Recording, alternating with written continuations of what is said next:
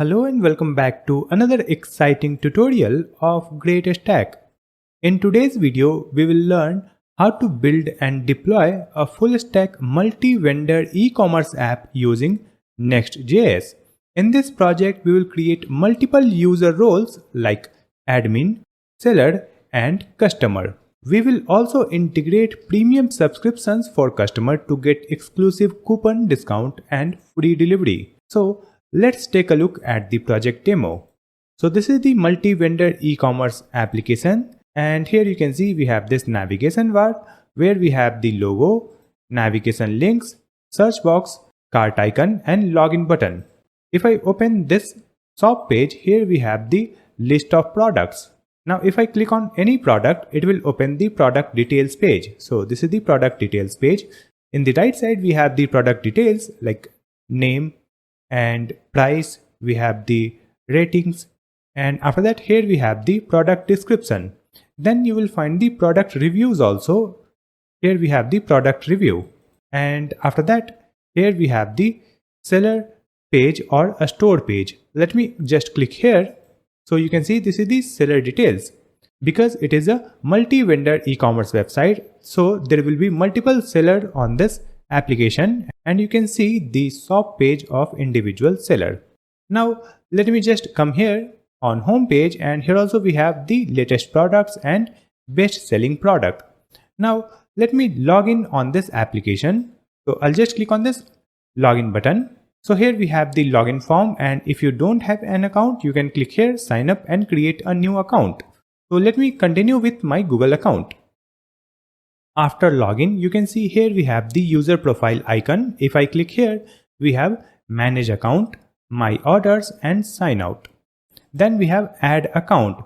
So we can create multiple accounts in this application without signing out, and we can easily switch between different accounts. So after login, you can see here we have the plus badge or symbol, right? It means here we have subscribed for the plus plan, so that we can get the exclusive discount coupon and we will get the free delivery. Now let me open any product and add this product in the cart. So you can see here we have the option to increase or decrease the quantity, and we can also view the cart page. Let's click here. So this is the cart page where we can see the product details, price, quantity, and here we have the remove icon. Then we have two options. Here we can choose the cash on delivery method for the payment, and here we have the Stripe payment gateway, right? So we can use any of this payment method. If I choose a Stripe payment gateway, we can make the payment online for this order. And after that here we have to choose the address. So you can add a new address using this add address form like this, and your address will be displayed in this drop down, so you can choose the address for your delivery, and here you can apply the coupon code and place the order. So let me just place this order without applying any coupon. You can see order has been placed, and this is the new order, right? And you can see the order status is order placed. That's it. And here we have the delivery address. This is the price and this is the product details. So this is my orders page that customer can see. Now let me show you this seller dashboard. So if I open domain/a store. So this is the seller dashboard. So here sellers can see their reviews, total number of products, total earning, total number of orders and total number of ratings. Then seller can add the product using this form.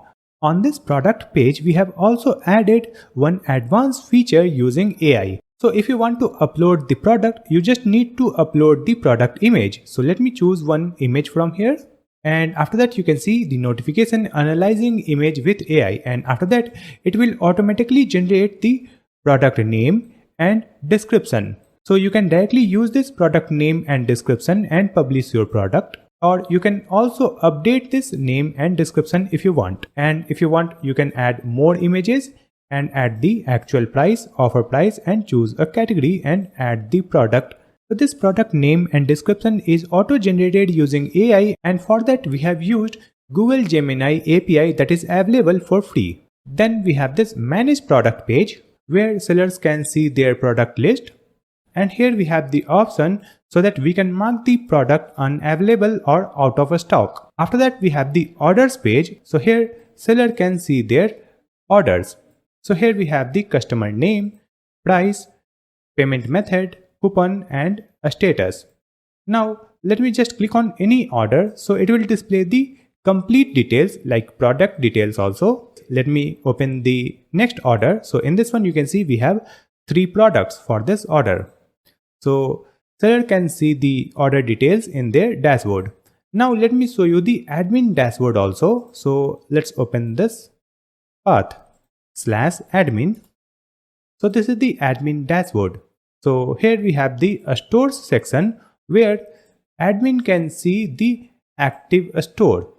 You can see these stores are active, and here we have the option to deactivate this store. And after that, here we have the another menu, approve a store. So whenever a seller create a new store, it will be in the pending status and available here so that admin can approve this store, and after approve it will be listed here in this stores list. After that, here we have the coupons. So the admin can create the coupons, and here admin can set the expiry date also for the coupon, and we can set the coupon is applicable for new user or for exclusive members or plus members. And here you can see the active coupons like new 20, new 10. So let me just come back to the home page. At the bottom you can see here we have this create your store page. Let's open it. So you can see it is saying your store has been approved, and it is opening the seller dashboard because we have already created the store. To create a new store, I'll log in with a new account. So I'll just open this and click on this add account, and here I'll log in with my another account. So I'll provide my email ID and password. So after login with a new account, you can see in this logo we don't have that plus badge. It means we are in the free plan right now, correct? If I come here at the bottom, you can see we have the link become plus member, and here we have this pricing table. So these are the features included in the free plan, and here we have the plus membership plan. So the price for this plus membership is $5 per month when the bill is paid annually. But if you want to go for monthly payment, you can disable this and the monthly price will be $8 per month. Here we have added 7 days free trial also so that user can explore the plus membership benefits for free using this 7 days free trial. So let me just click on this button, start 7-day free trial. So it will open this pop-up, and here we'll click on this pay with test card. So you can see the total due is 0, then click on continue. So we have activated 7 days free trial of plus membership, and you can see in this logo we have this plus badge.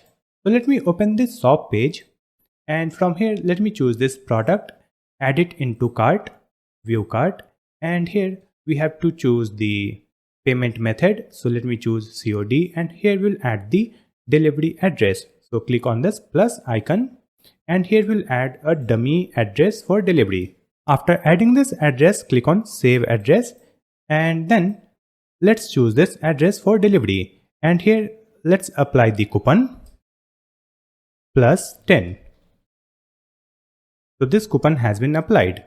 You can see 20% off for members, right? Now we'll click on this place order. So the order has been placed. Now let me just come back to the previous account so that we can open the seller dashboard, and I'll open the previous account from this drop down, and after that I'll open the store. So now in this store we'll come to this orders. So here you can see we have this order that we have just placed. If I click here, we have the order details. So this is the product details, this is the delivery address, correct? So from here we can update the status also. Let me click on this drop down and click delivered. So this order is marked as delivered, right? Now let me just open home page and again come back to the previous account. Using that we have placed the order, and in this one if I open my orders, So here you can see the status is delivered, and after delivered you can rate this product. So here we have rate product option. Let me just click here, and here we can provide the rating. So let's add the star rating, and here we can add the text also. Click on submit rating, so we can easily submit the rating for this product. After that, let's come here, create your store. So it will open this page where we can create a new store. Here we have to add the store logo, username, name, description, and email, contact number and address, and submit this form. So whenever we will submit this form, then admin needs to approve this store, then only we can upload a new product. So this was the project demo. We have implemented user authentication using Clerk, which makes it easy to handle user sign-in, sign-up and account management in Next.js projects. We have also added membership subscription feature and free trial of membership subscription, which are integrated using Clerk's built-in billing system. We have added Inngest in this project to manage the background jobs and scheduling. We will use Inngest function to schedule coupon deletion on expiry. It will also help us to handle Clerk webhooks more efficiently. Whenever a user creates an account, a store, upload product or place an order, then all the data gets saved in the database. For that we are using Neon. Neon is a serverless PostgreSQL database that helps developers build reliable and a scalable application quickly. In this e-commerce project, seller can upload their store logo and product images. We will use ImageKit to store and optimize all these images. ImageKit is a real-time media processing product that helps optimize, stream and transform images and videos for the web. It also provides integrated storage for images and videos, and it can automatically compress and convert images and videos to a suitable format for every device.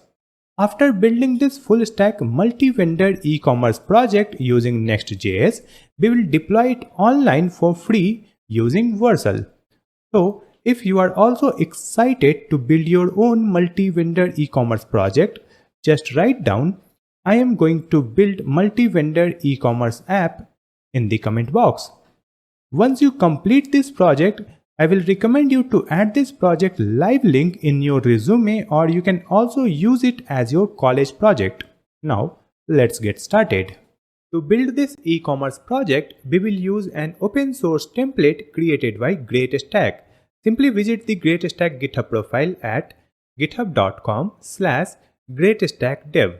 On this page, you will find a project called GoCart. So let's open that repository. GoCart is a free open source multi-vendor e-commerce template built with Next.js and Tailwind CSS. You can use it for any purpose at no cost. Don't forget to click the start button on GitHub to support this project. If you show more love on this project, we will bring more open source projects for you. To get started, you can fork the repository and clone it on your local machine, or simply click on the code button and download the zip file. So I'll just click on this download zip button. Now let me move this downloaded file on the desktop screen. So here we have the downloaded zip file gocart main.zip. Let me extract this file. So I'll choose extract here. So here we have the extracted file gocart-main. So let me update the file name. It will be gocart. That's it. And after that, in this one you can see we have all these files and folder. So let's open this gocart folder with VS Code editor. So I'll choose open with code. Now this folder is open in VS Code, and in this one you can see here we have package.json file. So in this one you can see all the dependencies used in this project. So we have to install these dependencies. For that, let's open the terminal. So I'll just click here on this terminal and choose new terminal. And in this terminal you can see we are in the gocart directory, right? So here we will add npm install. That will install all the dependencies. So it is installing the dependencies, and after that you will find a new folder here, that is node_modules.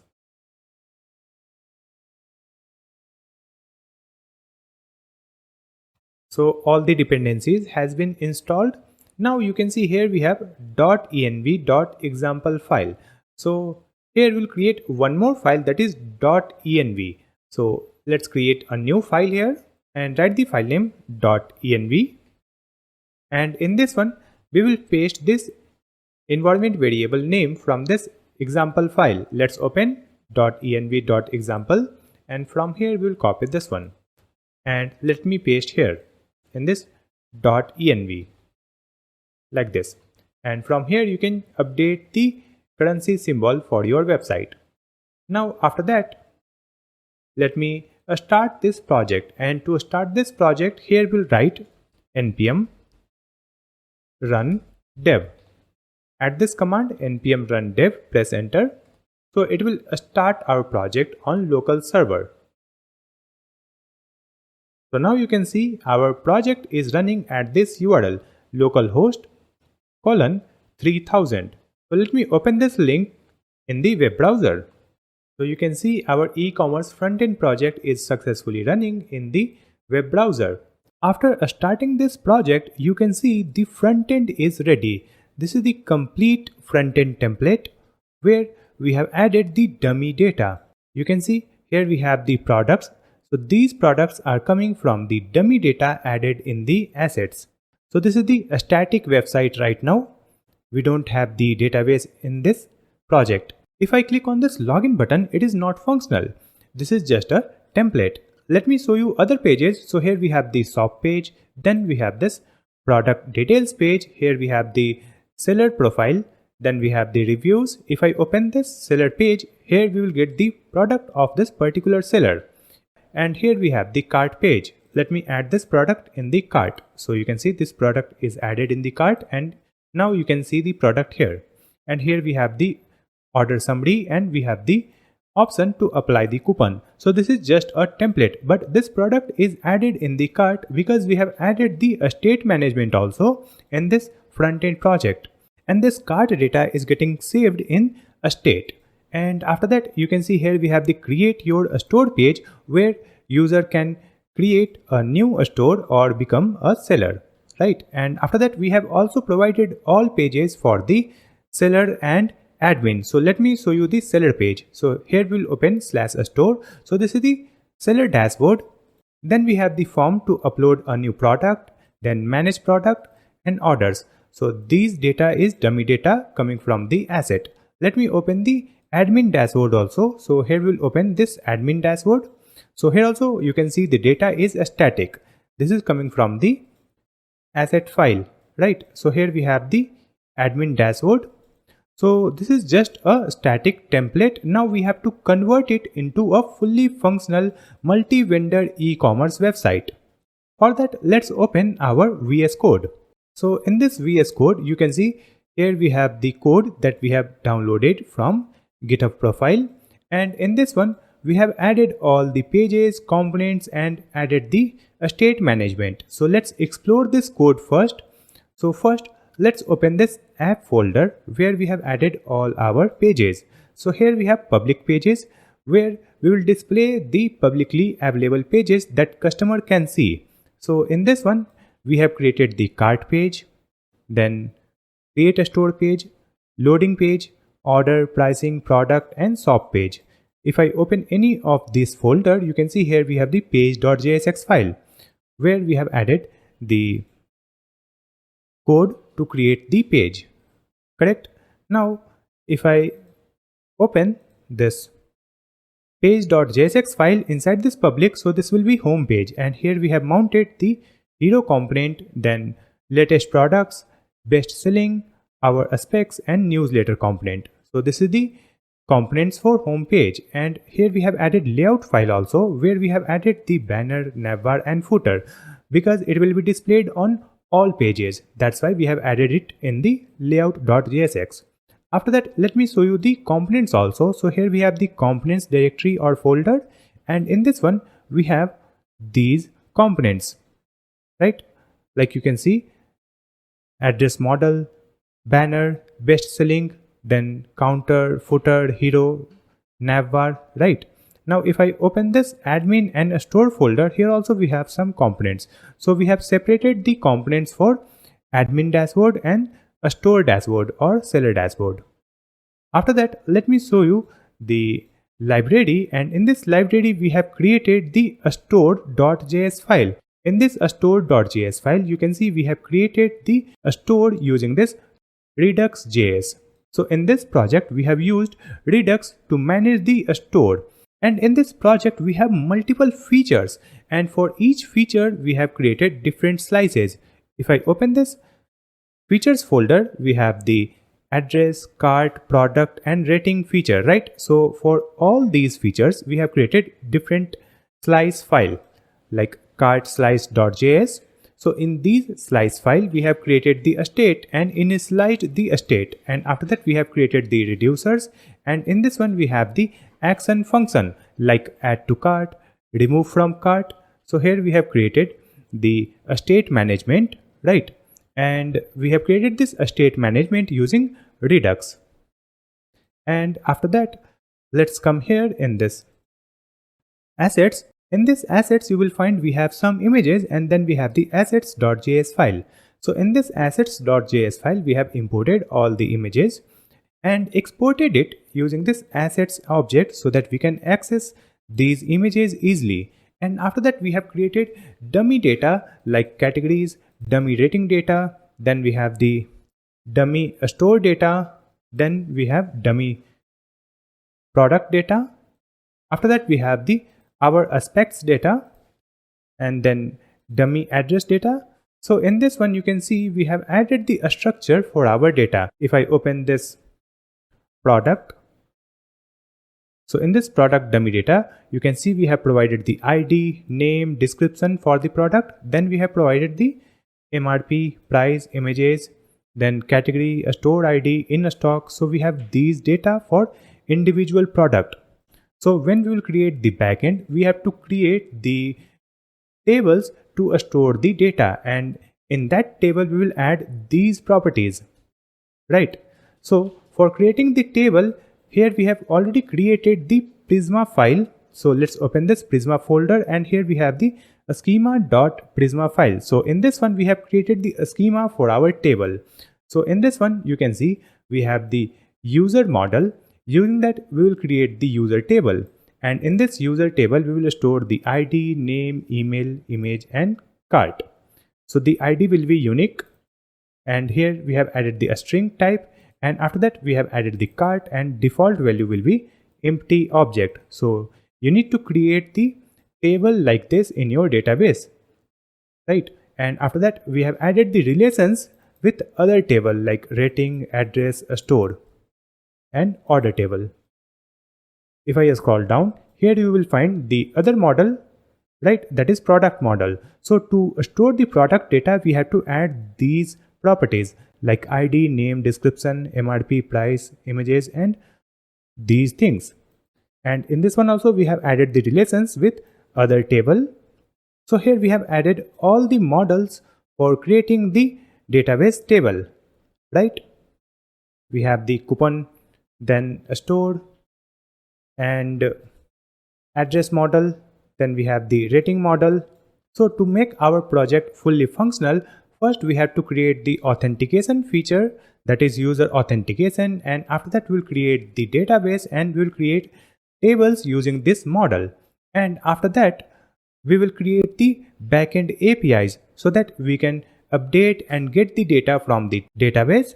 And after creating the APIs, we will link the API with these pages or component. So if I open the page like this one, we have the public, and here we have the orders page, right? So in this one, you can see we have already created this state. So in this state, we have to store the orders data, and after creating the backend APIs, we will fetch the order data from API and store that data in this orders state. Similarly, if I open other page or component, so let me open this store folder, and here we have add product folder and page.jsx file. So in this one, you can see we have already created these states to store the form data, and after that here we have added the handler function, that is on submit handler. So here we'll add the API call, and using that we will store our product data on database. So to make this website functional, let me just come back to the home page. First we will start with the login and registration functionality, and here we'll create the user authentication using Clerk. Clerk is user authentication and user management platform. Using Clerk, we can easily integrate the user authentication in our Next.js project. It also offers ready-to-use components like sign-in component, sign-up component, and user profile component, and it offers the subscription billing feature also that we will integrate in this e-commerce project. So just click on the link given in the description and sign up on this website Clerk. After sign up, you will come to the dashboard, and here you will find a button create application. Just click on this button, and after that you need to provide the application name, and here you can choose the sign in options, like you can choose the email sign in, phone number, username, Google, Facebook, Apple, and we have multiple options here. So I'll choose email and Google sign up, and here we will add the application name Go-Kart. So let me type Go-Kart and click on this button create application. After that you will see this screen, and here you need to choose Next.js because we are creating our project in Next.js. Then scroll down, and here we have the steps to integrate Clerk in our Next.js project. So first we have to install the Clerk using this command npm install Clerk/Next.js. Let me just copy this one and come back to the VS Code and come to this terminal, and in this terminal we'll add Ctrl+C to stop this project. Now let's add the command npm install at Clerk/Next.js. Press enter. So it will install the Clerk package. After that, let's see the next step. And here you can see the next step. We have to add this key in the environment variable. So just click on this icon and copy this one. Now we will come back here and let's open .env file, and in this one we will paste the keys that we have copied. So let's paste this key here. And after that, now let's see the next step. So here we have to create a file called middleware.ts, and in this file we have to add the configuration like this one, right? And to create this file, let me just copy the file name and come here, and in our root directory we will create a new file, that is middleware.ts. Now in this one we have to paste this code. So let's just copy this and paste it here like this. Save the changes. Now let me just come back here and see the next step. So the next step is to provide the Clerk provider, right? And we have to provide it in the layout.tsx or JSX file. So here you can see the step. First we have to import the Clerk provider, and after that we have to wrap our application using this Clerk provider tag.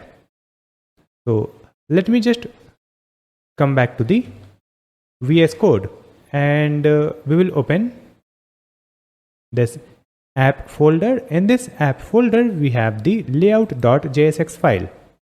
Now in this file, here we will add import curly braces Clerk provider, and the Clerk provider has been imported from @Clerk/Clerk React. So let me update it.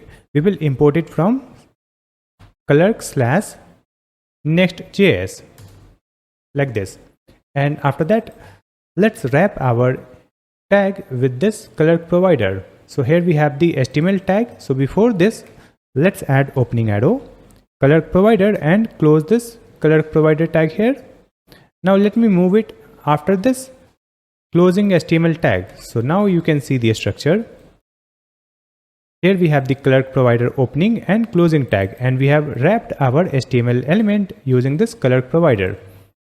Now we have the support of Clerk in our entire project.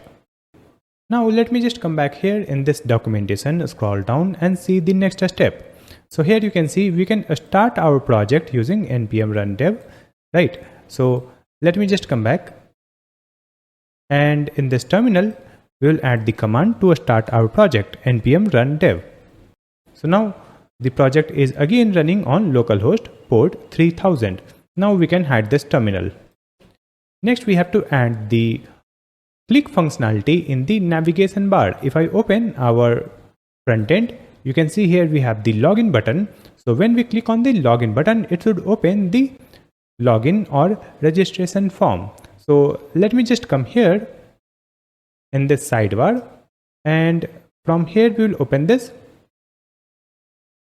components, and in this components you will find navbar.jsx file. Now in this one, first we have to import the use user from Clerk, and we will also import the user button and use Clerk.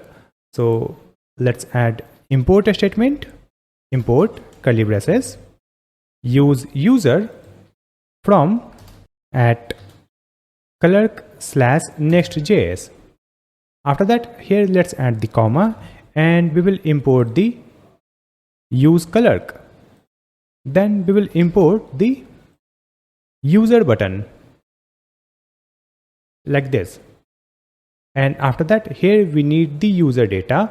For that, let's add const curly braces user equal to use user, and we have already imported this use user. So now we have the user data. If the user is already logged in, here we'll get the user data in this user variable, and if the user is not logged in, it will be null, right? And after that, let's come here in this HTML structure, and in this one let's find the button. So here you can see we have the button called login, right? So this button will be displayed whenever the user is logged out. It means the user is not available. For that, here we'll add the ternary operator. You can see here we have two buttons. So this button is for the mobile device, and this is the another button, that is the login button, that will be displayed on PC or laptop, right? So let me add the ternary operator here. So just add curly braces, and in this one we'll add not of user. So when the user is not logged in that case we'll add this parenthesis, and in this one let's move this button tag, correct? And after that, here we'll add the colon and then add another parenthesis, and in this one we have to add the user button. So let's add user button and close this tag. So we have added the user button tag here, and within this let's add opening arrow user button dot menu items, and in this one we have to add a new menu item, that is my orders. So here we'll add user button dot action, and it will be self closing tag like this. Now in this one we'll add the label icon, and in this label icon we have to add the icon from Lucid React package. So here we'll add the opening arrow and provide the icon package icon and import it from the Lucid React. And after that, let's close this tag, and here we have to add this size. So we'll add this size 16. Then we have to add the label also. So here we'll add the label property, and in this one we'll add the text called my orders. And after that, here we have to add the on click property also. So let me add on click property, And in this one we have to add the arrow function, and here we'll add the router dot push method and provide the path. So let's add slash orders, so it will open the my orders page. That's it. So when the user is not logged in, then it will display the login button, and if the user is already logged in, then it will display the user button that display user icon, and when we click on that, it will display the other details to manage the user. Right now in this button we have to add the on-click property, so we'll add on-click, and here we'll add the function that will open the sign-in form or sign-up form. For that, let's scroll up, and here after getting this user, here let's add const curly braces open sign in, and let's get this open sign in from the use Clerk. That's it. Now just copy this open sign in and add it in this on click property. That's it. So it will open the sign in form. Now we have to add the same thing for the mobile menu, right? So let me just copy this one and let's paste it here in this button. So here in this button we have added on click open sign in, right? Now here also we have to add the ternary operator. So before this button we'll add curly braces and provide user question mark. So when the user is logged in that case we have to add one div. So here we'll add the parenthesis and provide a div. Now when the user is not logged in, then we'll add the colon and provide another parenthesis, and in this one we have to move this button. So let's move this button here. Now let's come here in this div. So in this div we will paste this one, that is the user button. So just copy and paste it here. After that, let me add one more copy of this user button. So here we have added two user buttons, right? And in this first one, let me update the icon and path and label. So here let me remove this icon. We will add shopping cart from Lucid React. It has been imported, and after that here we will add size 16, then we'll add the label. So the label will be cart, and after that here we have to add the route. So in this router.push we'll add /cart. That's it, so that it will display the shopping cart icon in this user button for mobile devices. Now let's save the changes and open our web page, and let me refresh it. Then I'll click on this login button. So you can see it is opening the sign in form. Here you can see we have the option to sign in using Google account, or we can also sign in using email ID. And if you don't have any account, you can sign up using this link. Just click on this sign up link. So it will open this sign up form. You can sign up using Google account, or you can create account using the email and password. So let me sign up using my Google account. I'll choose my email ID. And after sign up, you can see the login button has been removed. And here we have the user's profile image. And if I click on this image, we have the option to manage account. Then we can go to my orders page and we have the sign out option. Let me click on my orders. So you can see it will open the orders page. You can see the path /orders. Let's click here, then click on manage account. So it will open this layout where you can manage the account. You can update your profile image, you can update the email ID, then you can go to security to update the password. So in this security, you can set the password and you can also delete your account. Now let me just come to home page.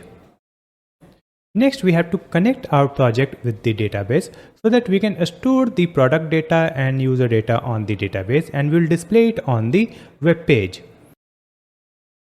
And to store our data, we are going to use Neon. Neon is a fully managed serverless Postgres database built for modern application. Neon helps developers build a scalable and reliable app faster. It comes with powerful features like branching and auto-scaling that simplifies development and management. With Neon's free plan, you can create up to 10 projects and store up to 500 MB of data at no cost. So just click on the link given in the description to sign up and start using Neon for free. So I'll just click on this sign up button and I'll create my account. I'll use my Google account. After sign up, you will see this screen, create project. So here we have to add the project name.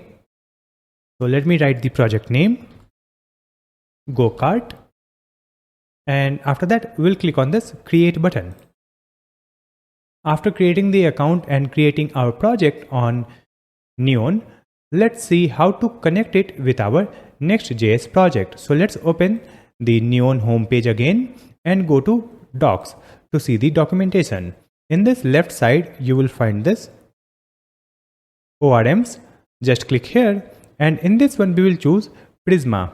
We have used Prisma package for connecting with the database. Now in this one, you can see we have to get the connection string from the project dashboard. And after that, just scroll down. We have to add this database source DB and provide the PostgreSQL and URL. So it is already added in our project.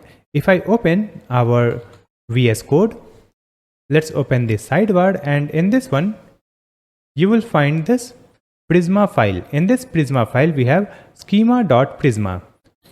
And in this file, we have already created the schema. Using that, it will create the tables in the database. So here we have created the model for user, then product, and after that we have the order status, then we have the order.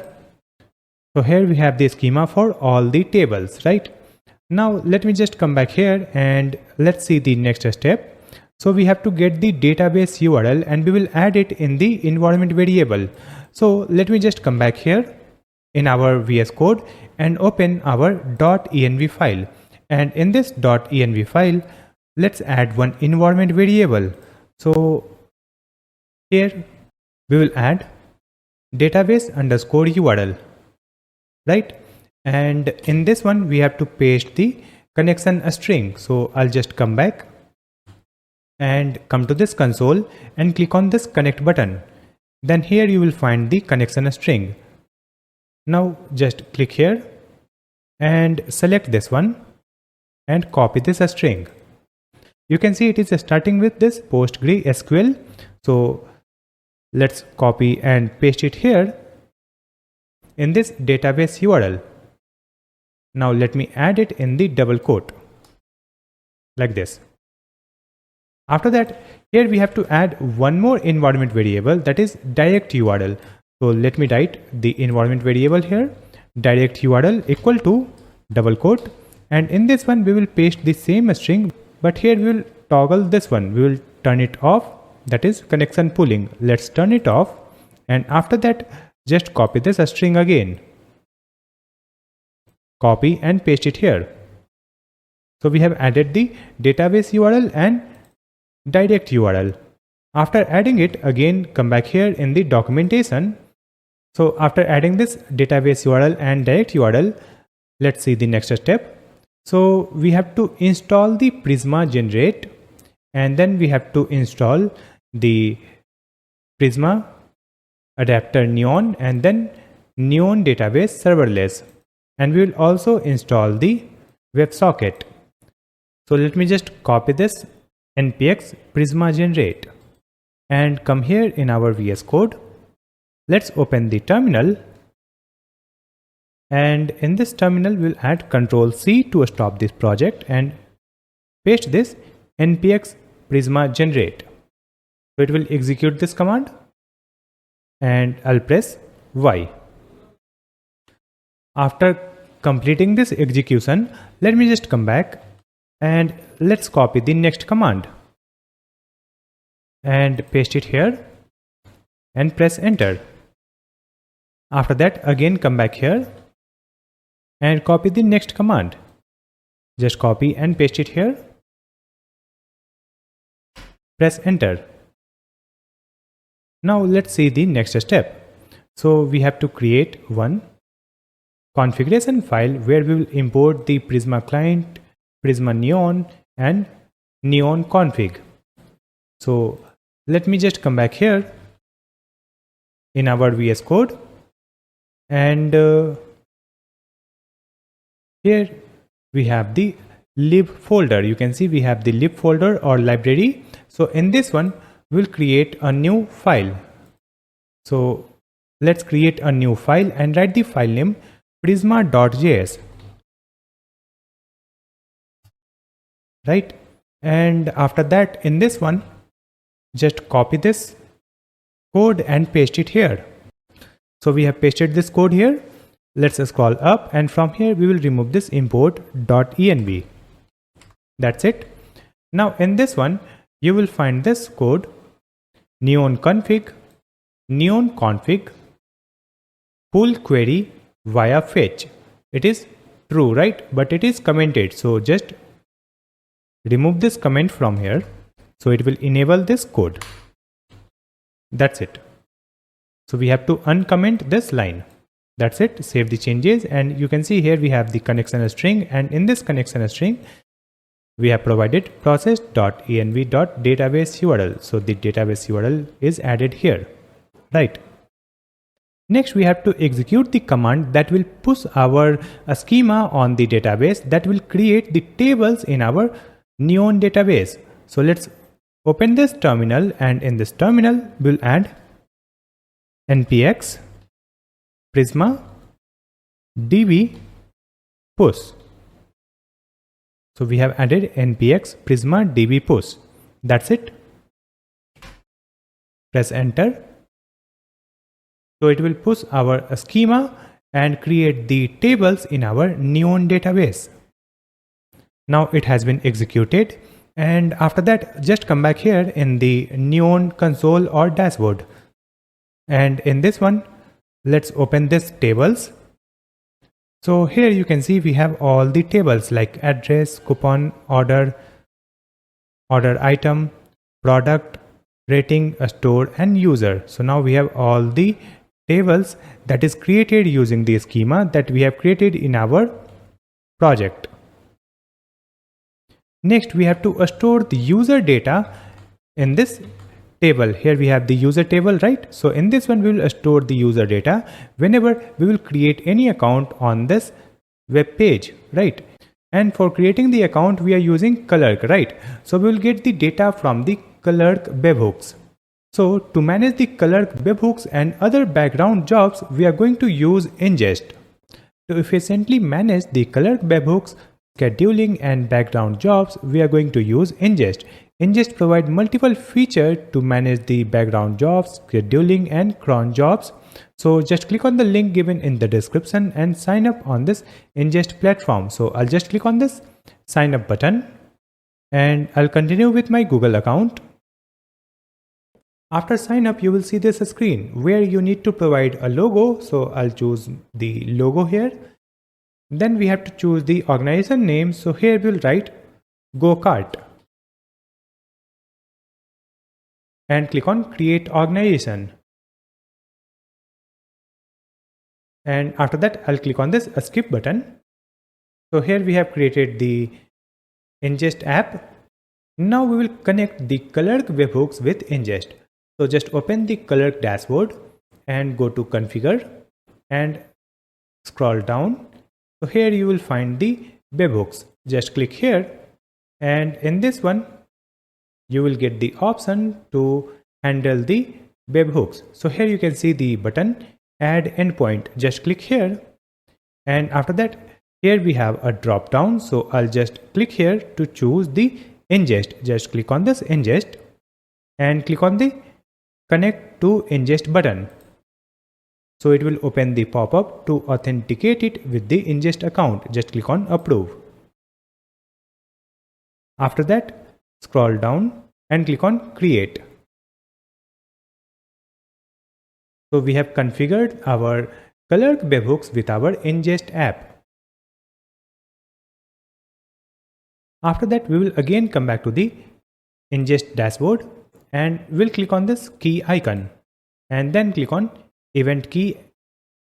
So it will open the event keys. Let's just click here, default Inngest key, and here you will get the default Inngest key. Right now, let's click on this icon to copy this key and come back to the VS Code. And in this one, let's open .env file, and here we have to create one environment variable. So write the environment variable name ingest underscore event underscore key, and we will paste our key here. Similarly, we have to add the sign-in key. So let's add one more environment variable ingest sign-in key equal to double quote, and let's copy another key. I'll just click on this key icon and click on sign-in keys. Then click on this icon to copy this sign-in key and just paste it here. So here we have provided ingest event key and ingest sign-in key. That's it. Now to configure the ingest in this project, let me just come back here and let's open the Inngest homepage. Then click on docs to open the documentation, and in this left side you will find this Next.js. Just click here, so it will open the documentation for Next.js project.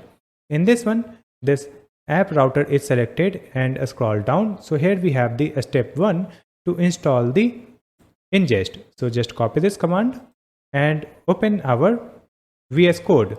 Then open the terminal, and in this terminal let's add npm install ingest. So it will install the ingest package. It is installing, so let me just come back here and see the next step. So the next step to run the dev server, that we will skip and see the next step. So the next step is to create the Inngest client. For that we have to create the Inngest folder, and in that one we'll create the client.ts or js file. So first let's create a folder. I'll just come back here and you can see this package has been installed. Now we can hide this terminal.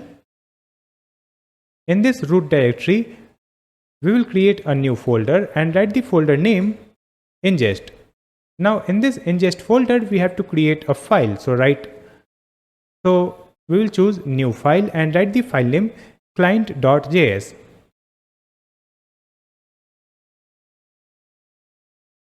Now in this one, we have to add the configuration from here. So let me just copy this one and paste it here. And in this one, we have to update the app ID. So I'm going to add the ID here, that is go-kart eCommerce. We have added our own app ID, right? After that, let's see the next step. So the next step is to create the route.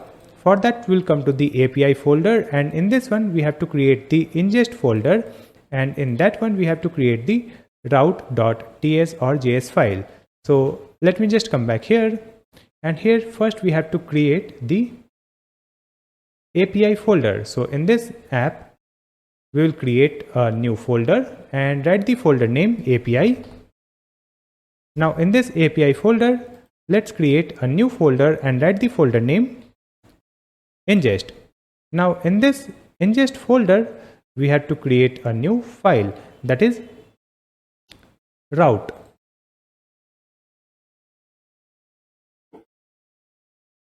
So let's create the file called route.js.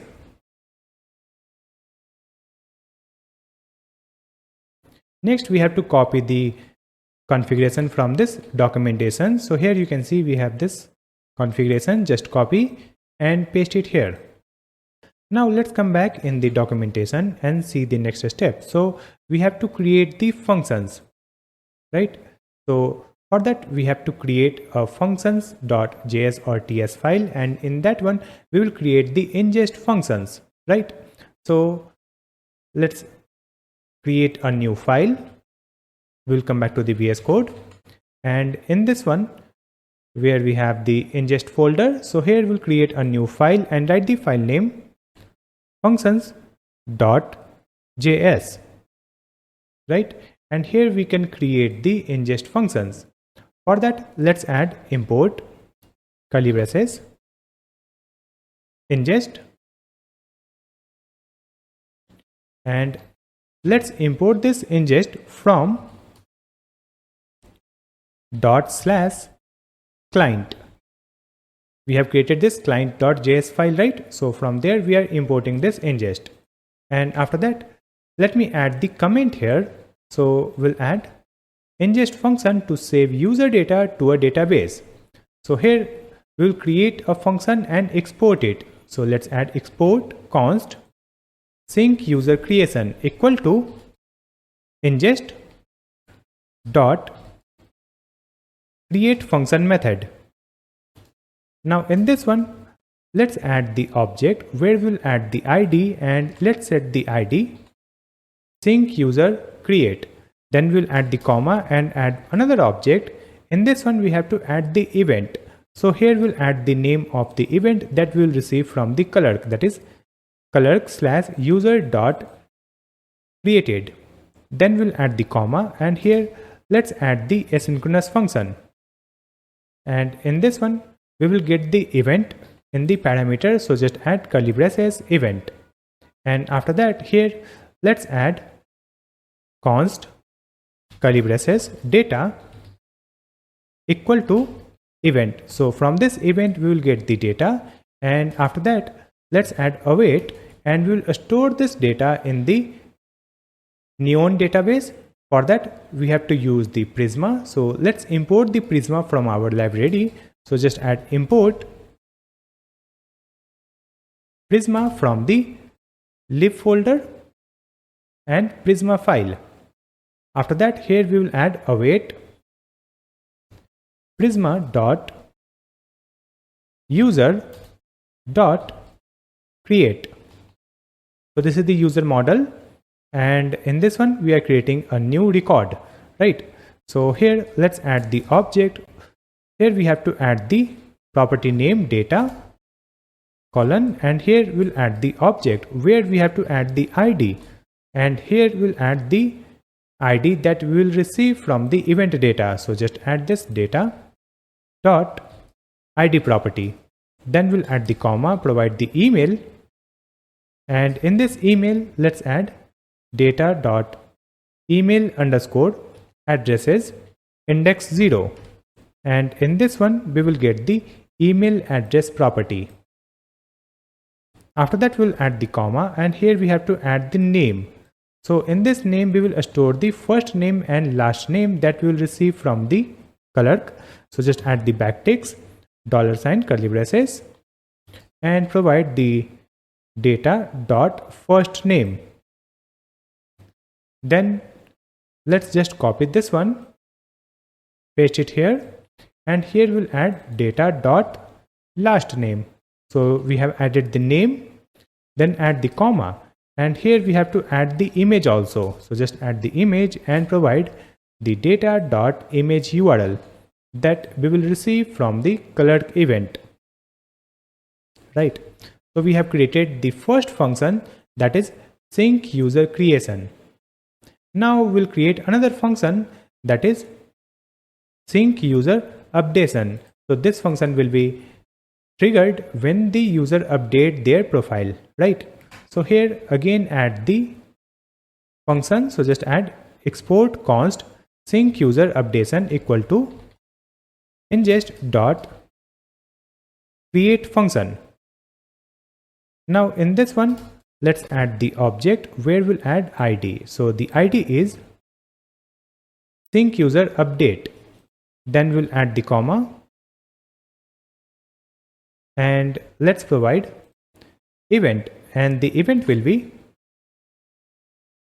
clerk/user update. And after that we have to add the asynchronous function. So let's add the asynchronous arrow function, and in this function parameter we will get the event. And after that, here let's add const curly braces data equal to event. So from this event we'll get the data. After that we have to update the data in Neon database. So just add await prisma.user.update. And in this one let's add the object, and here we'll add the where property, and in this where just add curly braces and provide id, and the id will be data.id, right? Then we'll add the comma, and here we'll add the data property. Just copy this one and paste it here. Now in this one, let me remove this id because we are not changing this id. Here we will provide the email, name and image. That's it. So we have created the ingest function for user data update in the database. Right now let's add one more ingest function. So we'll add the comment first, ingest function to delete user from database. So here let's create the function. So we'll add export const sync user deletion equal to, again we will use the ingest dot create function. Now in this one we have to add the id, event and function. So let's just copy this one, copy and paste it here. Now here we'll add the id sync user delete. Then we have to add the event. It will be clerk/user.deleted. Then we'll add the async arrow function with event in the parameter, and here we'll get the data from the event, right? And after that we'll add await prisma.user, and here we have to add the delete. That's it. Let me just clear this. Now in this delete we'll add where and provide the curly braces id, and the id will be data.id. So using this id we will delete the user data from the database. That's it. So here we have created three functions: sync user deletion, sync user updation and sync user creation. And after that we have to export this function. So let me just come back to the routes. So here we have the routes.js file for ingest, and in this one you can see we have the functions array. So in this one we have to provide our functions that we have created, right? So let's add sync user creation. You can see the sync user creation function has been imported from the ingest/functions. Now we'll add the comma here and provide sync user updation, then add comma, let's add sync user deletion. So we have provided all three functions. Now we have to deploy our project on Vercel, and we will connect this project with our Inngest application. To deploy this project on Vercel, first we have to upload it on GitHub. So I'll just click on the source control icon and click on initialize repository. Here you can see the total number of files, 98, and here we have to add the message. So let me write first commit. Then click on commit button. Then click on publish branch. And from here you need to choose the repository name and type. So I'll choose this private repository. So it is uploading the project on GitHub. Now let me open my GitHub profile. So you can see this project is uploaded on this GitHub repository go-kart, And after that, we have to deploy it using Vercel. So let's open Vercel.com and create an account, and then come to Vercel dashboard and click on this button and choose project. So we will create a new project, and from here you need to choose the repository name. So let's choose this go-kart repository and click on import button. And after that, here we have to provide the environment variables. So let me just come back to the VS Code and let's open .env file and copy all the environment variables from here. Then let's click on this environment variables and paste it here. Then click on this deploy button. So it will deploy our project. Just wait for this deployment to be completed. Here you can see we are getting the error deployment failed with error. So here we are getting the error because of Prisma. So to fix it, let me just come back to the VS Code, and here we will open the package.json file. In this package.json file, you will find this a script called build. So in this one, we have to add Prisma generate, then and. So we have added this and next build. So we have updated this script. You can correct this one, Prisma generate and next build. And here we'll add one more script. So let's add comma here and provide double quote and provide the post install. And in this one, let's add Prisma generate. So add this script also. Now save the changes and commit the changes. So we'll click on this source control, and here we have to add the message build a script updated and click on commit. Then sync changes, click OK. So whenever we will make any changes in the GitHub repository, it will automatically redeploy our project. So let's come back to the Vercel and let's click on go to project. You can see the status building. So let me come to this deployments, and you can see the status here also, it is building. So just wait for this status to be updated. Now you can see the status, it is ready. It means we have deployed our project. Let's come to this overview. Let me refresh it. And in this overview, you will find this domains. So here we have the live link of our project. Let me just click here. So it will open our project, right? So this is the live link. Now we have to add this in our Inngest app. So let's open the Inngest dashboard and then click here on this apps. And here you can see sync your first Inngest app. Click on get started, or you can also click on this sync new app. And here you need to provide the app URL. So let me paste the live link. And in this one, we'll add /API/Inngest.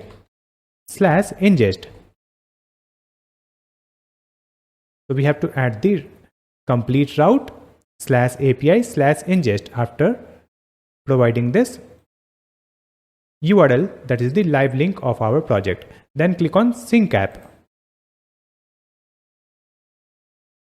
So now you can see the sync is completed, and here we have all three functions, that is sync user create, sync user delete and sync user update, right?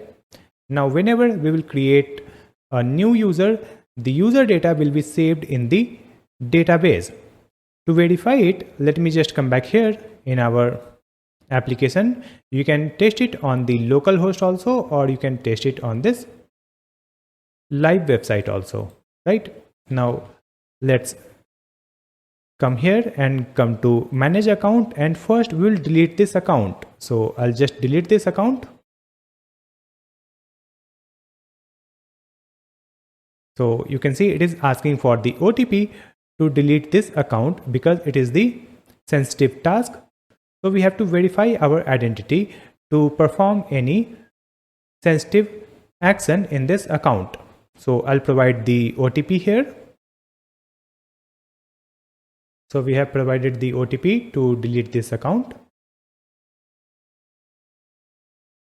This delete account is failed because the project is not running. Let me just come back to the VS Code, and you can see in this terminal the project is not running. So I'll add npm run dev to start the project. Now it is running. Let me refresh this web page. Come to manage account, security, and delete. Now I'll delete this account. So the account is deleted, and now we'll create a new account. So I'll click on this login button and continue with Google to create account using my Gmail. So here we have created a new account on this application. So after creating the account, you can see the user profile here, right? Now let me verify our database. So let's come to the Neon console. And right now we are in this users table or user table. So just click on this refresh button or icon. So here you can see we have a new user data where you can see the ID, then you can see the name, GreatStack, then we have the email, and here we have the image URL. Then we have the cart data, that is the empty array, and after that we have the addresses, orders, rating, and stores, right? So the user data is getting saved in the Neon database. So we have successfully created the user authentication feature, and the user data is getting saved in the database. Now we have to add the functionality for adding a new product, and the product will be added by seller, and the seller can create a store, right? So first we'll create the APIs. Using that we can enable the store creation. It means a seller can create a new store on this application. So let me just come back, and now let me hide this terminal, and we'll open this API folder. Now in this API folder we have to create a new folder and write the folder name store.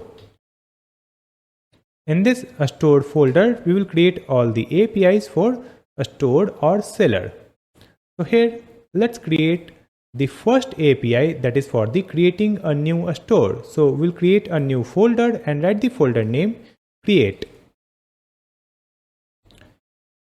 And in this create folder, we have to create a file.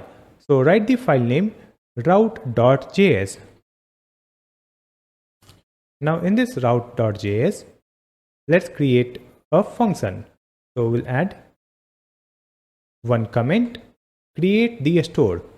And here we have to create one function. So let me write export async function and write the function using this post. And after that, here we have to add the request in the parameter. So we'll add request, and we have created this function. Now in this one we'll add the try catch statement, and in this try block we have to get the user ID, right? First we need the user ID, then only we can create the store. And to get the user ID we will use the clerk. So here let's add import.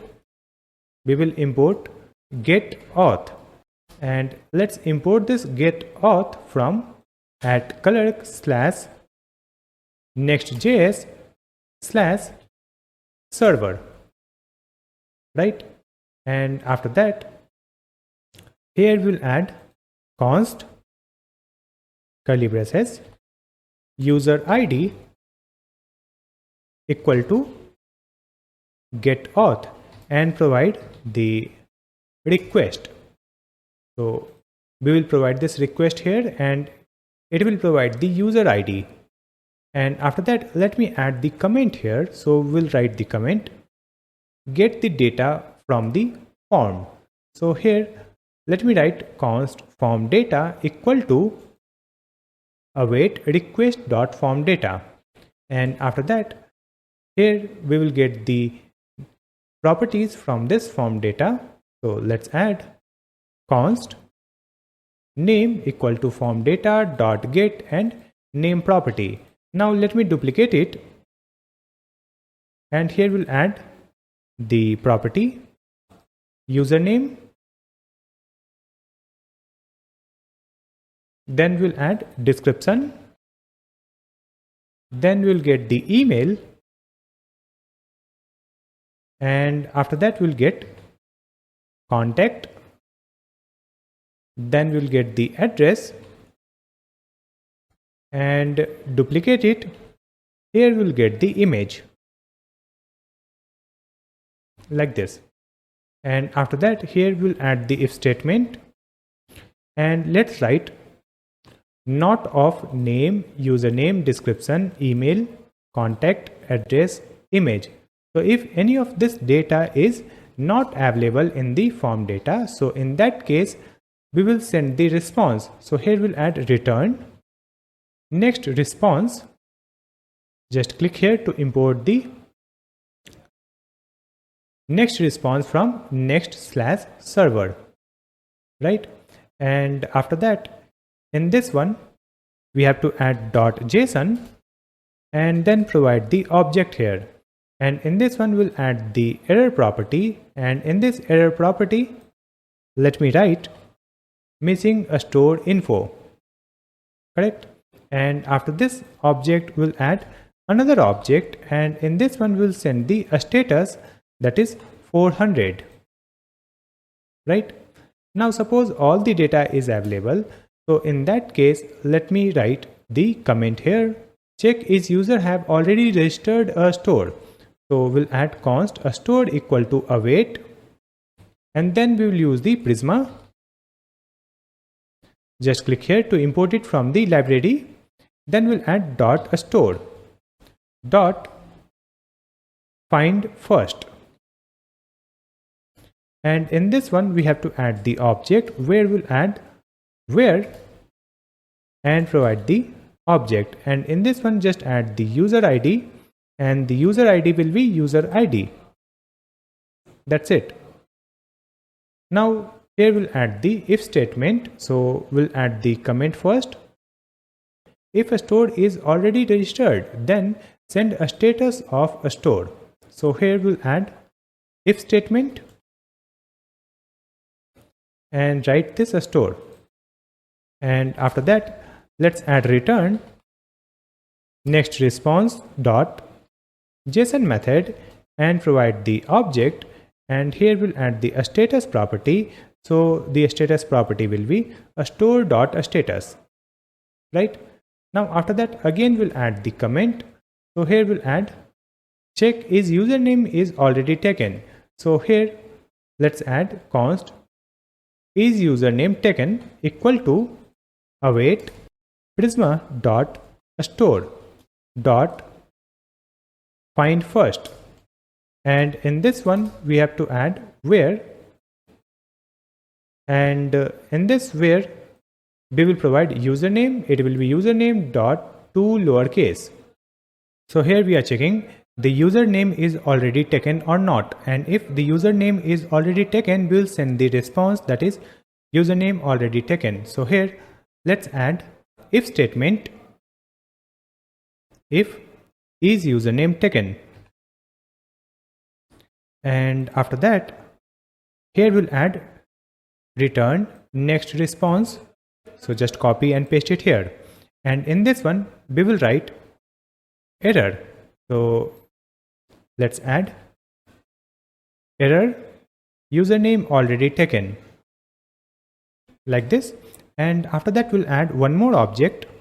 So just add the comma and add the object, and here we'll add the status 400. Now suppose the username is also available. After that we will get the stored image. Next we have to upload the stored image on cloud storage. For that we are going to use ImageKit. Using ImageKit we can store our images on cloud storage, and it also provides the features like image transform. We can transform our images, we can optimize the quality, we can change the format, and we can also change the width of our image, right? So if I open this pricing page, here you can see we have the forever free plan, right? So you can use this ImageKit for free. So just click on the link given in the description and sign up for ImageKit forever free plan. I'll just click on this sign up button and I'll sign up with my Google account. After sign up, just scroll down in this sidebar and here you will find developer option. Just click here and here you will find the ImageKit ID. Then we have the URL endpoint, and after that we have the public key and private key. So we have to add these key in the environment variable, right? So let me just come back to the VS Code and here we will open .env file, and in this one let me add the environment variables. So first we'll add ImageKit public key. After that let's add ImageKit private key. Then we will add ImageKit URL endpoint. Correct. Next we have to add the values. So we'll add double quote, and after that just copy this public key, paste it here. Then just copy the private key, click on this eye icon. Here we have to provide the password to verify our identity.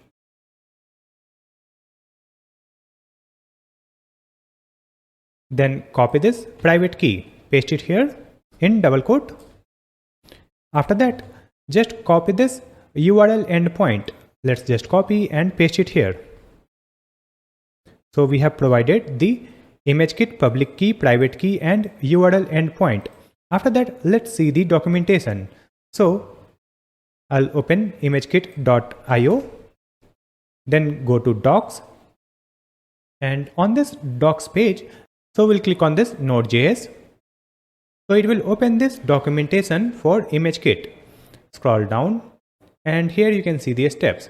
So first we have to install this ImageKit package, right? So we will use this npm install ImageKit -- save.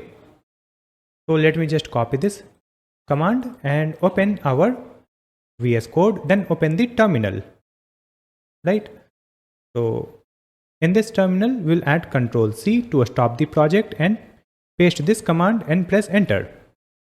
And after installing the ImageKit package, start the project again using npm run dev. So it will start our project. So our project is running. We can hide this terminal now. And after that, you can see the next step. So we have to create this configuration to initialize the ImageKit. And for that, we have to create a new file. So let me just come back here.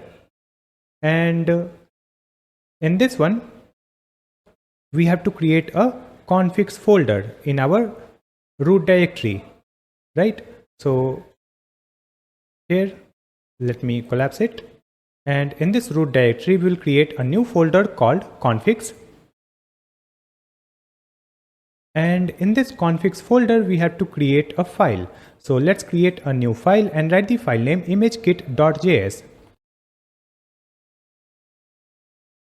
Now in this one, we will paste this code. So let's just copy this and paste it here. Let me remove this line.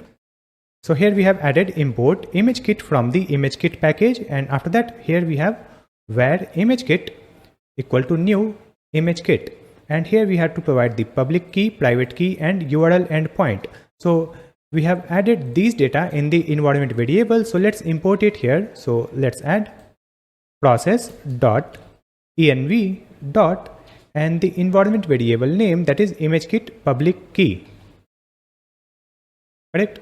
Now let me just copy this, paste it here and here also.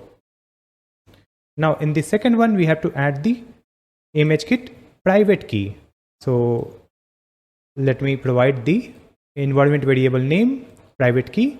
Then we have to add the ImageKit URL endpoint in the third one. So let's add ImageKit URL endpoint. That's it. We have created this configuration.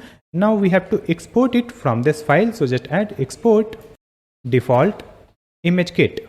That's it. After that, we will come to our route. So let's come here in this route.js file where we are creating the function to create a new store, right? So here we have to upload the image on ImageKit storage. So let's see the documentation, and if I click on this file upload, so here you can see we have to use this ImageKit.upload method, and in this one we have to provide the file, and in this file we can provide the URL, base64 image or binary image, right? Then we can set the file name, we can set the extension, we can also set the transformation, right?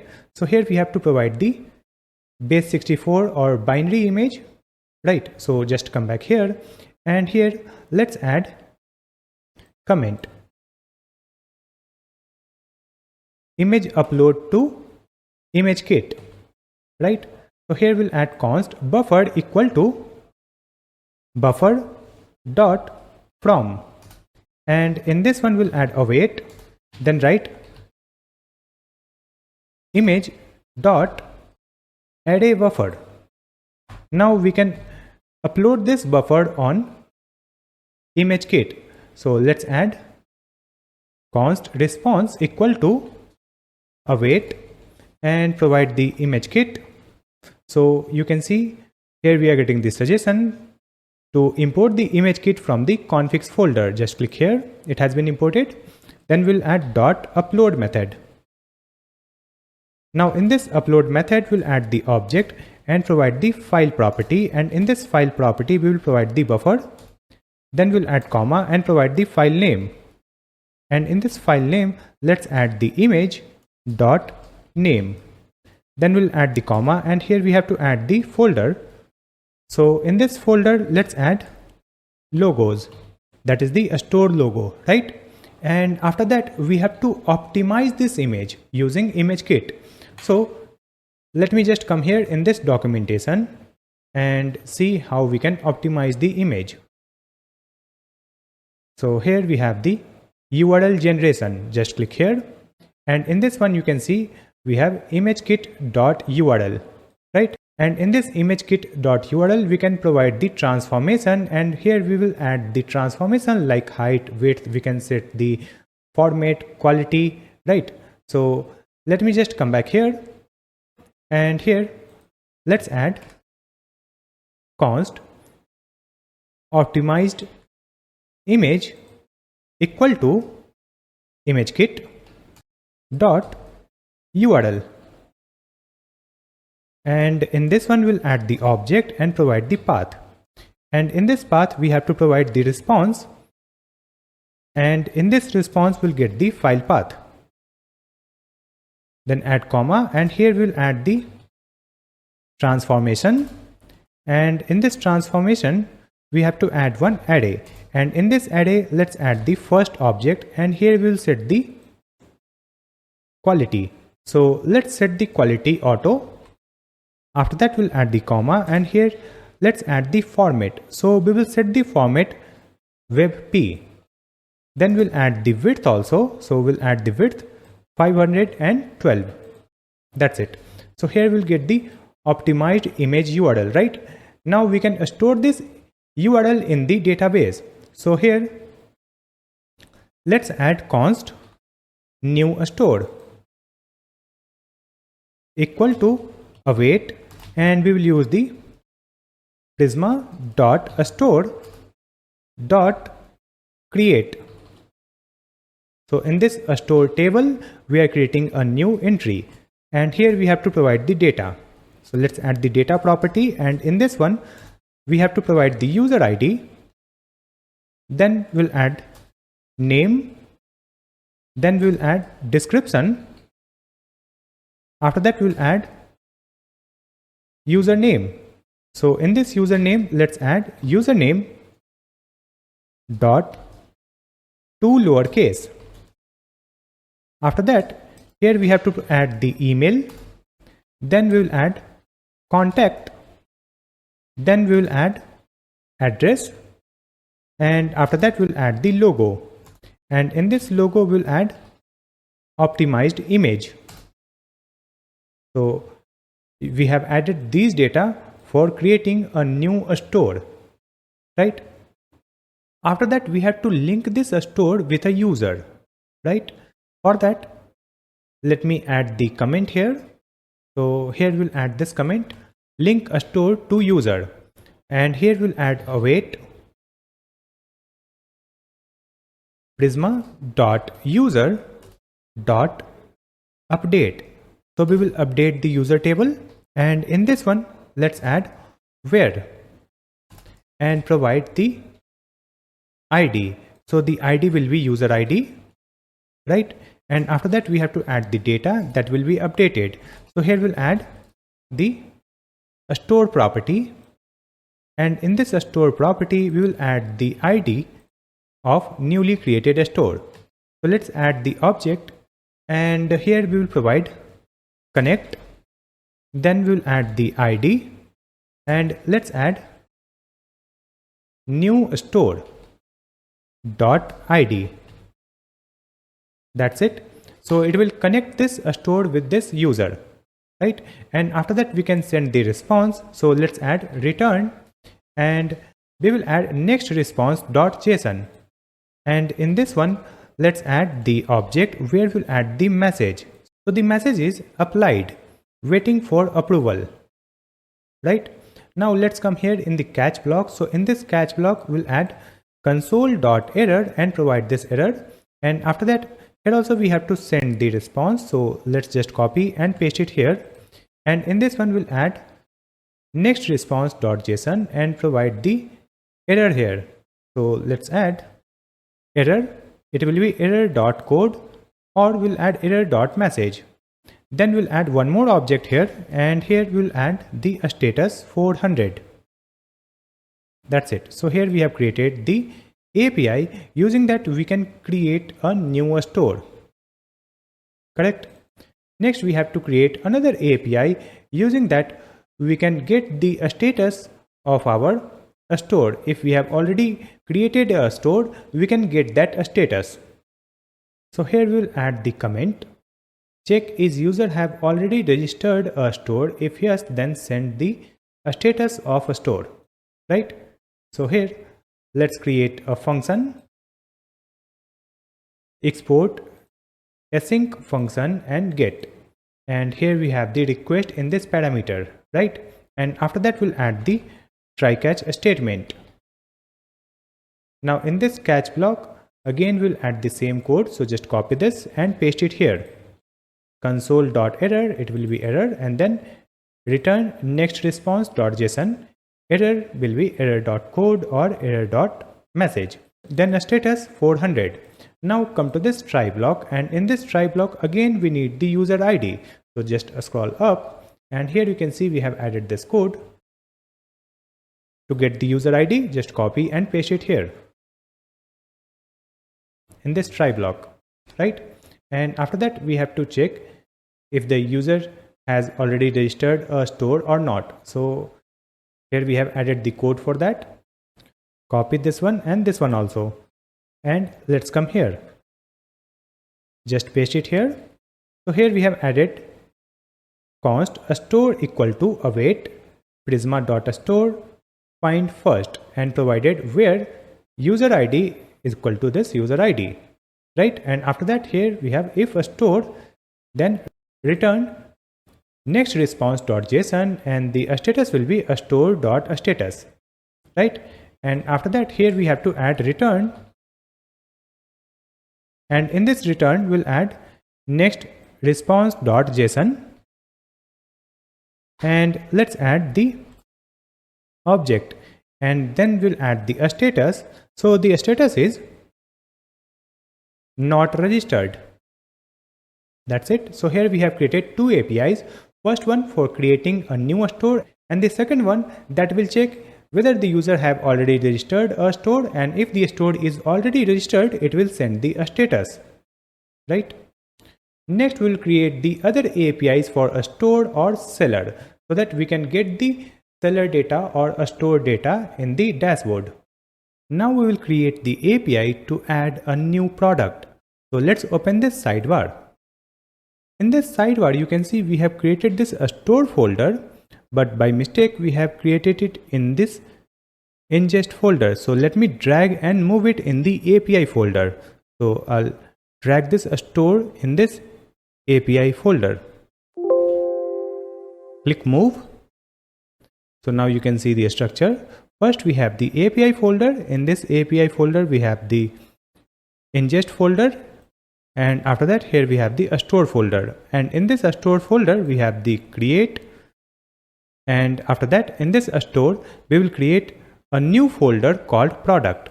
So let's create a new folder and write the folder name product. Now in this product folder we have to create a route. So let's create a new file and write the file name route.js. Now in this one, let's create a function using that we can add a new product in the database. So we'll add the comment add new product. After that here we'll add export async function and write post. And after that in this function parameter we will get the request. So here we will add request in this parameter. Now we'll add the try catch block. So in this try block, next we need the user ID, and we will get the user ID from the clerk, right? So here let's add import curly braces get auth, and let's get this get auth from the clerk / Next.js / server. And after that in this try block we will write const curly braces user ID equal to get auth, and in this get auth we will provide this request. So from this request we will get the user ID using this get auth function of clerk, right? And after getting this user ID we have to find the store ID, because we will add the product in particular store. So we need the store ID for this particular user ID. To get this store ID we need a middleware that will take the user ID and return the store ID for that user, right? And to create that middleware, here in our root directory we will create a new folder called middleware. So here we'll create a new folder and write the folder name middlewares. Now in this one we have to create a file. So we will create a file called authseller.js.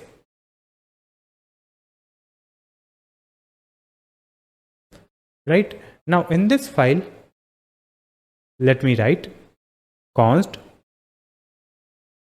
authseller equal to async arrow function. Now in this function parameter we will get the user ID, right? Because we have to find the store ID for this user ID. Now let's add the try catch block. So in this try block we will write const user equal to await prisma.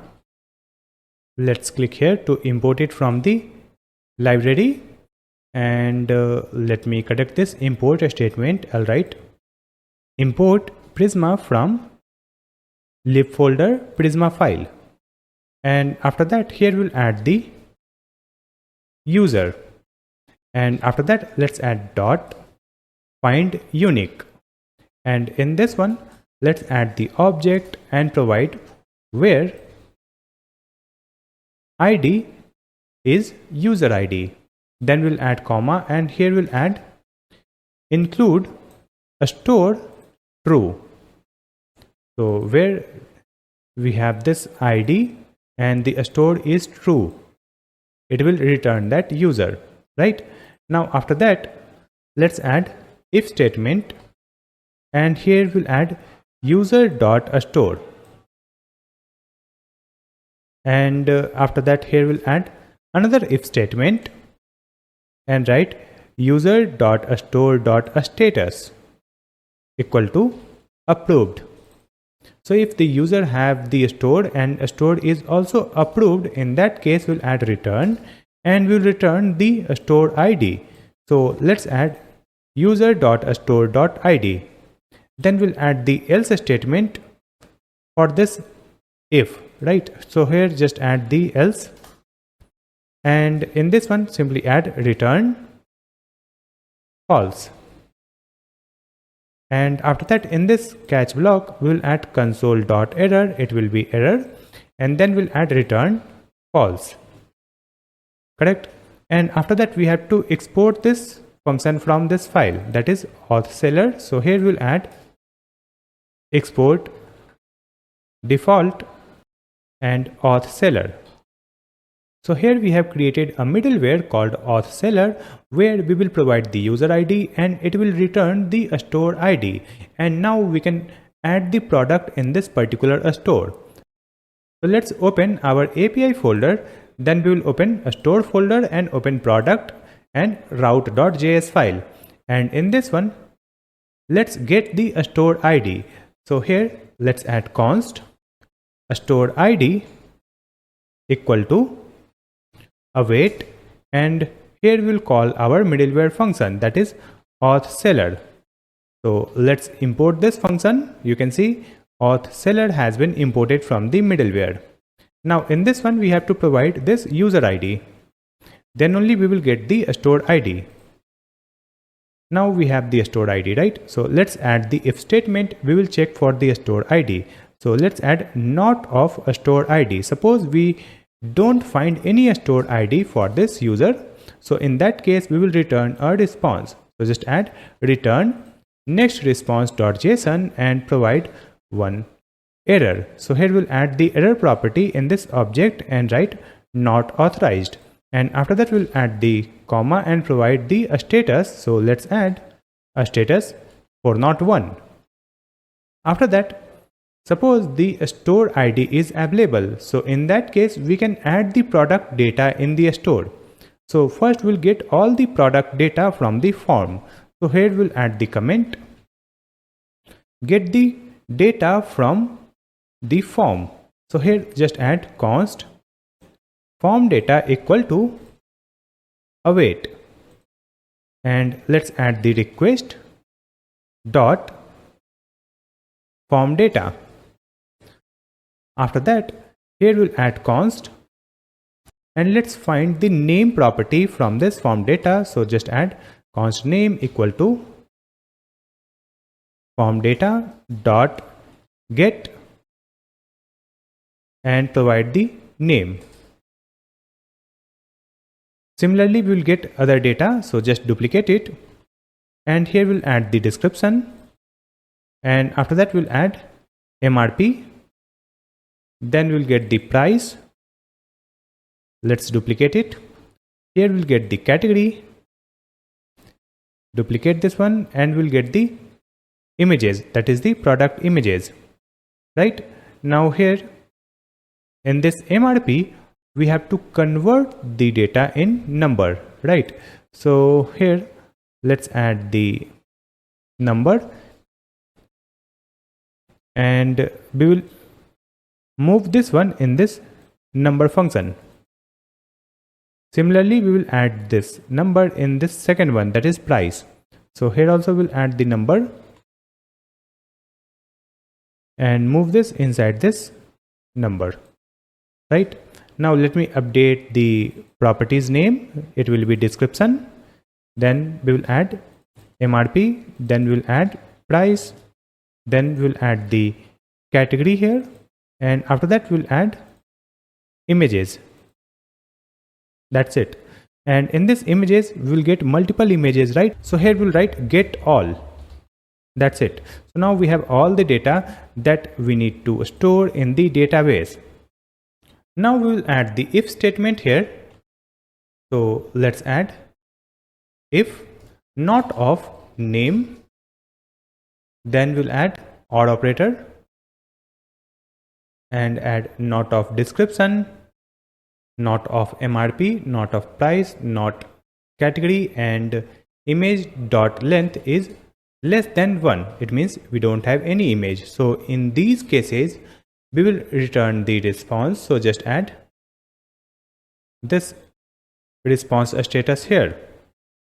Here we have added next response.json and provided the error property. In this error property, let me write the message that is missing product details, and after that we'll add the status code 400. That's it.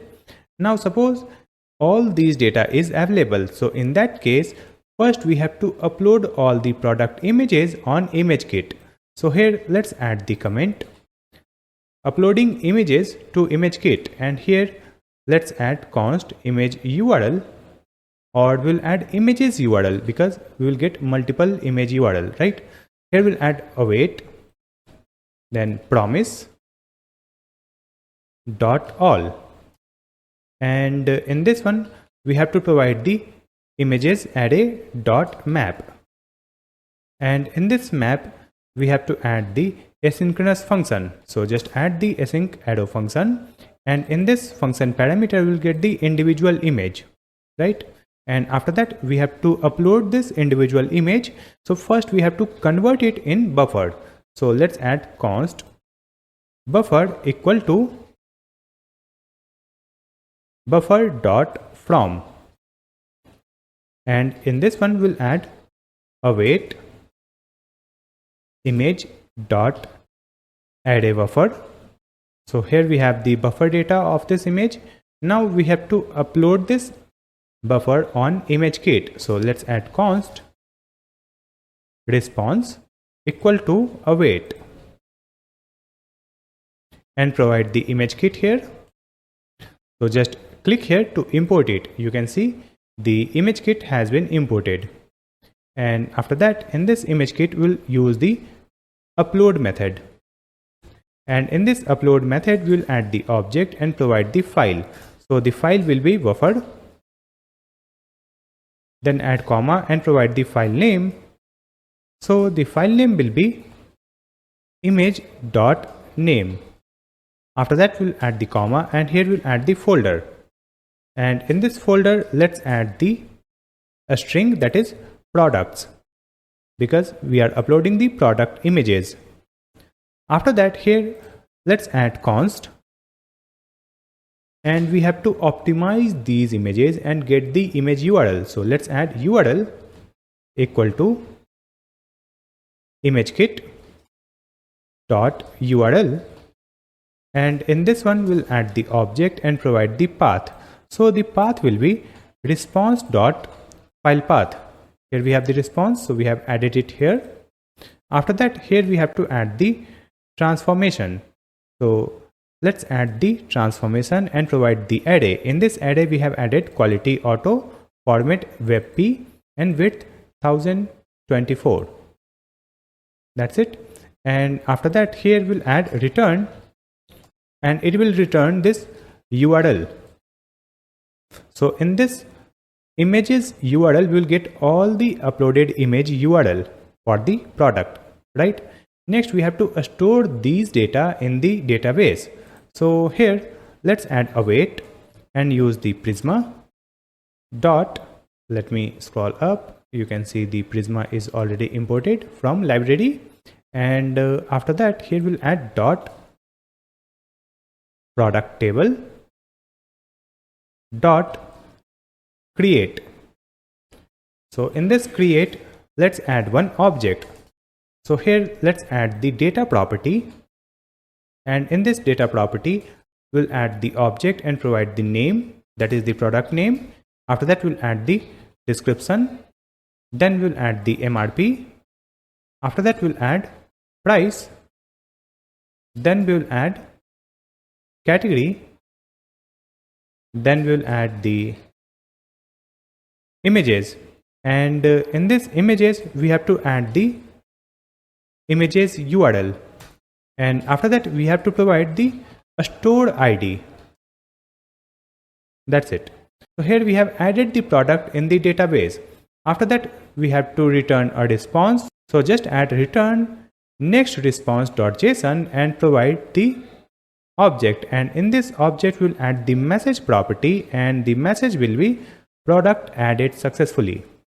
Next, just come to the catch block, and in this catch block just add console.error and provide this error. After that, here we have to add the return, so just add return next response.json.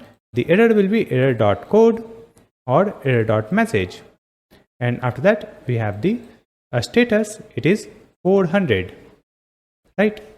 So here we have created the API. Using that we can add a new product in any store, right? Next we have to create the API. Using that we can get the products for a particular seller. So here let's add the comment get all products for a seller, and here let me create a function. So just add export async function get, and the parameter will be request. In this one we will add the try catch statement, and in this catch block just copy this statement like this, and after that let's come in this try block, and in this try block again we need the user ID and a stored ID, and we'll check for the stored ID. So let me just copy from here. Let's copy these statement and paste it here, right? And after that here we'll add const products equal to await, and use the prisma dot product table, and from this one we have to find the records. So just add dot find many, and in this one we have to add the object and provide where stored ID. So for this stored ID it will provide all the products here in this products variable, right? And now we have to send this products in the response.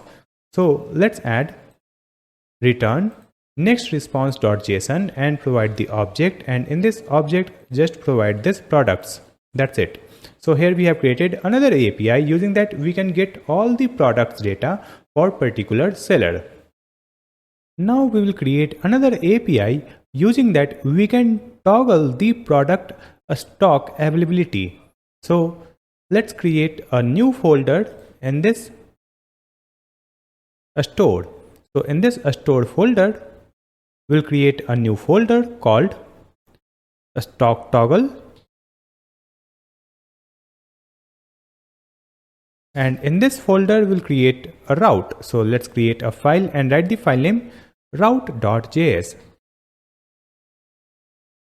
In this one let's create a function. So first we'll add the comment toggle a stock of a product, and here we'll create a function. So just add export async function post, and in the parameter we'll get the request.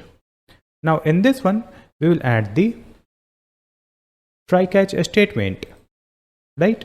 And in this one again we need the user ID. So let's add const curly braces user ID equal to get auth, and import this get auth from Clerk/Next.js/server, right? And in this get auth we have to provide the request. So now we'll get the user ID, and after getting the user ID we will get the product ID from the request, right? So let's add const curly braces product ID equal to await request dot JSON. So here we have the user ID and product ID. After that let's check for the product ID. So we'll add the if statement not of product ID. So when the product ID is not available, in this case we'll add return next response.json error, it is missing details product ID, and a status is 400. After that, suppose the product ID is available, then we will find the stored ID. So here just add const stored ID equal to await, and let's use the middleware function, that is auth seller, This function has been imported, and in this one we'll add the user ID. So we will provide the user ID and get the stored ID. And here let's check for the stored ID. So let's add the if statement. If not of a stored ID, it means a stored ID is not available. In that case, we'll send the response with error, not authorized, and a status is 401. Now suppose the stored ID is also available, then let's add the comment. So check if product exists, right? So here we'll add const product equal to await, and let's use the Prisma. Let's import it from the library. You can see it has been imported, and after that we'll add dot product, and in this one let's add dot find first, and let's add the object. In this object we'll add where, and in this where we have to add the object and provide ID, and the ID will be product ID, and with that we'll provide the stored ID also. So let's add the stored ID. After that, here we'll add the if statement. Suppose we could not find any product using this product ID and a stored ID. So in that case, we will send the response. So let's add next response.json and provide the error message no product found, and the status is 4 not 4. After that, suppose the product is available, so just add the await and use Prisma dot product dot update, and here we'll add the object and provide where ID is product ID, then add comma and provide the data, and in this data property let's add the object and provide in a stock property, and here we'll add not of product dot in a stock. So if it is true, it will make it false, and if it is false, it will make it true. So we can toggle the stock availability of any product using this API, right? And after that we have to send the response. So let's add return next response.json and provide the message here in this object. So let's add the message, that is product stock updated successfully, right? Now in this catch block, just add console.error and provide the error. Then we have to send the response. So let's add return next response.json, error will be error.code and error.message, and after that we'll add the status 400. So here we have created the API for toggle of product stock, right? Next we'll create the API to check the logged in user is seller or not, and if the user is seller, we will also return the stored info, right? So here in this store folder, let's create a new folder and write the folder name is seller. In this one we'll create a new route. So write route.js, and in this one let's create a function. So first we'll add the comment auth seller, and after that we'll create a function using get method, and in this function parameter we will get the request. Now in this one we have to add the try catch statement, and in this try block again we need the user ID that we'll get from the get auth method provided by Clerk. So just add get auth imported from Clerk /Next.js /server, and in this one provide the request. After that, here we have to add const is seller equal to await, and here we will use the middleware auth seller, and in this middleware we will provide the user ID. So it will provide the stored ID, and suppose the stored ID is available, that will be added in this is seller variable, right? And we have to return it in the response. So here we'll add the if statement. If not of is seller, it means the stored data is not available. So in that case we will return the response. So let's add return next response.json, and the error will be not authorized, status 401. Now suppose the data is available, right? So in that case we'll add const store info.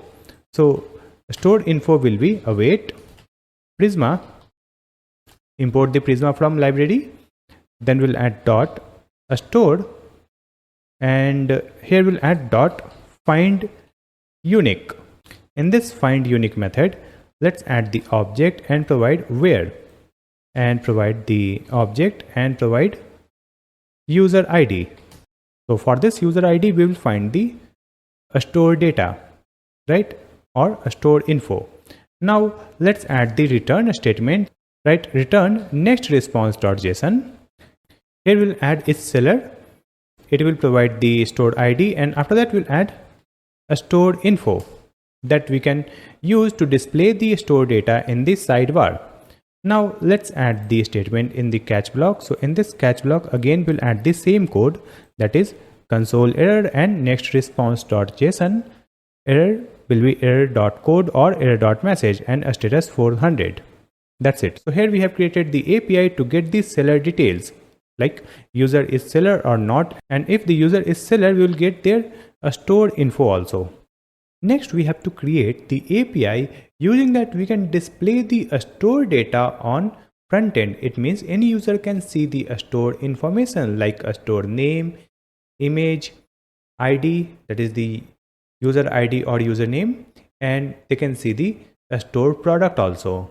So here in this stored folder we'll create a new folder called data, and in this one we'll create a new route file. So create a new file and write the file name route.js. Now here we have to add the comment. So we'll add get a stored info and a stored products. So here we'll add the function using this get method, and the parameter is request, right? And in this one we'll add the try catch statement. Now in this try block, let me add the comment. First we'll get the username from the query parameter, right? So here we'll add const curly braces search params equal to new URL, and in this one let's add request.url. After that here just add const username equal to search params dot get, and in this one we'll add the name called username, and after that we'll add dot to lowercase. So here we have the username. Now we will check for this username. So we'll add the if statement and write not of username. So when the username is not available, in that case we have to send the response. So write return next response.json and provide the object and provide the error message. So the message is missing username. With that we'll add the status also. So let's add the object and provide the status 400. After that here we'll add another comment. So let's write get a stored info and in stock products with rating. So here we'll add const a stored equal to await Prisma, import the Prisma from library, then dot a stored dot find unique, and here let's add the object and provide where, and in this object we'll add the username, and with that we'll add is active true. After that we'll add the comma, and here we'll add include, and in this include we'll add the object and provide the product, and in this product let's add include, and here we'll add rating, and let's make it true. That's it. And after that here we'll add the if statement, and let's write not of a store. Suppose we could not find any store, so in that case we have to send the response, right? So let me just copy this one and paste it here, and in this one we'll update the error message.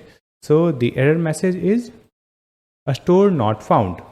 Now suppose the store is available. In that case, again we'll send the response. So just copy this, paste it here, return next response.json, and here we have to add this store. So we will return this store in the response. Now just come to this catch block, and in this catch block again we'll add the same code, that is console.error, and return next response.json with error and a status 400. That's it. So here we have created the API that will return the store data and product for that particular store. Let me move this import statement in the first line like this. And after that, you can see here we have used the next response.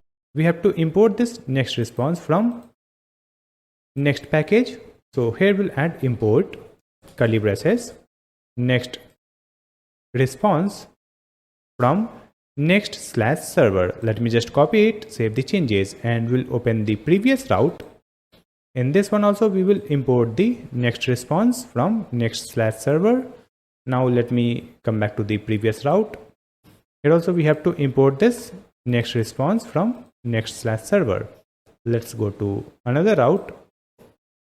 Let me scroll up. Here also we will import next response from next/server. Let me check the another route. Here we have this next response imported, right? So it is correct. Now we have to create another API. Using that we can display the data in seller dashboard, right? So let's open the sidebar, and in this store folder we'll create a new folder called dashboard. And in this dashboard folder we'll create the route file. So just add route.js. Now here we'll create the function. Using that we can get the dashboard data for seller. Now in this file we have to create a function. So here let me add the comment get dashboard data for seller, where we will get the total orders, total earnings, and total products, right? So here let me create the function and export it. So let's write export async function get, and in the parameter we are getting request. Now here we have to add the try catch statement, and in this catch block let me write console.error and error. Then we'll add the return statement, that is next response.json and error message and status. Import this next response. So let's import it from the next/server. Now just come to this try block, and in this one first we'll get the user ID from get auth. So let's add const curly braces user ID equal to get auth, and import this get auth from clerk /next.js /server like this. And after that, in this one we have to provide the request. After getting the user ID, we will find the store ID. So let's add const store ID equal to await and use the middleware, that is auth seller. Import this middleware, and in this one simply provide the user ID. So here we'll get the store ID, right? Now let me add the comment. So here we'll write get all orders for seller.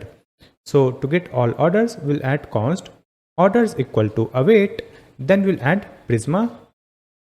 So Prisma has been imported. Then we'll add dot order dot find many, and here let's add the object and provide where a store ID. So for this particular store ID we will find all the orders, right? Now let me add the comment here. So write get all products with ratings for seller. So here we'll add const products equal to await, then Prisma dot product dot find many, and in this one let's add where store ID like this. So here we'll get all the products for this store. After that, here let me write const ratings equal to await and provide prisma dot rating dot find many, and in this one let's add the object and provide where, and here we'll add the product ID, then we'll add curly braces, provide in products.map, and here we'll add the individual product and create the arrow function and provide product.id. After that we'll add the comma here and provide include, and here just add the object, provide the user true, then we'll add comma product true. So in the ratings data it will add the user details also and product details also. After that let's create the dashboard data object.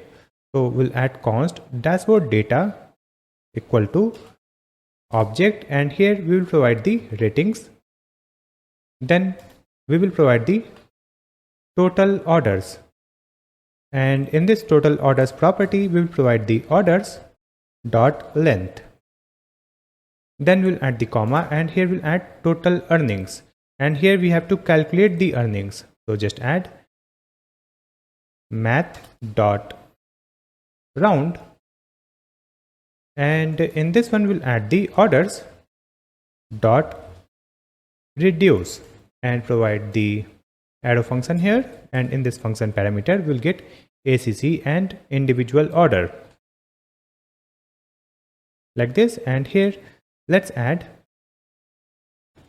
ACC plus order dot total comma 0. After that here we'll add comma and provide total products. So here we have to display the total number of products, so just add the products dot length. That's it. So here we have the dashboard data, and we can send this dashboard data in the response. So simply write return next response.json and provide the dashboard data here. That's it. So here we have created the API.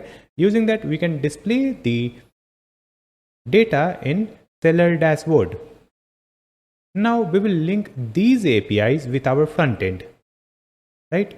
And to log in into the seller dashboard we have to create the seller account, or we have to create a store on this app.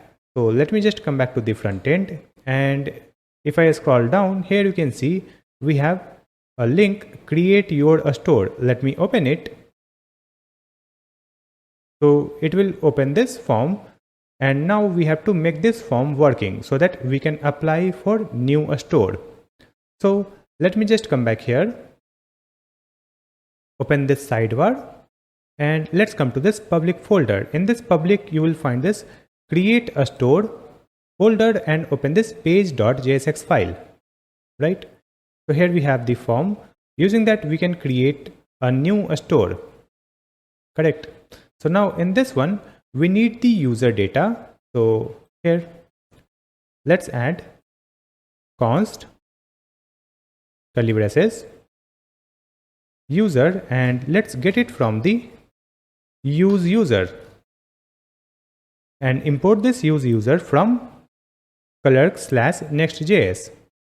After that here we need the router, so let's add const router equal to use router, and use router has been imported from next/router, and we will import this use router from next/navigation. You can see use router has been imported from next/navigation, right?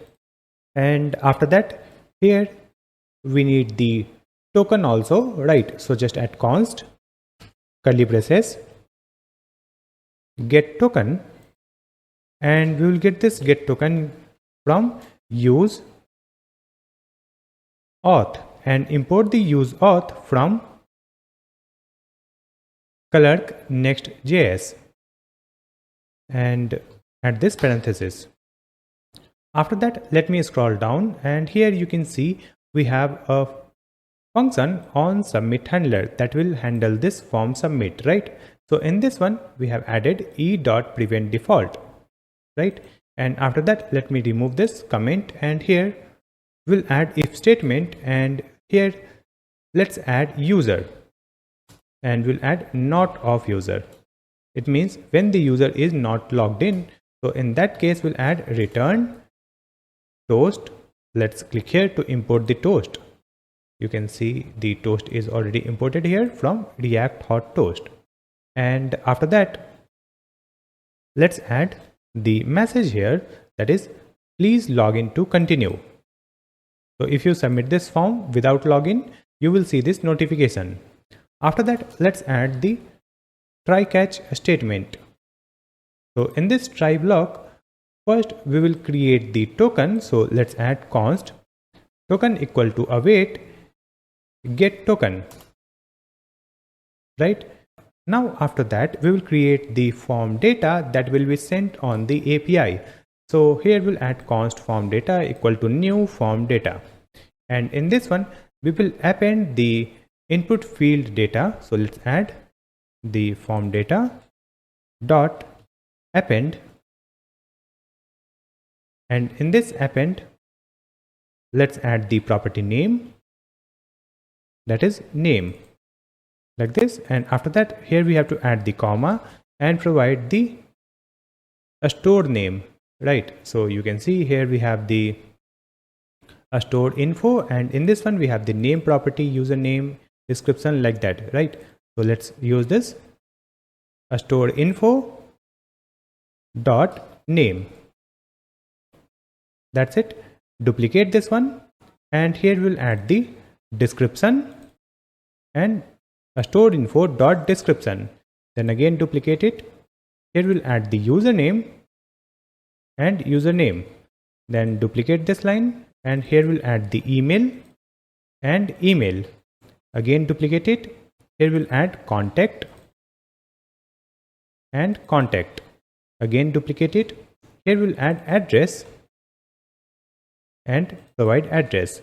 Duplicate this line again, and here we'll add the image, that is the stored image, and here we'll add a store info dot image. So here we have added these data in this form data, and now we can send this form data on API. So here we will make the API call, and for making the API call we need the Axios package here. So let me open the package.json. In this one, right now we don't have the Axios package, so let me install it. So I'll open the terminal, and we will stop this project using Ctrl+C, and here just add npm install Axios. After that, we can start the project again using npm run dev. So now the project is running. Let me hide this terminal, and here let's add const curly braces data equal to await. Then we'll add Axios. Let me see it is imported or not. Here we have imported Axios from Axios package. Then we'll add Axios.post method. Here we will provide the API endpoint, that is /API /store/create. And after that, we have to provide the form data. Then we'll add the object, and in this one we'll add the headers. And in this headers, let's add object and provide the authorization property. And in this one, we'll add backticks bearer. Then we'll add $, curly braces, and provide the token. That's it. After that, here let's add toast dot success, and here we will provide data dot message. After that we will come to the catch block, and in this catch block we'll add toast dot error, and here let's add this error question mark and provide dot response question mark dot data question mark dot error. Then we'll add OR operator and provide error dot message property. I'll correct this dot here, save the changes. So here we have created this onSubmit handler function that will submit the form data on this API, and we'll get the response, and it will display the toast notification when the response is success, right? And after that, let's save the changes and let's open our web page. But before opening the web page, here before this return statement, we'll add if statement if not of user. It means when the user is not logged in. So in that case, let's add return, and here we'll add parenthesis, and in this one we'll add a div. So when the user is not logged in, it will return this div, and in this one we'll add one message in h1 tag. So the message is please log in to continue, right? Now let me apply the CSS for this div and this text. So here we'll add the class name property, provide these classes, and here let's add the class name property in this text, provide these classes. Now we have to change the color of this text called login, right? So let me wrap this login text in a span tag. So let's add a span open and closing tag and move this closing tag here. And now in this span tag we'll add the class name property and provide text slate 500. That's it. So if the user is logged out, they will see please log in to continue this message, right? And if the user is already logged in, then this form will be displayed. So let me submit this form. Here we will upload the store logo, then we'll add the other details. So let me upload the logo. I'll choose any logo. Then we have to add the username. So let me write GS store. Then we will add the name GS store. And after that we'll add the description. So let me write the same description here. Then we have to add one email ID, and after that we'll add the contact number. Let me add any dummy contact number, and we have to provide the address. And after that we'll submit this form. So let's click on this submit button. So you can see the notification submitting data. And now you can see this notification applied, wait for approval. So we have successfully applied to create a new store, right? But after application, here we have to display the status of our applied store. For that we'll create another function here. So you can see in this one we have another function fetch seller status, right? So we have to complete this function fetch seller status. So in this one we'll call another API. So let me remove this comment, and here again we need the token. So let's add const token equal to await get token, and after that we'll add the try catch statement. And in this try block we have to make the API call. So let's add const data equal to await, and we will use the axios.get method because we are getting the status only, right? So here we'll add the API endpoint, that is /API/store/create. Then we'll add comma and provide the headers. So let me just copy the headers from here. In this one we have added this headers, right? Let me just copy this and paste it here. So it will make the API call, and after that here let's add if statement. So in this if statement we'll add one array and provide approved, rejected and pending. Then we'll add dot includes data.status, right? So in that case, here we will use the setter function setStatus, right? And here let's provide data.status, and after that here we'll add set already submitted. So let's make it true because we have already submitted the application. And after that, let's add the switch case statement, and in this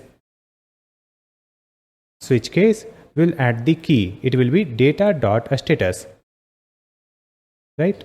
So let's add the first case if the status is approved. So let's add approved.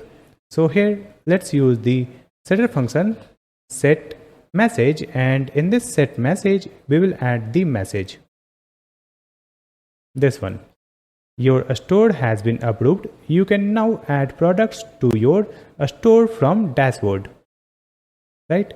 And after that, here let's add the set timeout, and in this one let's add the arrow function, and in this arrow function we'll add router.push and provide the path, that is /store. So it will open the store path after 5 seconds. We have added 5000 milliseconds. Then we have added break. Now let's add the second case. So just duplicate this, and here we'll add rejected. Then we will update the message here. So let's add your store request has been rejected. Contact the admin for more details. Then we'll add the break. That's it. Now let me add one more case. So just duplicate it, and here we'll add the case called pending. So in this case we'll add this message: your store request is pending. Please wait for admin to approve your store, and break. Then we have default and break. That's it. After that, here we'll add the else statement also. So here let's add else and provide set already submitted and make it false. That's it. Now let's come to this catch block, and in this catch block let's add toast.error, and here let's provide error.response.data.error. We have added question mark also, and here we'll add the or operator and provide error.message like this. And after that, here we have provided set loading false. That's it. So here we have created this function that will fetch the seller store status, right? Next we have to call this function after submitting this form. So here we have submitted the form and we will get the notification, right? So after getting this notification, let's add await and provide fetch seller status function. That's it. And after that we have to execute this function whenever the component gets loaded.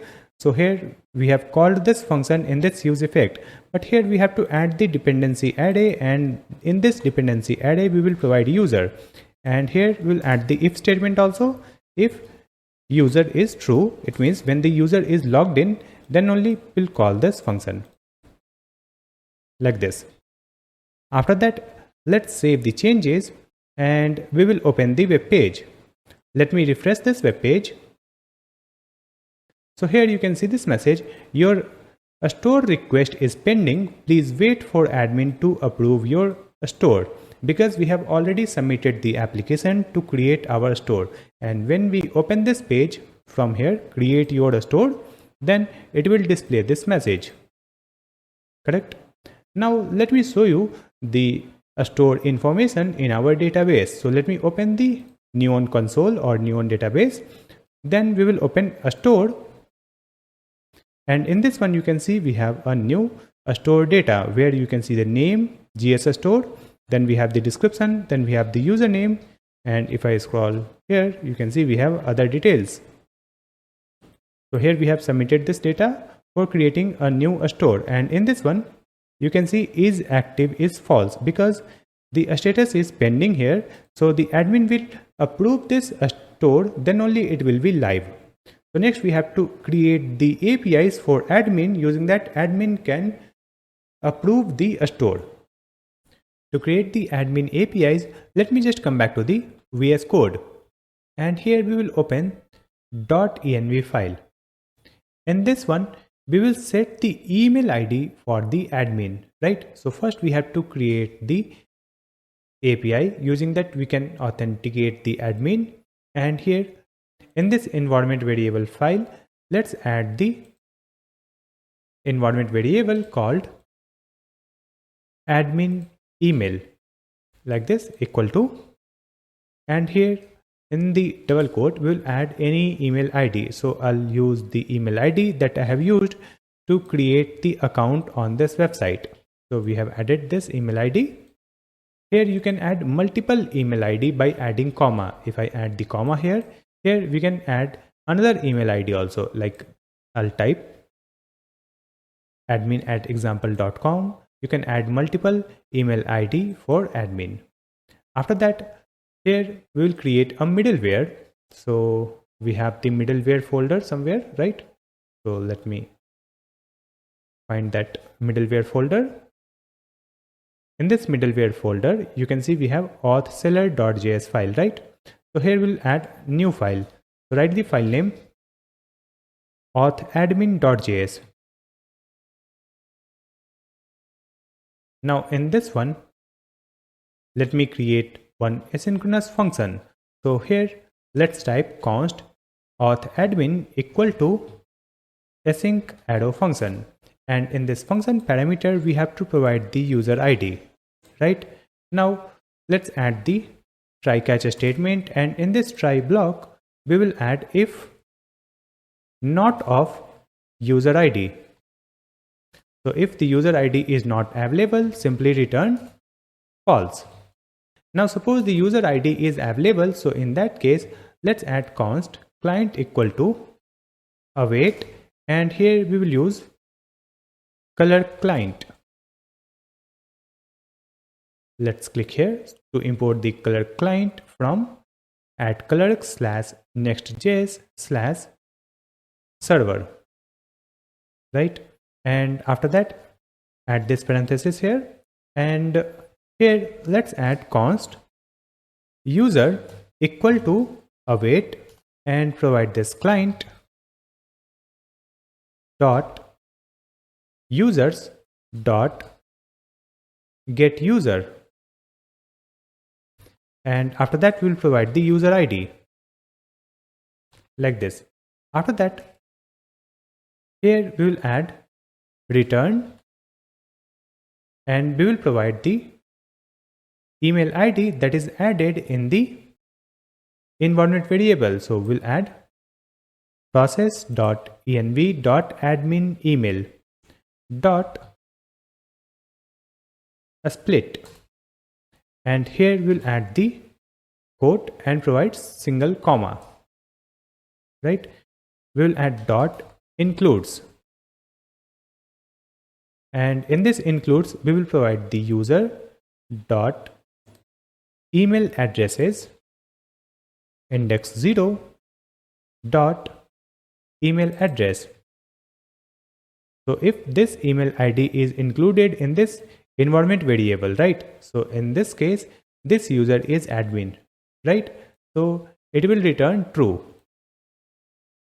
correct? Now just come here in this catch block, and here let's add console.error and provide the error. Then we'll add return false. That's it. So after creating this middleware, we can create the API to authenticate the admin. But let me just correct this import statement. Here we have added this required, so let me update it. We'll add import Clerk client from clerk/next.js/server. Now it is correct. And after that, we have to export this auth admin from this file. So let's add export default auth admin. Correct. Now let's come here in this API folder. In this API folder, we have to create a new folder for admin API, right? So let's create a new folder called admin.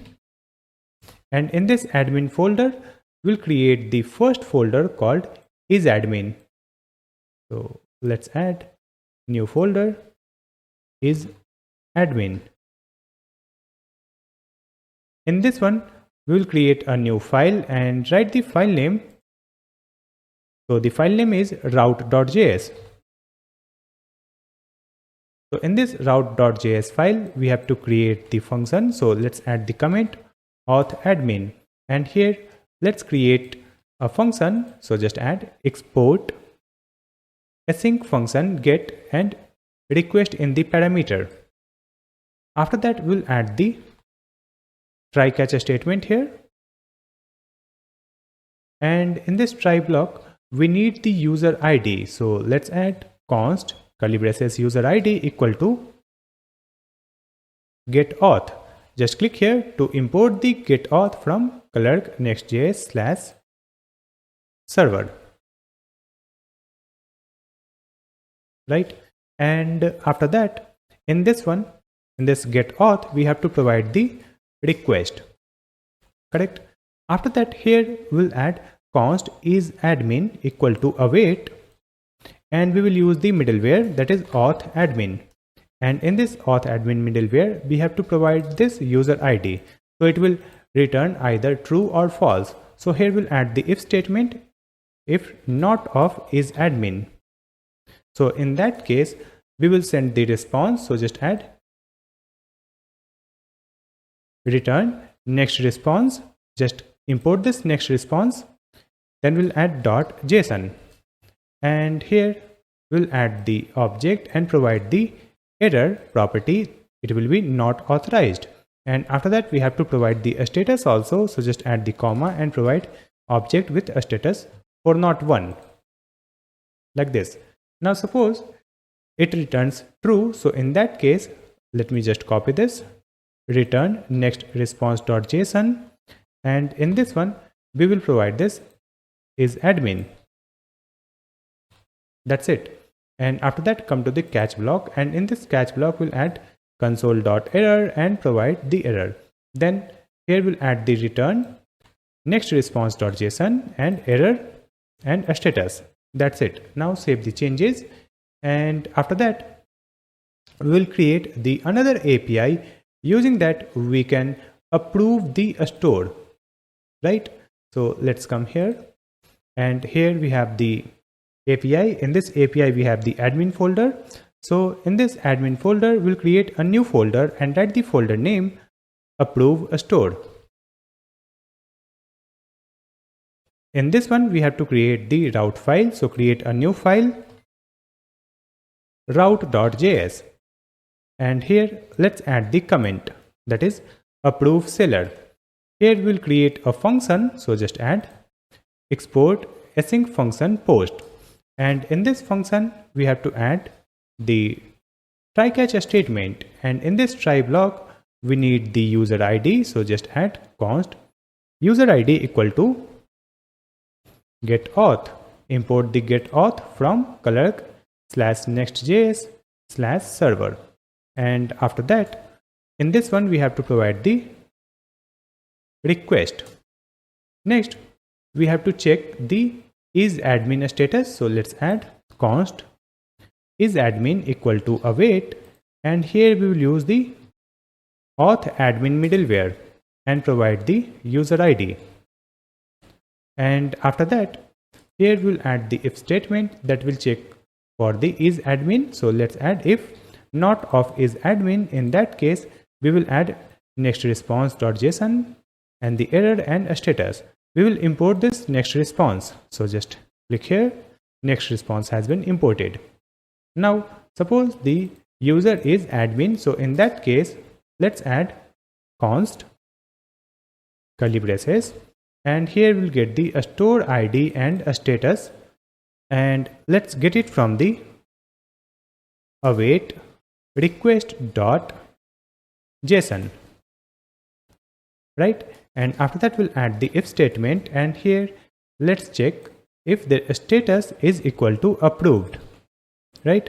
So in this case, just add await Prisma, import the Prisma from library dot store dot update, and in this one we have to add the object and provide where ID is a stored ID. Then we'll add the data. So here just add the data property, a status approved and is active true. Now we'll add the else if statement. So here let's add else if, and here we'll add a status equal to rejected. So we will get this a status from the request, right? So we have to update this status in the database.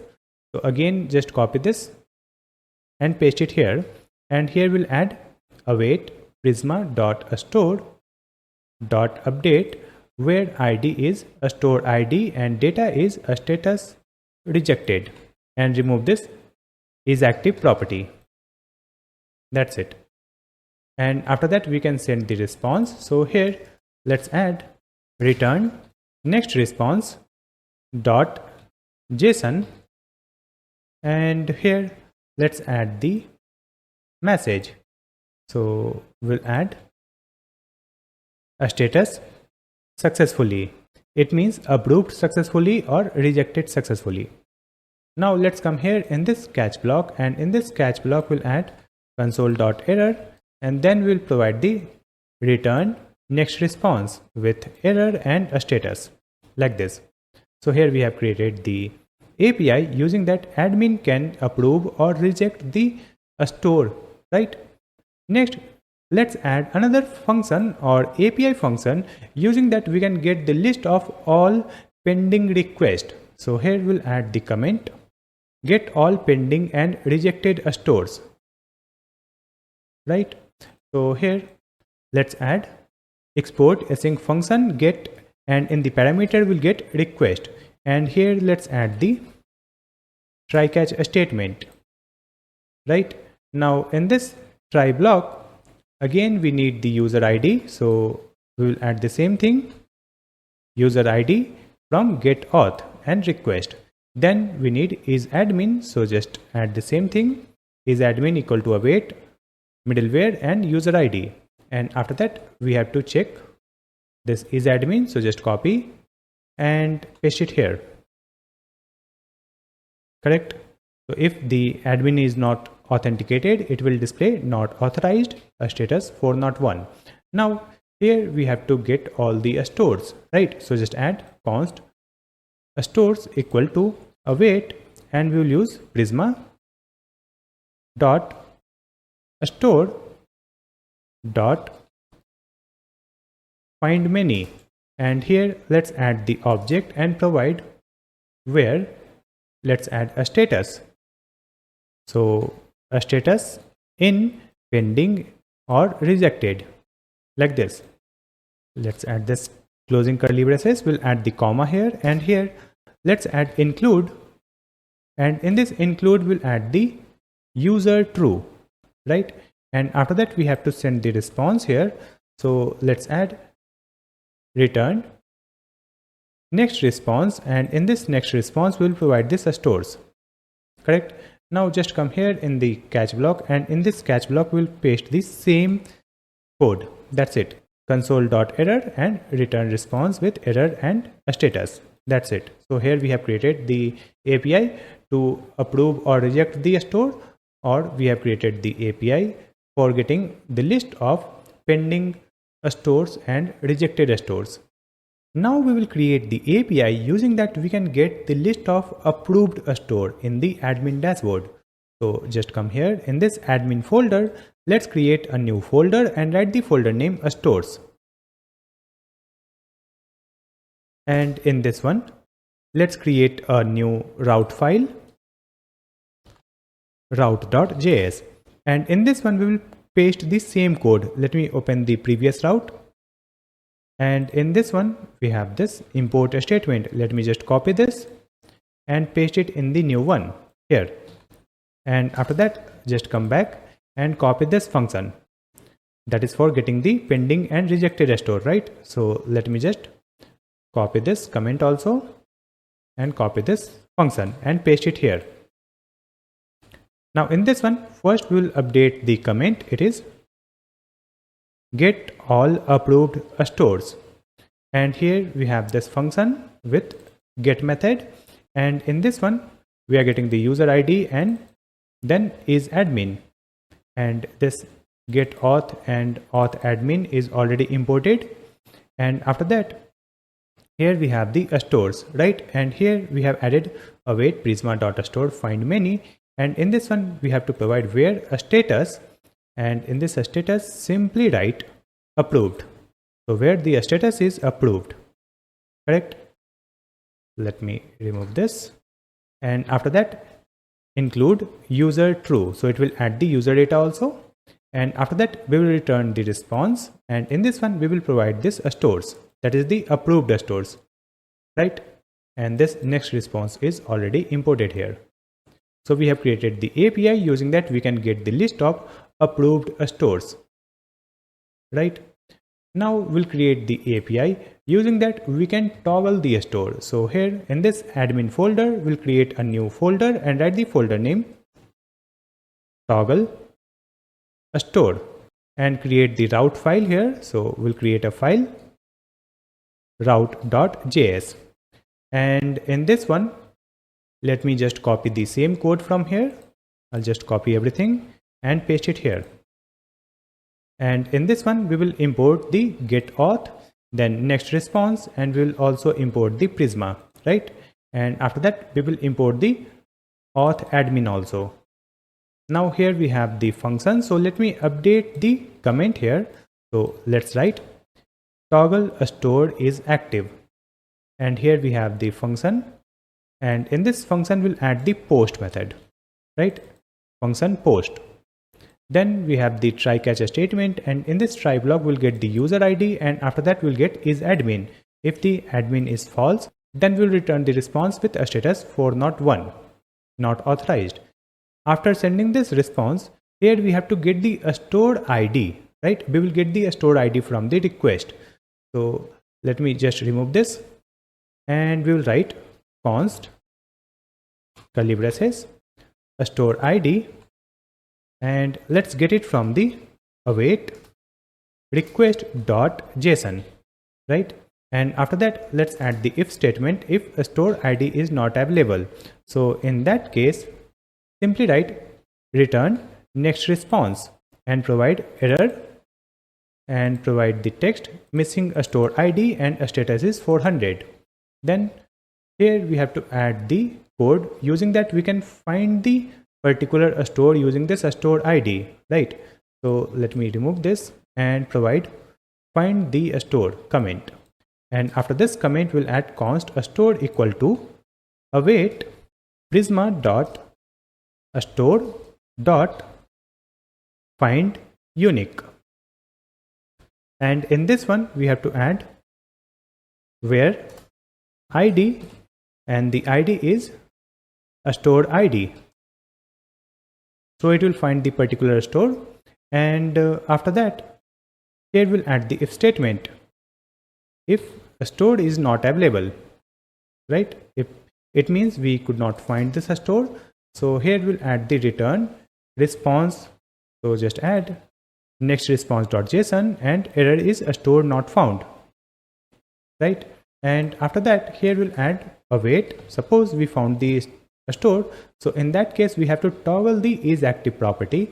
So let's add await then prisma dot store dot update, and in this one we have to add the object and provide where ID is a store ID comma, then we'll add the data. So in this data we'll add is active property, and we will make it not of a store dot is active, so it will toggle the value. If it is true it will make it false, right? And if it is false, it will make it true. After that, we can send the response. So just add return next response.json and provide the message here. So the message is a store updated successfully. So admin can toggle the is active status. So here we have created the API using that admin can toggle the store. Correct. And after that, we have to create the API using that we can display the data in admin dashboard. So here in this admin folder, we'll create another folder called dashboard. In this dashboard folder, let's create a new file, route.js. And in this one, let me write the comment first. So here, let's write get dashboard data for admin, where we'll get total orders, total stores, total products, and total revenue. Correct. And after that, here we have to add the import statements also. So let me just copy the same thing, paste it here. So here we will import the Prisma, then we will import auth admin middleware, then get auth from Clerk, and after that next response. Right. Now let's create a function here with get. So we have added export async function get, and in the parameter we are getting the request. So here we'll get the user ID from get auth like this, and after that here we'll get the is admin from the auth middleware. After that, here we have to check the is admin is true or not. So here we have added this if statement. If it is false, it will provide error not authorized for not one status. Correct. And suppose the admin is true. So in that case, let's add comment get total orders. So here let's add const orders equal to await, and here we have to provide prisma dot order dot count. That's it. So it will give total order count. After that, let's add the comment get total stores on app. So here let me just copy this, paste it here. We will add const stores, and it will be await prisma dot store dot count. That's it. And after that, here we have to add the comment, that is get all orders include only created at and total, and calculate total revenue. So here let me write const all orders equal to await and provide prisma dot order find many. And in this one we have to add the object where we'll add select. And in this select, let's add the object and provide created at true and total true. Right. And after that, here we'll add let total revenue is 0. And after that, we'll add all orders dot for each. And then we'll add the individual order in the parameter and create the arrow function. And in this arrow function, just add the total revenue plus equal to this order dot total. Right. And after that, here let's add const revenue equal to total revenue dot to fixed and provide 2. Right. After that, here we'll add the comment total products on app, and here just add const products equal to await and provide the prisma dot product dot count. So we'll get total number of product. So here we have total number of product, then revenue, and after that we have the total orders, total stores. Right. And now let's create the dashboard data object. So here we'll add const dashboard data and create the object here.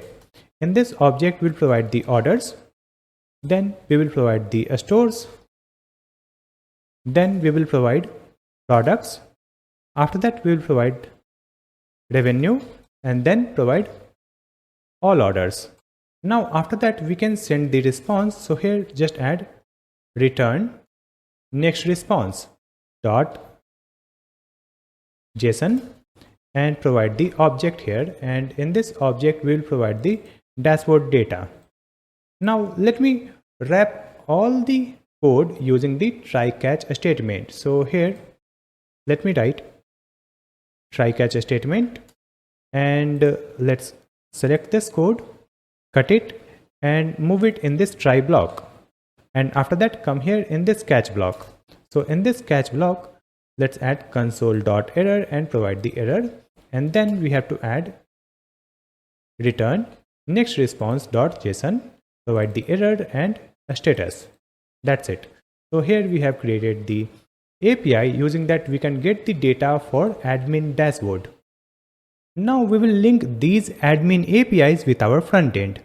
So let me just come back to the web page, and right now we are logged in. So let me log out from this profile. So now we are logged out, and here you can see this message login, and after that we are redirected to this home page, right? Now if I try to open this path /admin, we can easily open this page. It is loading, so just wait for it. So you can see we can easily access this admin dashboard without login because we have not added the functionality here. So first we have to add the functionality so that whenever the user is logged in and the user is also admin, then only they can access this page.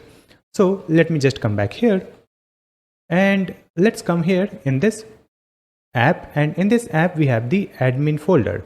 Now in this admin folder you will find this layout.jsx file. Let's open it, and in this one we have to import the tags from Clerk, right?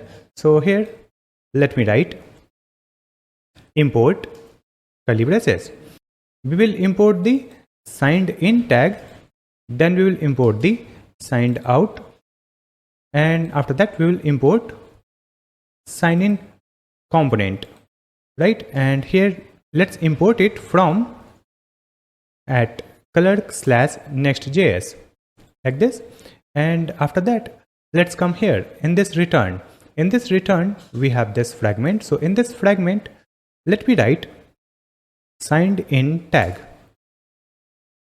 So here we have the signed in open and closing tag. So let me move it here and move this admin layout here. So whenever the user is signed in, then only it will display this admin layout, correct? Now here we'll add this another tag signed out and close this tag. So whenever the user is signed out, in that case we have to display a div, and in this div we will display the sign in component. So let's add sign in, close this tag. Now in this div we have to add some classes. So let me add the class name property and provide these Tailwind classes. Now in this sign in component we have to add the fallback URL. So after sign in, user should redirect to admin page. So here we'll add fallback redirect URL, and it will be /admin, and after that here we have to add routing. It will be hash. That's it. Now save the changes, and after that let me open the web page. So here you can see when we open this domain /admin, right? So it will open this sign in component. We cannot access the admin dashboard. If I come back to the home page, we can access the home page without login. It will work, but if I provide /admin, then we need to log in here, right? So let me try to log in. I'll click on this, continue with Google. So now we are logged in and we can see this admin dashboard, correct? But still we have to add some restrictions here. It means the user should be admin to access this dashboard, correct? So for that let's open the VS Code, and after that let's come here in this components. In this components, you will find the admin, and in this admin, we have the admin layout.jsx. So just open this admin layout.jsx from the component folder, and in this one, we have to get the user, right? So let's add const curly braces user equal to use user and import the use user from Clerk. You can see it has been imported from Clerk/Next.js, right? After that, we need the tokens. Here we'll write const get token function, and it will be use auth, and import the use auth from Clerk/Next.js. So let me add it here in this line. Now remove this line. So we have imported use user and use auth from Clerk/Next.js. Add this parenthesis here. After that, here we will make the API call to check the user is admin or not. Correct? So here we have this function fetch is admin, right? So in this one, let me remove this code and we'll add the try catch statement. In this try block, we have to get the token. So let's add const token equal to await and use get token function. And after that, here we have to make the API call. So just add const curly braces data equal to await, then axios dot get method. And after that, we have to provide the API endpoint, that is /API/admin/is-admin. And after that, we'll add the comma, and in this object, we will provide the headers where we'll add the token. So here, let's add the headers property. And in this headers property, we have added authorization, bearer, and token, right? And after that, let's use this data to set the admin. So here we'll use the setter function set is admin, and in this one we will provide the data dot is admin property that we will receive from the API. So it will set the is admin true or false, right? And after that, come here in this catch block. So in this catch block, we'll simply add console.log error. And after that, here we have to add the finally block or statement. So in this one, we will use the set loading, and let's make it false. So by default, the loading is true here, and after this API call, the set loading will be false. Correct? Now we have to execute this function whenever the component gets loaded. So here, let me add the dependency array that is user. And here we'll add the if statement also. So let's add if. And after that, here we will add this user. So when the user is available, then only we will call this fetch is admin. Right? That's it. And after that, here you can see we have the return. When the loading is true, it will display the loading component, and when the is admin is true, then only it will display this div. Correct? And after that, let's see here, we have the is admin false. It is correct. That's it. Now let's save the changes and open our web page. Let me refresh it. So you can see here it is displaying the loading, and after that we can access this dashboard because we are already the admin, right? But if I come back here and we will open .env file, and from this .env I'll remove this email ID, right? So this email ID is removed from this admin list or admin email. After that, if I come back and refresh this web page, so we are logged in, but we cannot access this admin dashboard because we are a regular user. We are not the admin. We are already logged in, but still we cannot access it. You can see you are not authorized to access this page. Go to home page, right? But when we add this email ID in this environment variable, Save the changes and let's refresh this web page. So you can see after adding this email in the admin, we can access this dashboard. So it is working fine. After that, we have to update our navigation bar and this sidebar for the admin dashboard. So let me just come back, and in this components, you will find this admin folder, and in this one we have the admin navbar. Let's open this admin navbar.jsx. Right now, in this one, we need to get the user. So here, before this return, let's add const curly braces user, and it will be use user, and import the use user from Clerk/Next.js like this. And after that, here we have the user. So let's come here. You can see we have added hi admin. So instead of hi admin, we will add curly braces user question mark dot first name. That's it. So it will display the first name in the navigation bar. So let me save the changes and come here. So here you can see hi great, because we have the full name called GreatStack, right? So the first name is great. That's why it is displaying hi great. After that, we have to update the name in the left sidebar. That is the admin sidebar, right? So let me just come back and open this admin sidebar.jsx file. And in this one also we need the user. So let's add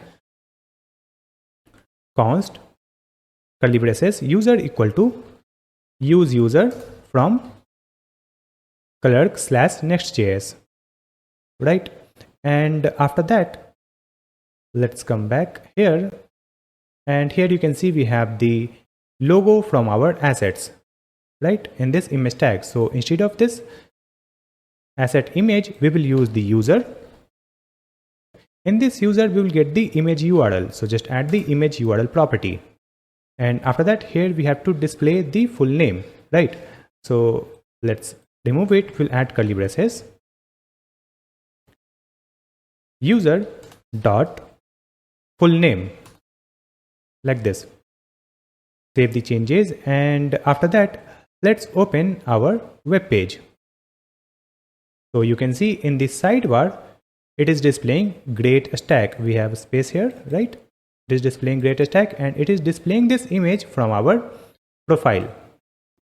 Now let me update this navbar again. Here we will add the user icon so that user can log out from this dashboard. So let me just come back, and again we will open the sidebar, and let's open admin navbar.jsx. And in this one, let's get the user button from Clerk. So in this import statement, we'll add comma and get the user button, right? And let's add this user button after this P, that is the name. So here we'll add opening arrow user button and close this tag. Now save the changes and come back to the web page. So here you can see we have the user profile icon. We can click here to manage the account and sign out from this account, right? Next, we have to update this admin dashboard data. We will update this total number of product, revenue, orders, and stores. We will update this chart also. So when we will update these data, it will automatically update this chart. So to update this dashboard data from API, let me just come back and open the sidebar. And in this one, you will find the admin folder. And in this admin folder, you will find this page.jsx file. Let's open it. And in this one, we have to make the API call so that we can get the dashboard data for admin. So in this one, we have this currency, then loading and dashboard data, right? And after that, here we need the token for making the API call. So here, let's add const curly braces get token equal to use auth, and the use auth has been imported from Clerk/Next.js, right? And after that, here we have the dashboard cards data, let it be, and after that here we have the fetch dashboard data function, and in this one we have added this setter function. So let's remove it, and here we'll add the try catch statement. Now in this try block, first we will get the token, so just add const token equal to await get token function. Then we have to make the API call, so just add const curly braces data equal to await, and let's provide axios dot get method, and after that here we have to add the API endpoint, that is /API/admin/dashboard, and after that here we'll add the comma and provide one object. In this one we have to provide the headers, and in this headers let's provide authorization, bearer and token. Now after making the API call, here let's use the setter function set dashboard data, and in this one we will provide the dashboard data that we will receive from the API, so simply add data.dashboard data. And after that let's come here in this catch block. In this catch block simply add toast, let's click here to import it, dot error, and in this one let's add error dot response dot data dot error. We have added question mark also, and then we'll add the or operator and provide error dot message. Now after that here we have to add set loading, and let's make it false. That's it. Here you can see we are calling this fetch dashboard data function whenever the component gets loaded, correct? Here you can see it is displaying loading component whenever the loading state is true. It is correct. Then we have the title called admin dashboard, and after that we have the dashboard cards data. So everything is correct. Now just save the changes and let's open our web page. Let me refresh it. Here it says Risma is not defined, so let me check our API. Let me open the API folder, then we will open admin, then dashboard and route.js, and in this one here we have added Prisma, but P is missing, so let me correct it. Here we will add P. That's it. Correct this, save the changes, and after that I'll just come back here, refresh this web page. Now you can see we don't have any error, and here we have 0 products, total revenue is 0, total orders is 0, and here we have one store, right? Because we have already applied for one store that is in the pending state, right? So after completing this dashboard, let me come here in this stores where we can display the stores list. So you can see here we have the dummy data from the asset, so we will replace this dummy data. So let me just come back, or before creating this stores page we will create this approve a store page, because we have already created one store that is in the pending, that will be displayed here so that we can approve the store and it will be moved in this stores. So first we'll create this approve a store feature. So we'll come back here and come here in this app, then admin, and after that we have approve folder, and let's open page.jsx file. So in this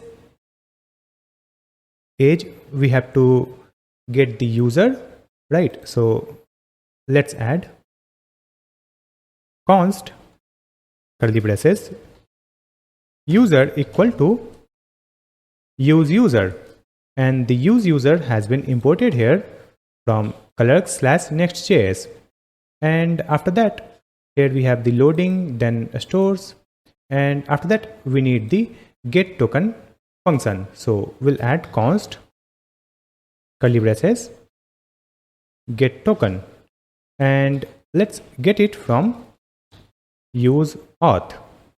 So import this use auth from Clerk/Next.js.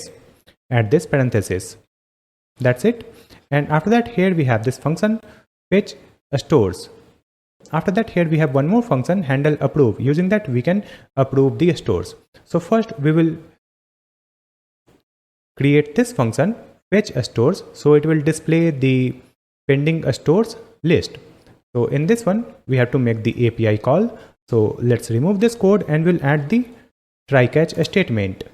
Now in this try block we need to get the token for making the API call. So just add const token equal to await, and let's use the get token function like this. And after that we'll make the API call. So just add const curly braces data equal to await, then axios, import the axios, then add dot get. And here we have to add the API endpoint, that is /API/admin/approve store. Then we'll add the comma, and here we'll add the object where we have to add the headers to authenticate or authorize our request. So here we'll add headers authorization bearer token. After this API call, let's use the set function set stores, and in this one we will provide the store data that we will receive from the API. So just add data.stores. Now just come here in this catch block and provide toast, import it. Let's see, the toast is already imported. Here we'll add toast.error, and in this one let me write error.response.data.error. We have added question mark also, and after that here we'll add the or operator and provide error.message. After that here we will use the set loading function and provide false. So after making this API call, it will set the loading false, correct? So we have created this function that will fetch the pending stores, right? And here you can see we have this use effect. In this one we are calling this fetch stores. So here we will use the user in the dependency array, and we'll add the if statement also. If user, so whenever the user is logged in, then only it will call this fetch stores. That's it. Save the changes, and after that let's come here. Let me refresh this web page. So here you can see we have only one store, right, that we have created using the front end. You can see here we have the store name GS store. This is the username, this is the description, address, contact information, email, and applied on, and this is the user details. And after that here we have the button called approve or reject. Next we have to add the API call. Using that we can approve or reject this store, correct? So just come back, and here you can see we have handle approve. So let me remove this comment from here, and in this one let me add try catch statement. Now in this try block we need the token, so just copy this token and copy this API call also, paste it here. So here we will get the token, and after that we are making the API call, and here we will use axios.post method like this. Then we have the API endpoint, and here we have the headers. But before this headers, let me add space, provide one object, and provide comma. Now in this object we have to provide the store ID and a status. So just add this store ID and a status. Then we will get the response, right? So here we will use toast.success property, and in this one just add the message that we will receive from the API, that is data.message. After that let's add await, and now we will again call the fetch stores function, right? Now just come here in this catch block, and here we'll add the toast.error and provide the same message from here. Just copy this one, paste it here, correct? Now save the changes, and if I come to this button, in this button you can see we have already added this on click property, right? And here we are calling this handle approve function, where we are passing the store ID and a status.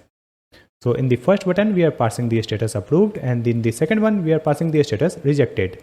So let's save the changes and come here, and now again refresh this web page, then click on this approve button.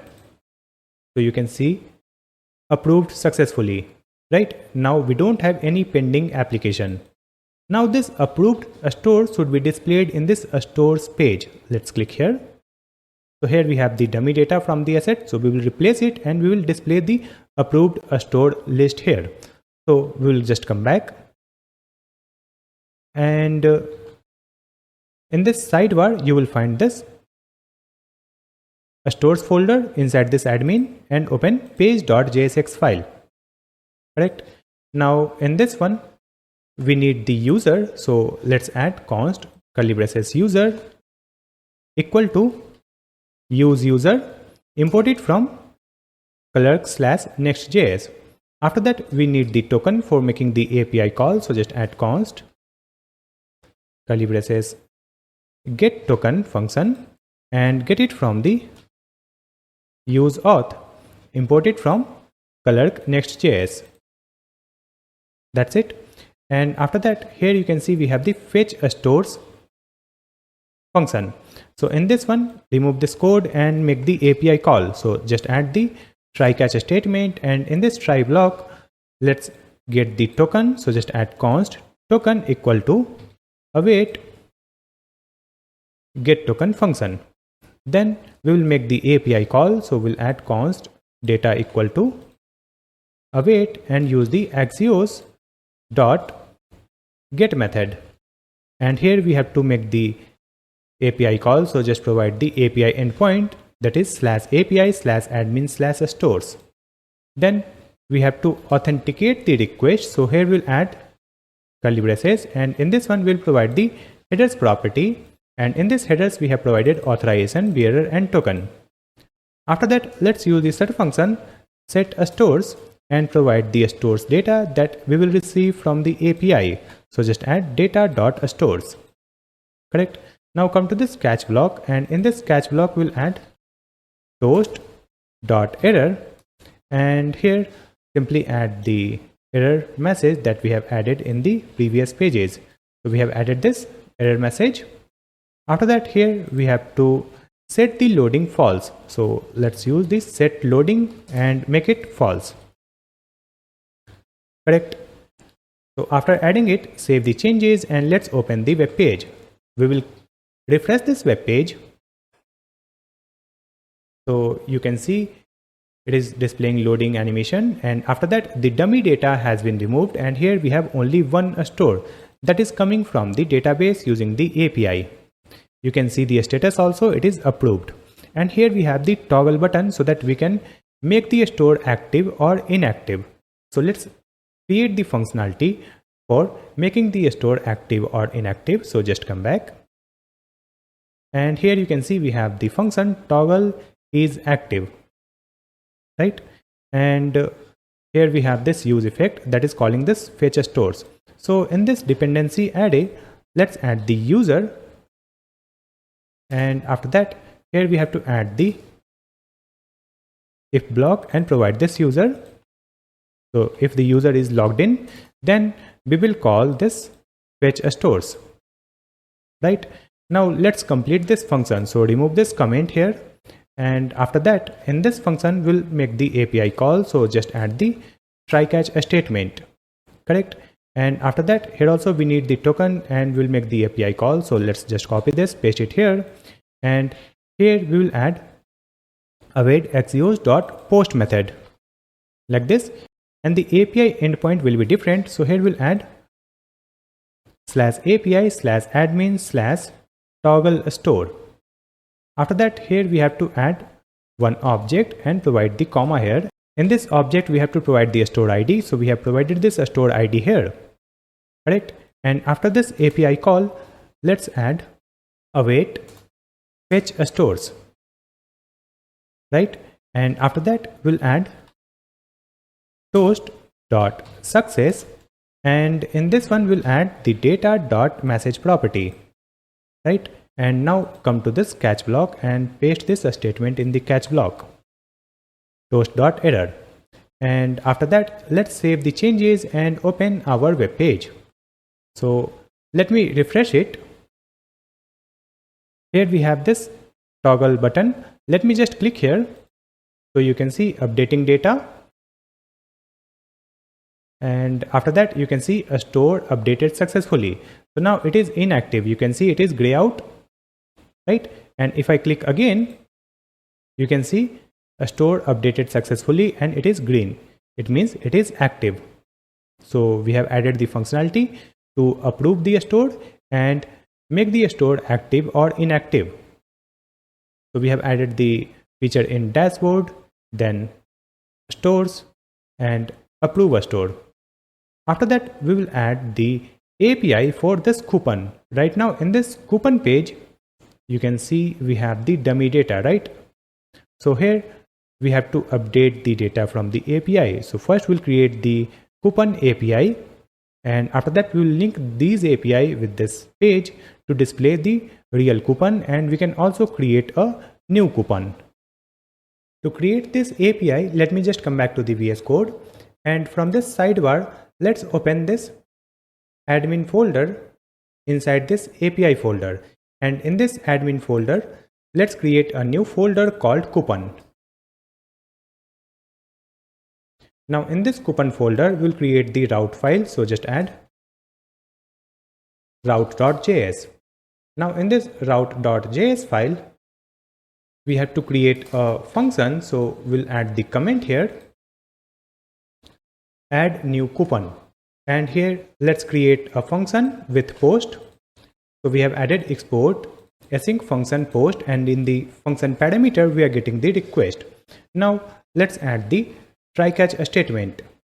Now in this try block, let me write const user ID, and we will get this user ID from the get auth and import this get auth from clerk/next.js/server, right? And after that, here we need is admin. So we will get it from the middleware. So just add const is admin equal to await and use the auth admin middleware. It has been imported. And after that, let's add the if statement.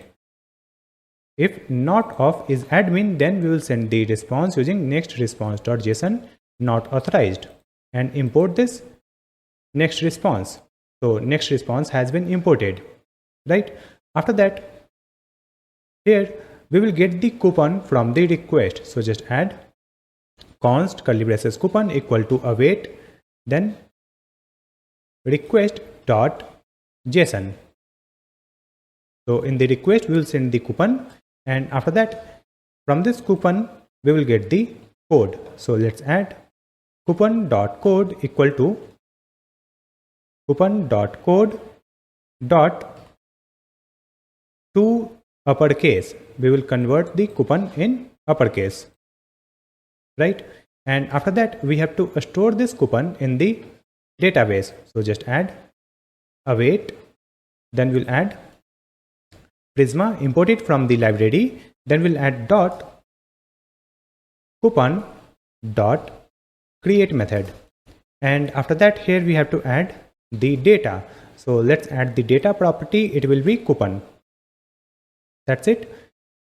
So here we have created this coupon in the database, and after that, here just send the response. So just add return and next response.json. And in this one, we will add the message. So let's add the message called coupon added successfully. And we have to import this next response. It is already imported.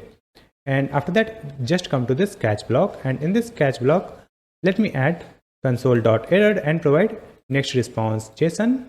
Error will be this error code and a status. That's it. So here we have created one API. Using that we can create a new coupon.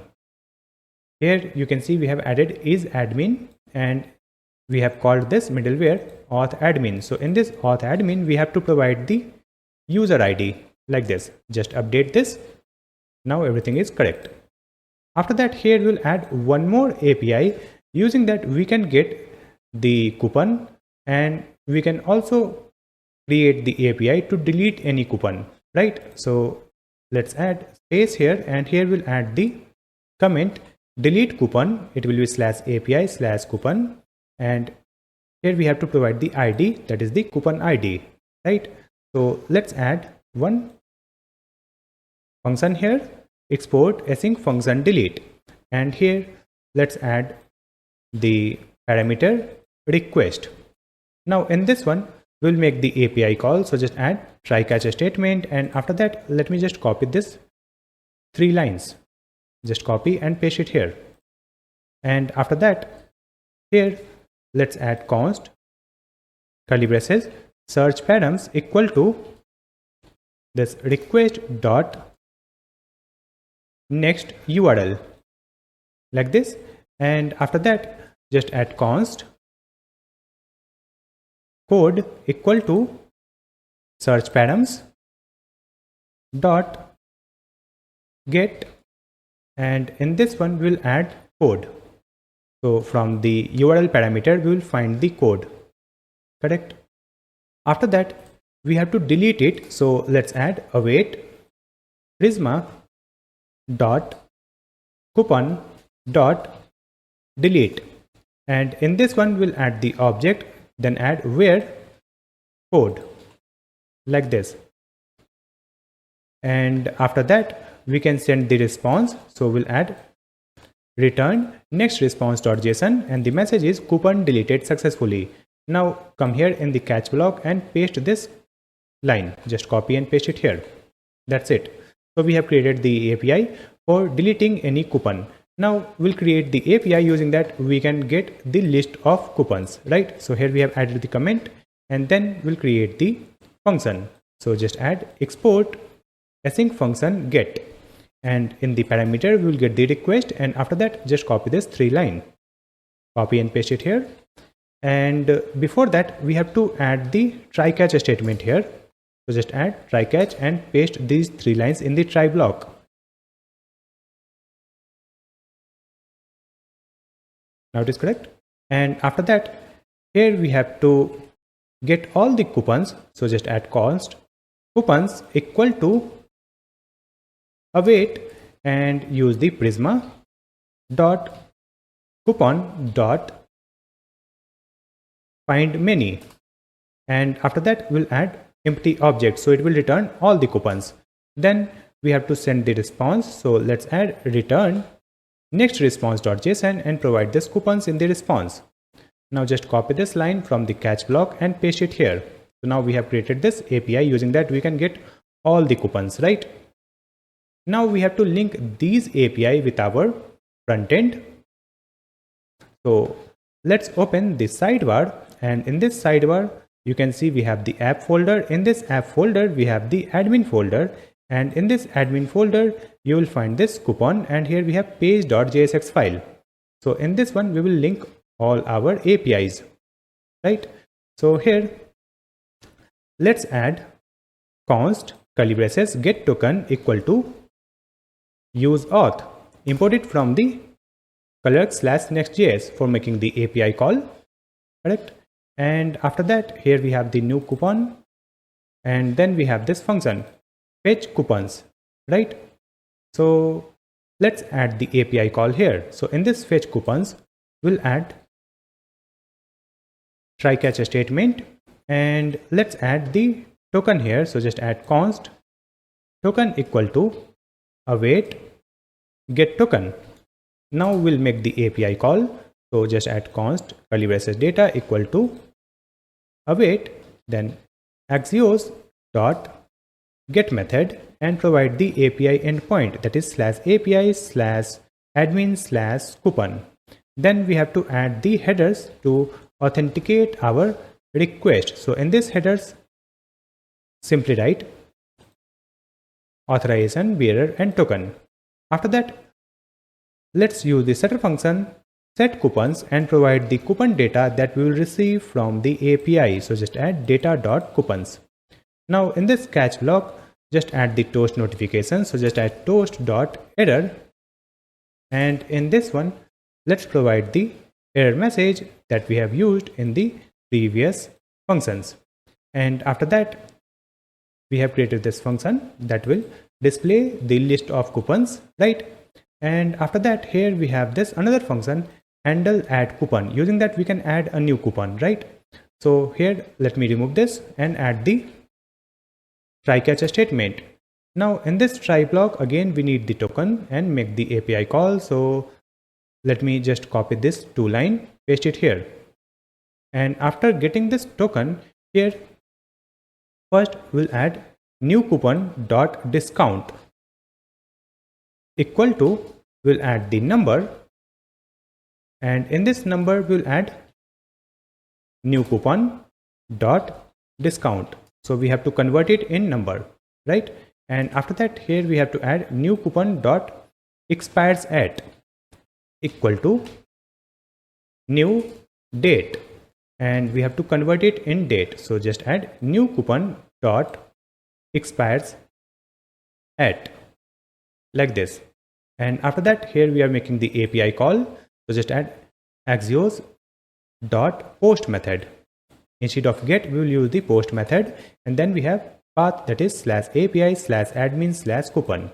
After that, here we have to provide the coupon data, right? So just add the curly braces here and provide comma. In this one, we'll add the coupon and it will be new coupon, like this. And after that, we will get the response. So let's add the toast notification. So just add toast.success, and in this one, simply add data.message. So it will display like coupon created successfully, right? After that, we have to fetch the coupons again. So just add await fetch coupons function, right? Now in this catch block, we will copy this code. Just copy and paste it here, right? So this function will create a new coupon, right? And after that, here you can see we have another function, delete coupon. So in this one, we have to make the API call for deleting a coupon.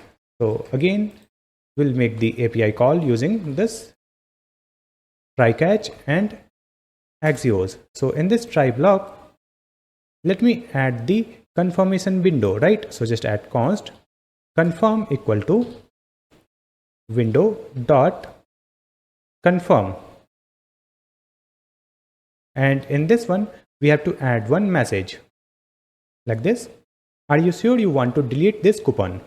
After that, let's add the if statement and not of confirm, right? If it is false, so in that case, simply add return, right? Now suppose it is true. So in that case, let's generate the token. So we'll copy this, paste it here. And after that, we have to make the API call. So let me just copy this API call, paste it here. And after that, in this one, let's add await axios dot delete. That's it. Let me remove this data from here. Simply add await axios dot delete and provide /API/admin/coupon. And here we'll add question mark code equal to $, curly braces, and provide the code like this. And after that, here we have the headers. So remove this object. Here we have the headers to authenticate our request, right?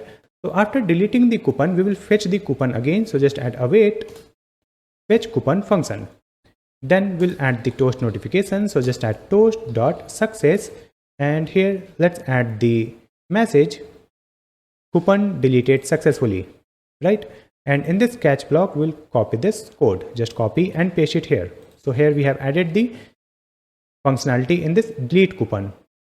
That's it. After that, let's save the changes and open our web page. And here we are in this coupon page. Let me refresh it.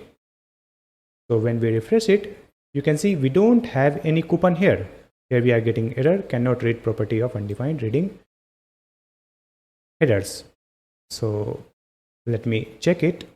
So let me just come back to the VS Code and we will open the sidebar, and from here we will open API folder. In this API we have admin folder, and in this one we have coupon and then route.js. In this route.js you can see we have this three functions for creating a new coupon, then delete coupon, and then get all coupons. So in this one you can see we have added get auth, but in this get auth we have to provide this request also, like this. Save the changes and come back to the web page. Now let me refresh it, and now we don't have any error, and here we have 0 coupon, right? We don't have any coupon right now. So let's try to create a new coupon. Here we'll add the coupon code. So let me type new 50, and after that we'll add the discount here. So let's add the discount of 5%, and then we'll add the coupon description. So let's add 5% off for new user, and here we have to add the expiry date for this coupon. So let me select this date. I'll set it for 3 days, and after that here we can enable this feature like for new user, for member, right? So let me enable this one also. So this coupon will be valid for the new user only and for member only, or you can also disable it as you wish. So let me enable it, and after that let's click on this add coupon.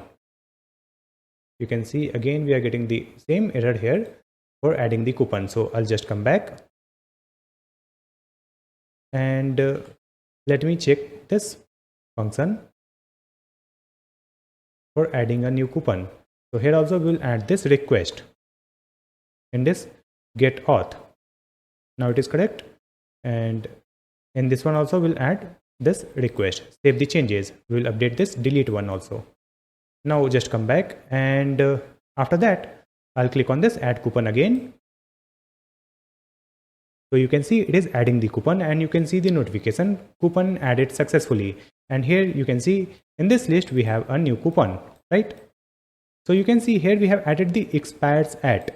So whenever it comes to this date, it should automatically delete this coupon, right?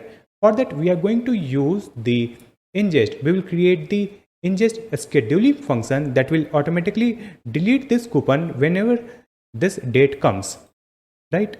So let me just come back. So in this sidebar, just come to this root directory, and in this one you will find this ingest folder, and here we have functions.js file. So in this one only we will create a new function that will be the ingest scheduling function, correct? So here let's add the comment ingest function to delete coupon on expiry, and here let's add the function name export const delete coupon on expiry equal to ingest dot create function. And after that in this one let's add the object where we'll add the id. So the id is delete coupon on expiry. After that we'll add another object, and here we have to add the event. So let's add the event called app/coupon.expired. So whenever this event will occur, it will trigger this function. So here we have to add the function. So just add async addo function, and in this function parameter will get the event and will get the step. So let's add this parameter, and after that here let's get the data from the event. So just add const curly braces data equal to event. From this event we'll get the data, and after that here let's add const expiry date equal to new date, and in this one we'll add this data, and from this data we will find the expires at property expires underscore at, correct? And after that here let's add await a step dot sleep until, and in this one let me add the text wait for expiry, and then we'll add the comma and provide this expiry date. So this function will sleep for this expiry date, right? And after that, here we'll add await and provide the step dot run. And in this one, let's add the text delete coupon from database. Correct?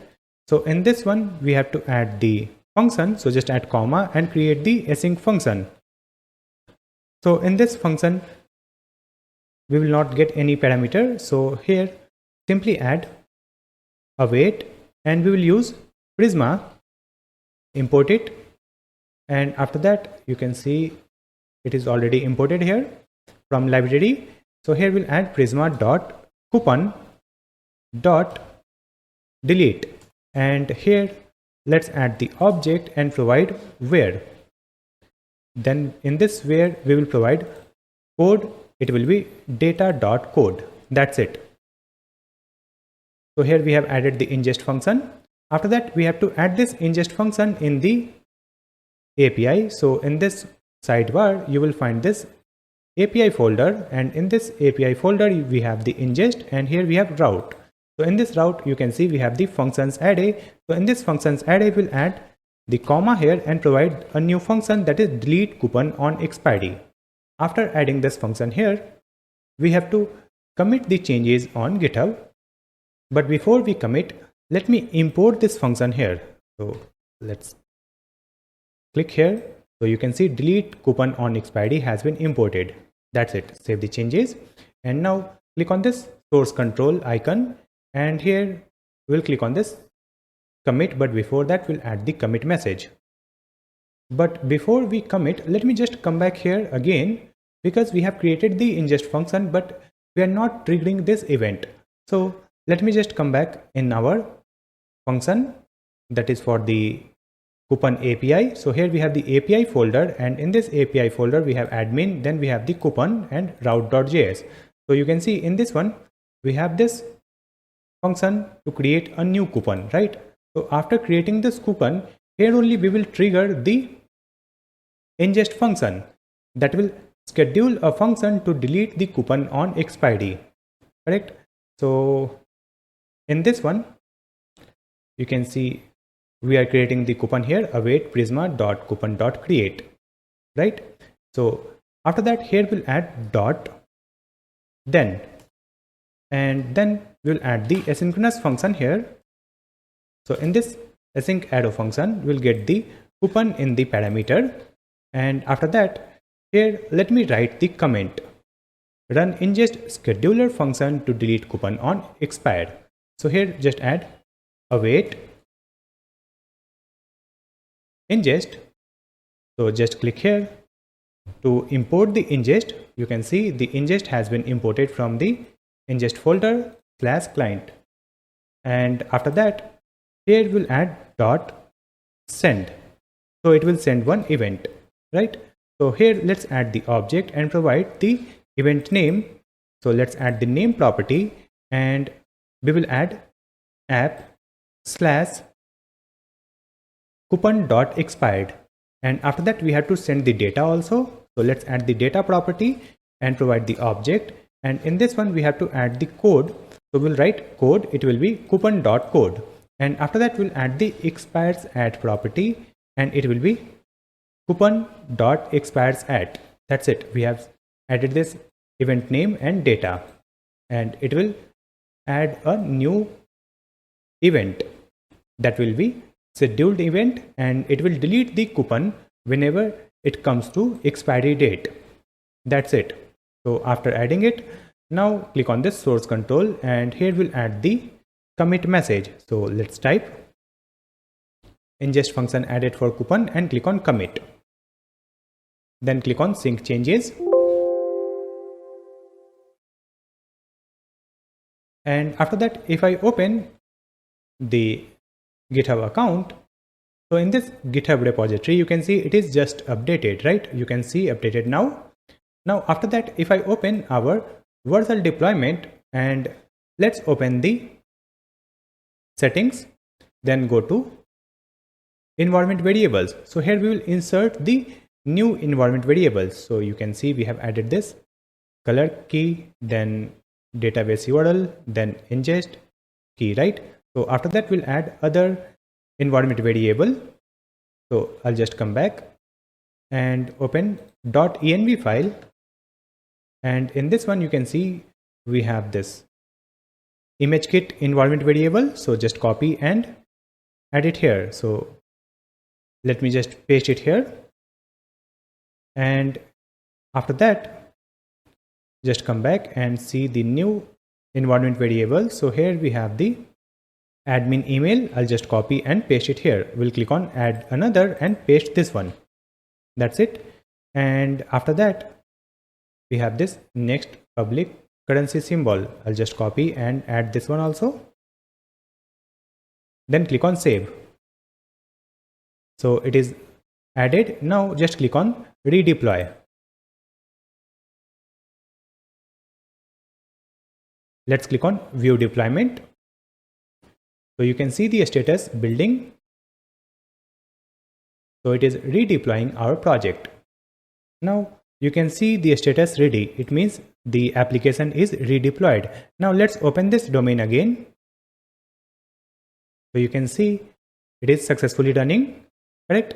Now we have to sync our application in Inngest. So let's open the Inngest dashboard, and here just click on this three dot and click on resync app. Then click on resync app again. So you can see synced app in the bottom right side, correct? And after that you can see here we have 4 functions found. If I come here in this functions, here you can see the new function has been added, delete coupon on expiry, right? Now whenever we will create a new coupon, it will trigger one event. So let me just come back here in this dashboard, and we have already added the feature to delete this. So let me just click here, click OK. So you can see it will delete this coupon. So we can delete the coupon manually. Here we are getting the error. Let me just fix it. To fix it, let me just come back here in our VS Code and come here in this app folder, then open admin, then coupon, and then open page.jsx. In this one, let's find the delete function. So this is delete coupon function, and in this one you can see here we are making the API call, and in this one we have to provide this coupon, right? So here we have inserted the variable, so we have to add the backticks here. So just add the backticks and backticks. That's it. Just correct this one, save the changes. Now save the changes and let's open the web page, refresh this web page, and then we will click on this delete icon. Click OK. So you can see deleting coupon and coupon deleted successfully. So we can manually delete the coupon. Now let me try to create a new coupon. So here again add the coupon code of 10. Right, and then we'll add the discount 10% and we'll add the description 10% off for new user, and here we'll add the expiry date. So let me select 3 days, and after that we'll enable this for new user and click on add coupon. So now this coupon has been added, right? You can see this coupon here, and it will expire in 3 days on 30 August, right?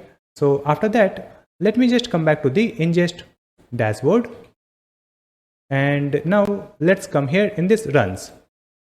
So here you can see we have a event running, right? You can see coupon.expired. Let me just click here. So you can see here we have this delete coupon on expiry. So this event is added in this ingest function, and it will delete the coupon whenever it comes through this date. Here you can see this wait for expiry. I'll just click here. So in this right side you can see sleep until. So it will sleep until this date and time, correct? So on this date and time it will delete our coupon automatically. So we have added this ingest scheduling function to manage the background jobs and delete the coupon automatically whenever it expires. So we have added all the functionality of our admin dashboard. Admin can see the data of application in this dashboard. Then we have created this stores where admin can see all the active stores, right? Then admin can see the pending stores list here to approve or reject the store. Then admin can see and create a new coupon from this page. After that, we'll add the functionality for seller or a store owner. To add the functionality in seller dashboard, let me just log out from here. And after logout, we are getting some error in this admin sidebar file. So let me just come back. And here we will open the components folder, then admin folder, then open admin sidebar.jsx file. In this one, here we have added return and provided this div. So after this return, let's add the user. So whenever the user is available, then only we will display this div. So just add and operator. So user and operator, that's it. Save the changes and come back here. Now you can see it is displaying the sign in component.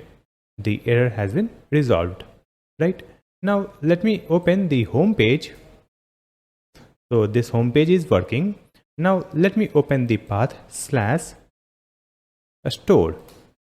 So you can see this is the seller dashboard or a store page, but we can easily access it without login, right? So we have to restrict this page. Only logged in user can access this page, and only those user who has an approved store, correct?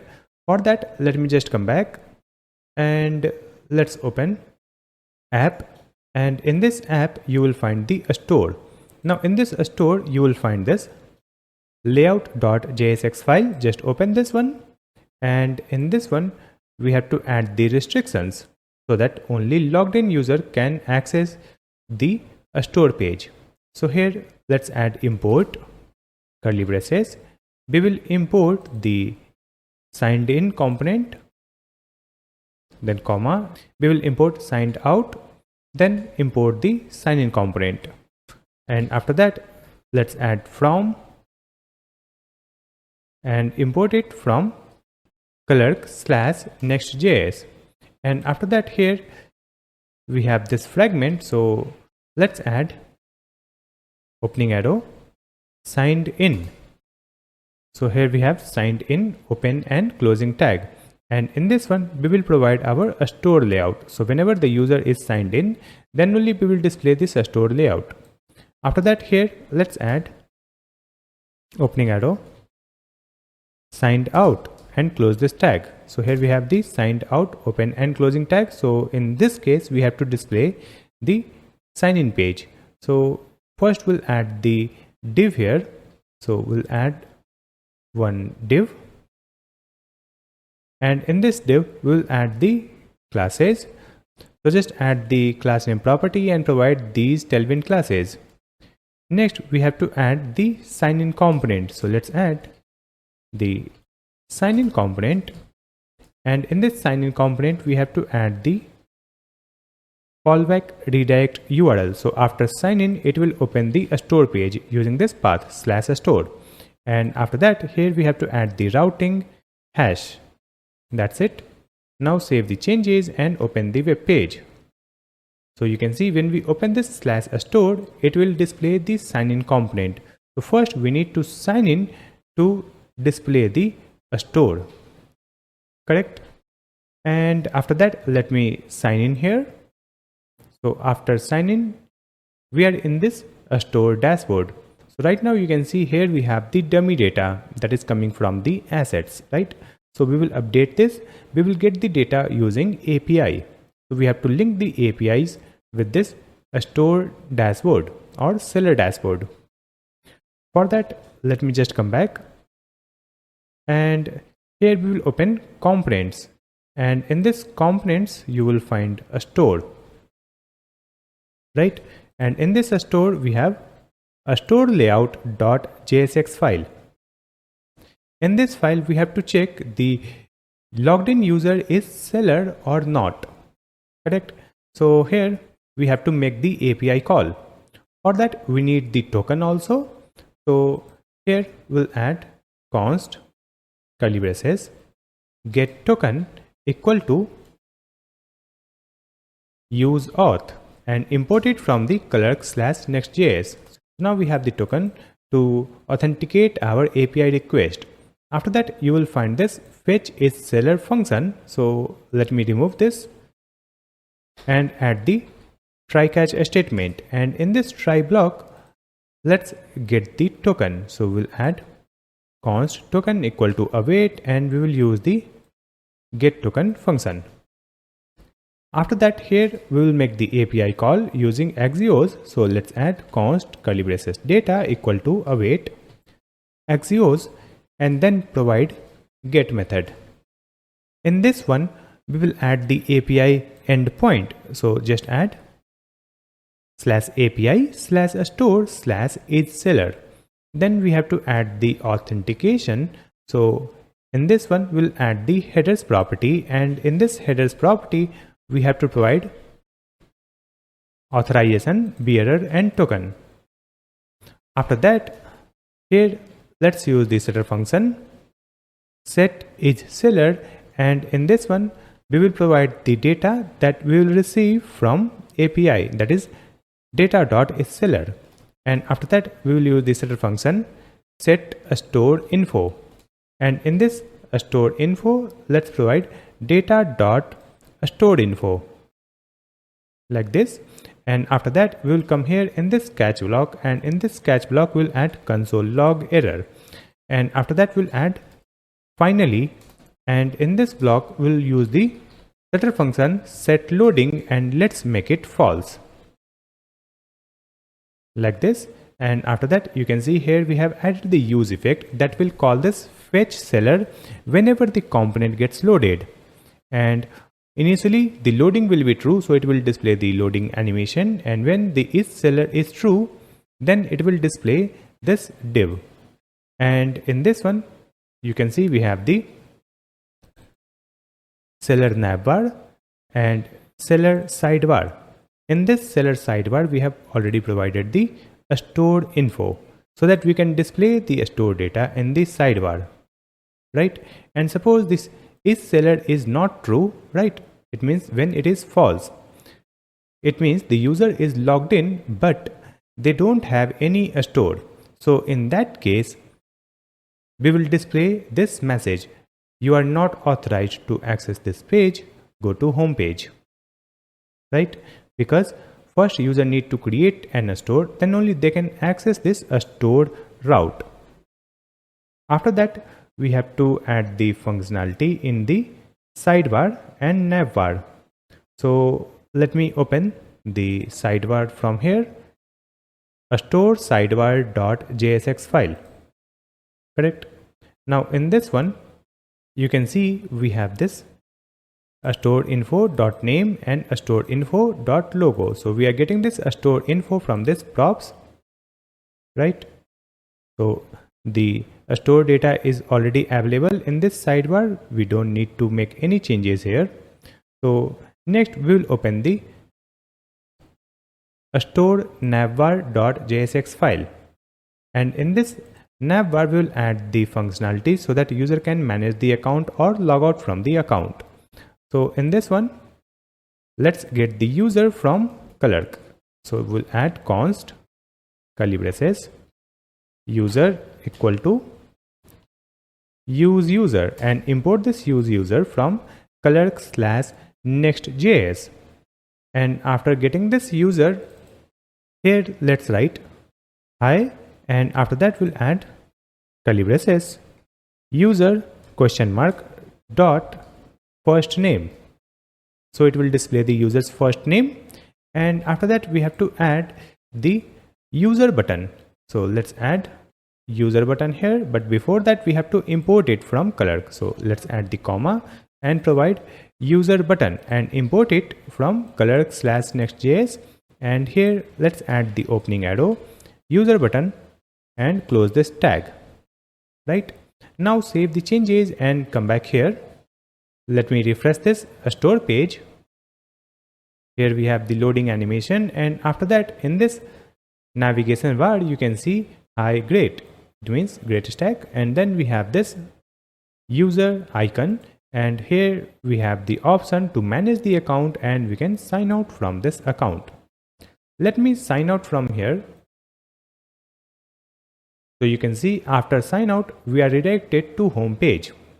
Now if I try to open /stored, so it will ask you to log in. So let me log in again. And after login, we can see the seller dashboard. Right? Now we have to update these data that you can see on this page. This is the seller dashboard data. So right now we have the dummy data from the asset. So let's replace it with the data that we will receive from the API. So I'll just come back here. In this sidebar, you will find this app folder. In this app folder, you will find this store, and in this store you have page.jsx file. So just open this page.jsx file from the store, and in this one you can see here we have a function fetch dashboard data. So we have to complete this function. So let me remove this, and here we will make the API call. So let's add the try catch statement, and in this try block let's get the token first. So let's add const token equal to await, and here we will create the token using get token. So we have to get this token from use auth. So just scroll up, and here let's add const curly braces get token equal to use auth, and import it from the Clerk/Next.js. And now let's use this get token function here to generate the token, and after that we can make the API call using Axios. So let's add const curly braces data equal to await Axios dot get method, and in this one we have to add the API endpoint that will be /API/stored/dashboard. So here we will get the dashboard data. After that we have to authenticate our request, so we will provide the headers, and in this headers we have to provide authorization, bearer and token. Now we will get the response, and we will set the data in the set dashboard data. So just use set dashboard data setter function, and here let's provide the data dot dashboard data that we will receive from the API. Now suppose we get any error in the try block, then catch block will be executed. So in this catch block we will add toast notification. So we'll add toast. Let's import it from React hot toast. Then we'll add dot error, and let's provide the error messages that we have provided in the previous functions, right? And after that here we have to disable the loading. So use setter function set loading and make it false, correct? And after that here you can see we have added use effect that will call this function whenever the component gets loaded, and whenever the loading is true it will display the loading animation, and after completing the loading it will display this div where we are displaying the dashboard data from the API. So save the changes and open the web page. Let me refresh it. So here you can see we have the seller dashboard. In this one you can see we don't have any product. That's why the total product is 0, total earning is 0, total orders is 0, and total rating is 0, right? And we don't have any reviews here, right? So whenever we will upload the new product and will sell the product, then these data will be displayed here. Now you can see here we have the menu in the left side, that is add product. Let me open it. So in this add product we have a form. So using this form we can upload a new product in the database, and we have already created the API for that, right? So let's create this functionality to upload a new product in the database. For that, let me just come back and open this sidebar, and in this store folder you will find add product folder. Then you will find the page.jsx file. Now in this page.jsx file, you can see we have the categories, then we have the images, then we have product info. So we have to send these data on API, right? And for making the API call, we need the token, correct? So after this state that is loading, here let's add const curly braces get token, and after that here just add use auth and import the use auth from Clerk/Next.js. Then you will find this onChange handler function, and after that you will find this onSubmit handler that will submit the form. Using that we can add a new product. So let me remove this comment from here and let's add the try catch statement. Now in this try block, first we will check if no image are uploaded, then we will return one message. So here let's add the comment. If no images are uploaded, then return a message. So let's add if statement. So in this if statement we will write not of images 1. So this is the property name 1, 2, 3, 4. You can see here we have added the images, and in this one we have added the object with properties called 1, 2, 3, 4. So in this one we will store different images, right? So when there is no images selected, in that case we will simply return a message. So let's add the return here and provide the toast notification. So let's add toast dot error, and in this one let me add the error message. Please upload at least one image, correct? And after that let's use the setter function set loading and make it true. So whenever we will submit the form, it will set the loading true so that we cannot click again on the submit button, right? And after that here we have to create a form data that will be sent on API, because we have so many data here, right? So we will send this data in a form data. So let's add const form data equal to new form data, and after that in this one we will append all the information like product name, description, MRP, price and category. So let's add form data dot append, and here we have to add the property name. So the property name is name, and after that we have to add the value. So you will get the values from here, that is product info dot name. So let me copy this and paste it here, product info dot name. Now let me just duplicate this line.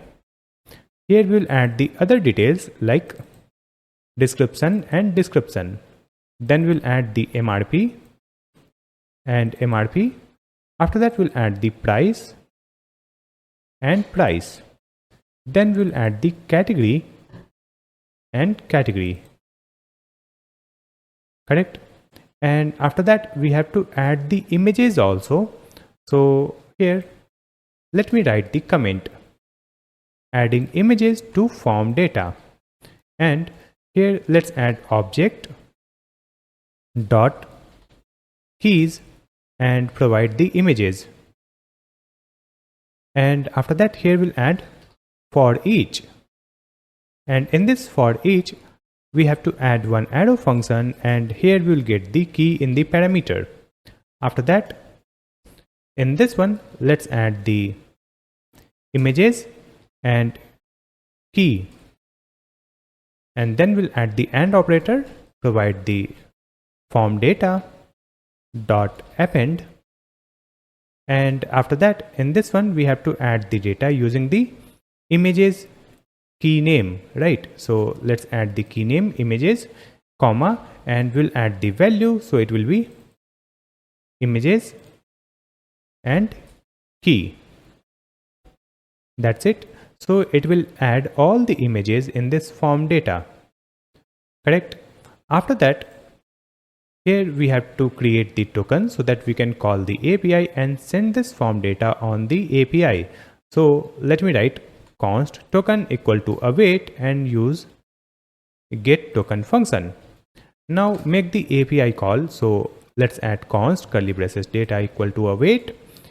Use the Axios package, then dot get method, or let me just correct it. Here we will use post method because we are sending the data here. And after that, here we have to add the API endpoint. It will be /API/store/product. Then we'll add the comma and provide this form data. And after adding this form data, let's add curly braces and provide the headers as we have done in the previous API call to authenticate our request. So we have added authorization, bearer, and token.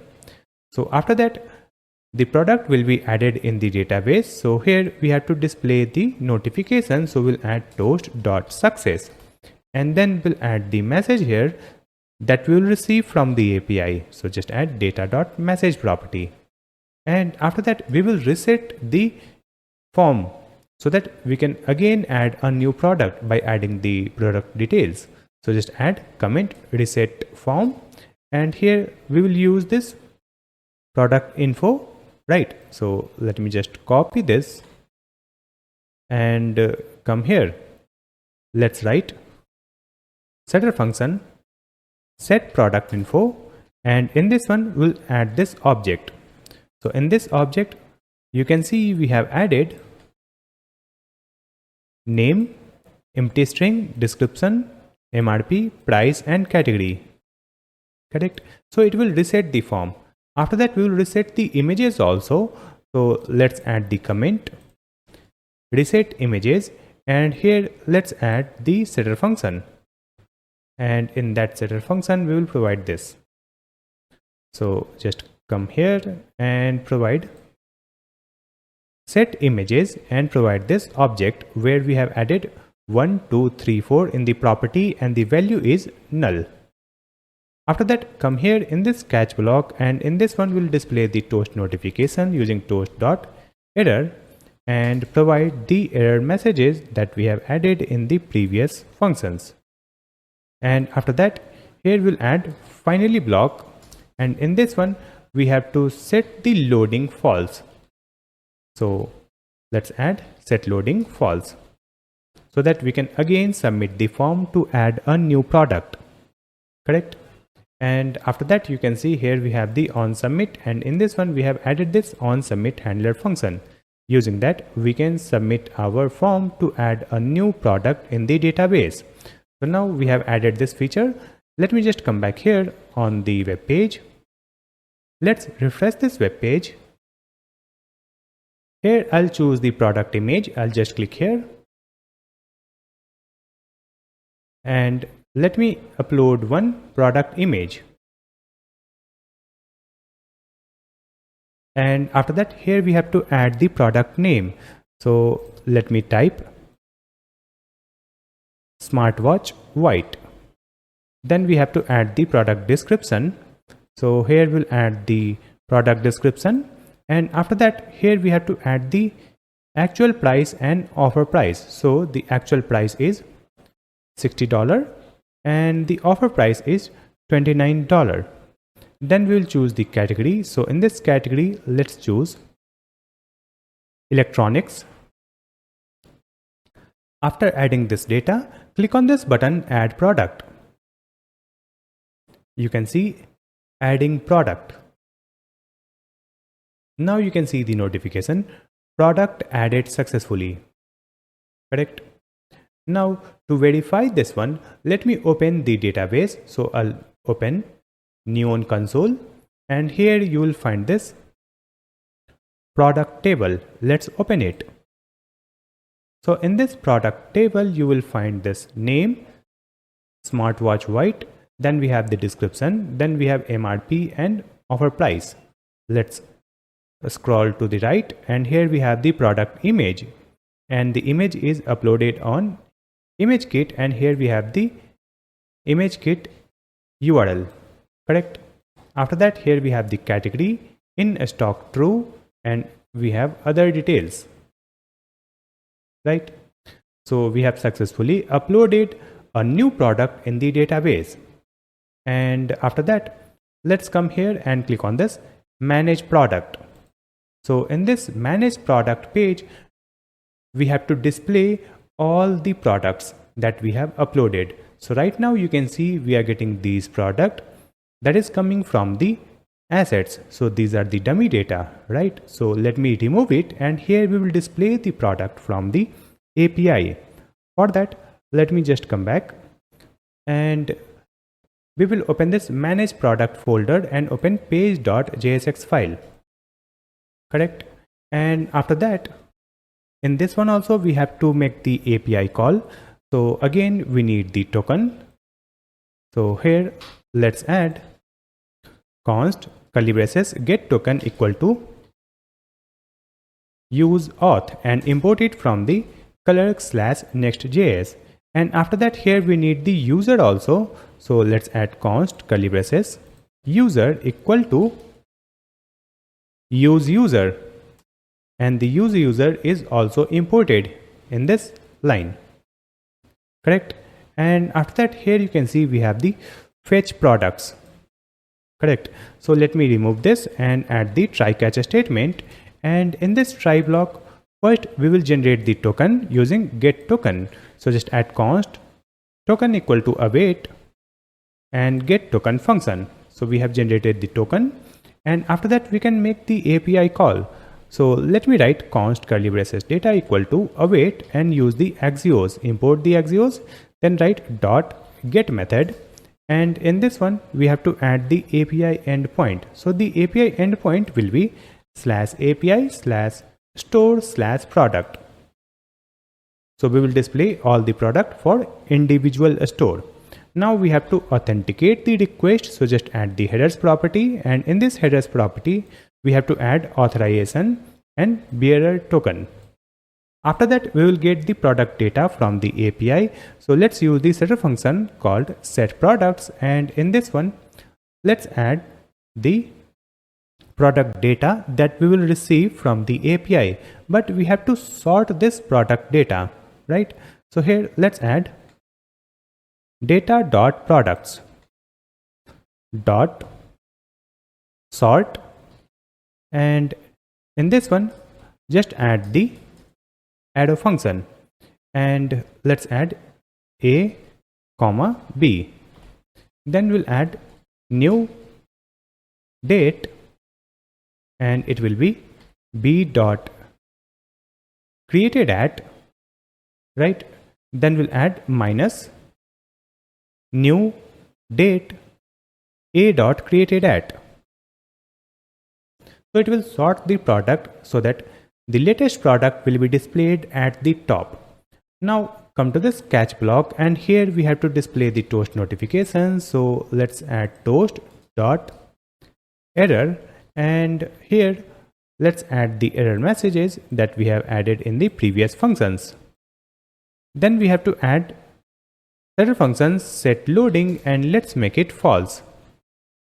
So you can see initially the loading is true right here, and after making the API call we will set it false so that we can display the product data, correct? And after that, here you can see we have the use effect that will call this fetch products function, but here we have to add the user in this dependency array. So just add user. So whenever the user changes, it will call this function, and here let's add the if statement and provide the user. It means when the user is available, then only we have to call this fetch products, like this. Now save the changes and let's open our web page. Let me refresh it. So now you can see here we have only one product because we have added only one product in our database right here using this store dashboard. Now you can see we have the action button. Using that we can toggle the stock, right? So for that, let me just come back, and here we have this function toggle stock. So let me just complete this function also. So in this one, again we need the token. So just copy and paste this one here. We have added the token, and with that we have added this API call, right? Const curly braces data equal to await axios dot post method. Here we will use post.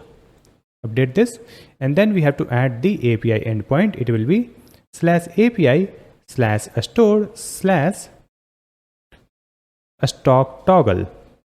Then we have to add the product ID in this API. So here we'll add comma product ID and provide comma. So we have added the product ID that will be sent on the API, and after that we have added the headers to authenticate the API request. Now after that, here let's use the setter function, that is set products, and in this one let's add the arrow function with the previous products in the parameter.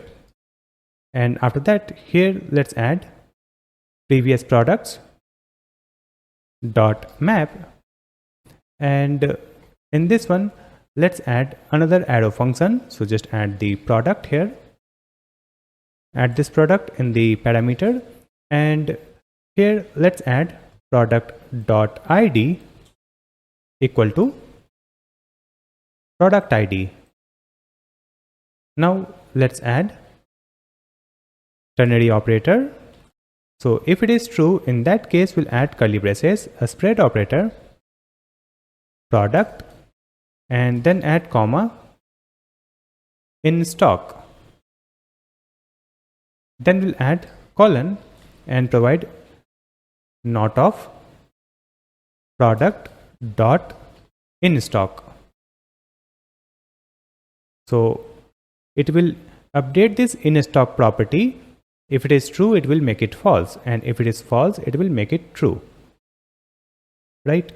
And after that, here we have to add the colon.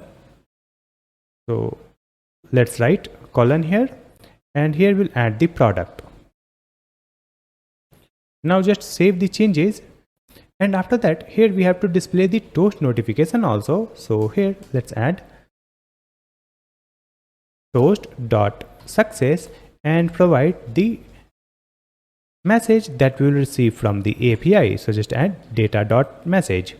That's it. And after that, here we have to add this code in the try catch statement. So just cut everything and we'll add try catch statement and paste it in this try block, right? And after that, in this catch block, just copy this error message from toast.error. Now let's save the changes, and you can see this toggle stock function is already linked here on this button, right? You can see it is linked here. So let me save the changes and open our web page. And now let me just click on this toggle button. Before that, I'll refresh this web page and click here. So you can see updating data, and after that you can see product stock updated successfully.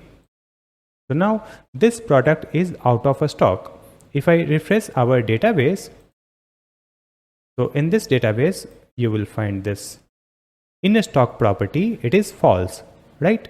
Because it is out of stock. Now let me again click here, so it will update the status in stock. You can see a stock updated successfully, and again refresh this database, and you can see in stock property is true. It means the product is available in the stock. So we have added the functionality in this manage product. After that, here we have to display the user orders, right?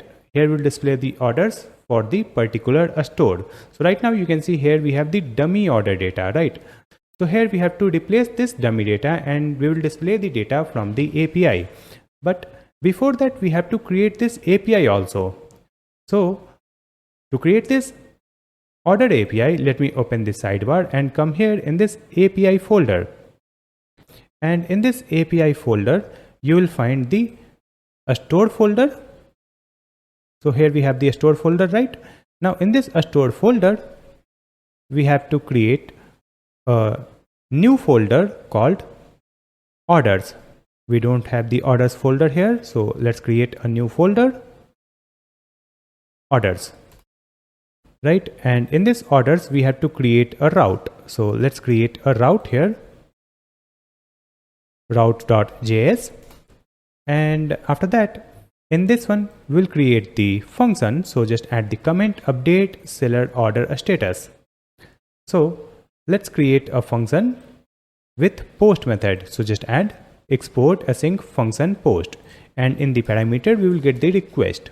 Now we'll add the try catch statement, and in this try block, first we need the user ID. So here let's add const curly braces user ID equal to get auth, and we will get this get auth from the clerk/next.js/server, like this.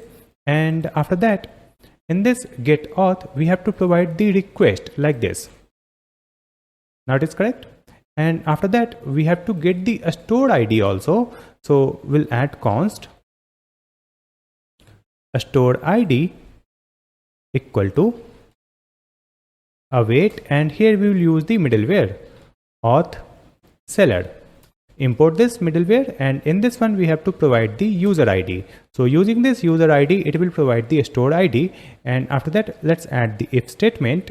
If not of a store ID, suppose we could not find any store using this ID, so in that case we will simply return the response. So let's add return next response.json. Import this next response in this file. So just click here, it has been imported. And in this JSON, we have to add the error message. So let's add error not authorized and a status for not one. So after getting the user ID, store ID, we have to update the status of any order, right? To update the order status, we need the order ID, and we need the status also from the request. So here just add const curly braces and provide the order ID and a status, and let's get it from the request. So just add await request.json. Now after that, we have to update it in the database. So we will add await Prisma, import it from the library, then add dot order dot update, and here we'll add the object, and let's provide where ID is order ID, and then we have provided the store ID, and then we have to add the data that we have to update. So in this data, let's add this status. So it will update the status for this particular order.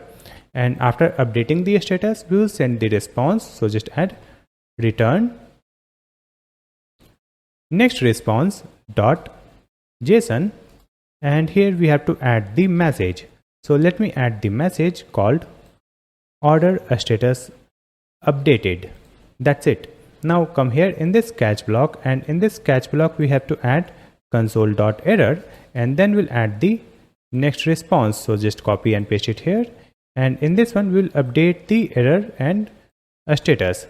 So here we have added this error message and then a status 400. That's it. So here we have the API function that will update the order.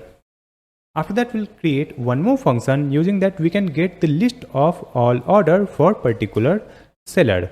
So let me add the comment here, get all orders for a seller, and here we have to create a function. So just copy and paste it here, and here we'll add get method, and then in this one we have to add the try catch statement. Now in this try block, again we need this code. So let me just copy this, paste it here. That is getting the user ID, then a store ID, and after that we'll check for the store. Correct? And after that, we have to find all orders for this store. So we'll add const orders equal to await, then provide the prisma dot order table dot find many. And in this one, we have to add the object and provide where a store ID. So it will display all the orders for the particular store ID. And after that, we'll add include. And in this include, let's add the user true. So it will add the user data. Then we'll add the address true. So it will add the address data also. Then we'll add the order items. So it will include the order items data. So in this order items, let's add include and provide the product property true. So in the order, it will include the product data also, right? And after that, we'll add the comma, and here we have to add ordered by. And in this order by, let's add curly braces created at descending. So just add DESC. That's it. And now we have the orders that we can send in the response. So let me just copy this and paste it here. Next response.json, and here we have the orders. So let's provide this orders here. That's it. Now we have to add the statement in this catch block. So just copy this and paste it here in this catch block. Now save the changes, and we have created the APIs to get the order list and update the order status. Now we will link this API with the front end. So here, let's open the app folder. In this app folder, we have the store folder, then we have the orders folder, and in this one we have page.jsx file, right? And in this one we have to call that API that we have just created, correct? So here, let me get the get token function. So just add const curly braces get token equal to use auth and import it from the Clerk/Next.js, correct? And after that, come here in this fetch orders. So remove this and provide the try catch statement. And in this try block, we have to generate the token. So we'll add const token equal to await and get token function. So after getting the token, we can make the API call. So let's add const curly braces data equal to await and use the Axios, import this Axios, then we'll add dot get and provide the API endpoint, that is /API/store/orders. After that, we have to add the comma curly braces and provide the headers property to authenticate our request like this. And after that, we'll get the order data in the response. So let's use the setter function set orders and provide data.orders. Now let's come here in this catch block. So in this catch block, we have to display the notification. So just add toast, import it, then add dot error. And in this one, let's add the same error message that we have added in the other functions. And after that, here we'll add finally block. And in this one, we will use the setter function set loading, and let's make it false, correct? So here we have added fetch orders function that will fetch the order data from the API, correct? And we have to call this function using this use effect. So whenever the component gets loaded, it will call all the orders, right? And after that, let me scroll up. Here we have another function update order status. So let me complete this function also. So let's just copy this try catch block, copy this one and paste it here in this next function. And in this one, let me update the API endpoint. So first we are generating the token, and after that we are making the API call. So here you can see we have added axios.get. So let me update it. It will be axios.post. correct? And we don't need this data from the response, so let me just remove it. We will simply call await axios.post and provide /API/store/orders. And after that, here we have the headers to authenticate this request, but before that, here we will add one object and add comma. And in this one, we have to provide the order ID and we will provide the status that is here. So just provide this order ID and a status on this API so that it will update the status. After that, here we will use the setter function. So let me remove this. Set orders, and in this one, let's add previous and create the arrow function, right? And after that, here again add previous dot map, and in this one, let's add individual order and create the arrow function. And after that, we'll add the order dot id equal to order id question mark. When it is true, then we'll add a spread operator order comma status, right? And after that, we'll add the colon and provide the order. That's it. After that, here we have to display the toast notification, so just add toast dot success, and in this one simply add the order status updated. So we have created this function. Using that, we can update the order status. So now we have created these feature to fetch the orders and update the order. After that, let me just come back to the web page. So right now we are in this store dashboard and in this orders page. So you can see here we have this message, no orders found, because we have not created any order, right? So when we'll create any order, here we'll see the list of orders and the seller can also update the order status from this page. So we have created all the functionality for the seller or a store.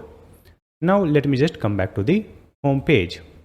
And now we will display the product data on this web page from the API. To display the product on this web page, first we have to create the API. So let me just come back to the VS Code. And here we will come to API folder.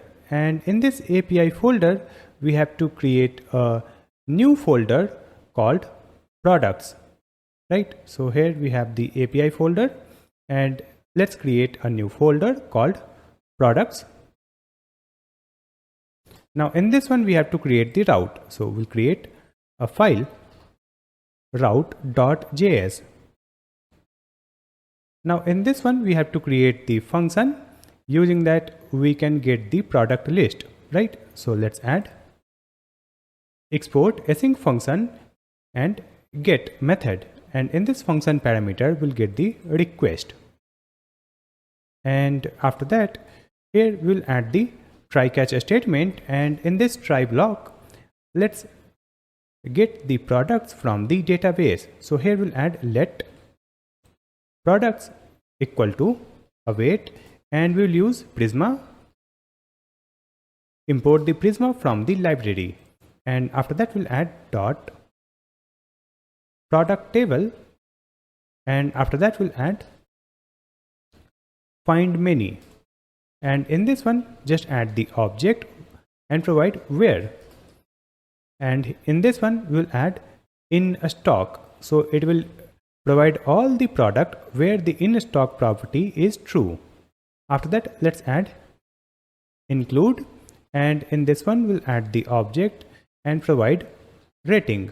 So in the rating property, we will include the rating details, right? So here we'll add select, and in this select, let's add created at true. After that, we'll add the rating and make it true. Then we'll add review and it will be true. Then we'll add the comma and provide user, and the user will be this object and provide select. So in the product it will add the rating, and with that rating it will add the user also, right? So just add select and provide the name of the user. So just add the name property and make it true. Then we'll add the image, so it will display the user image also in the review. So just make it true. That's it. So it will return the product where the stock is true, and it will also include the rating data, and in the rating data it will add created at rating review and user property, and in the user it will add the name and user image, right? And after this rating, here we have to add comma and provide a store, and here just add true. Then here we will add comma and provide order by, and in this order by let's add curly braces, created at, and let's add descending. That's it. Save the changes.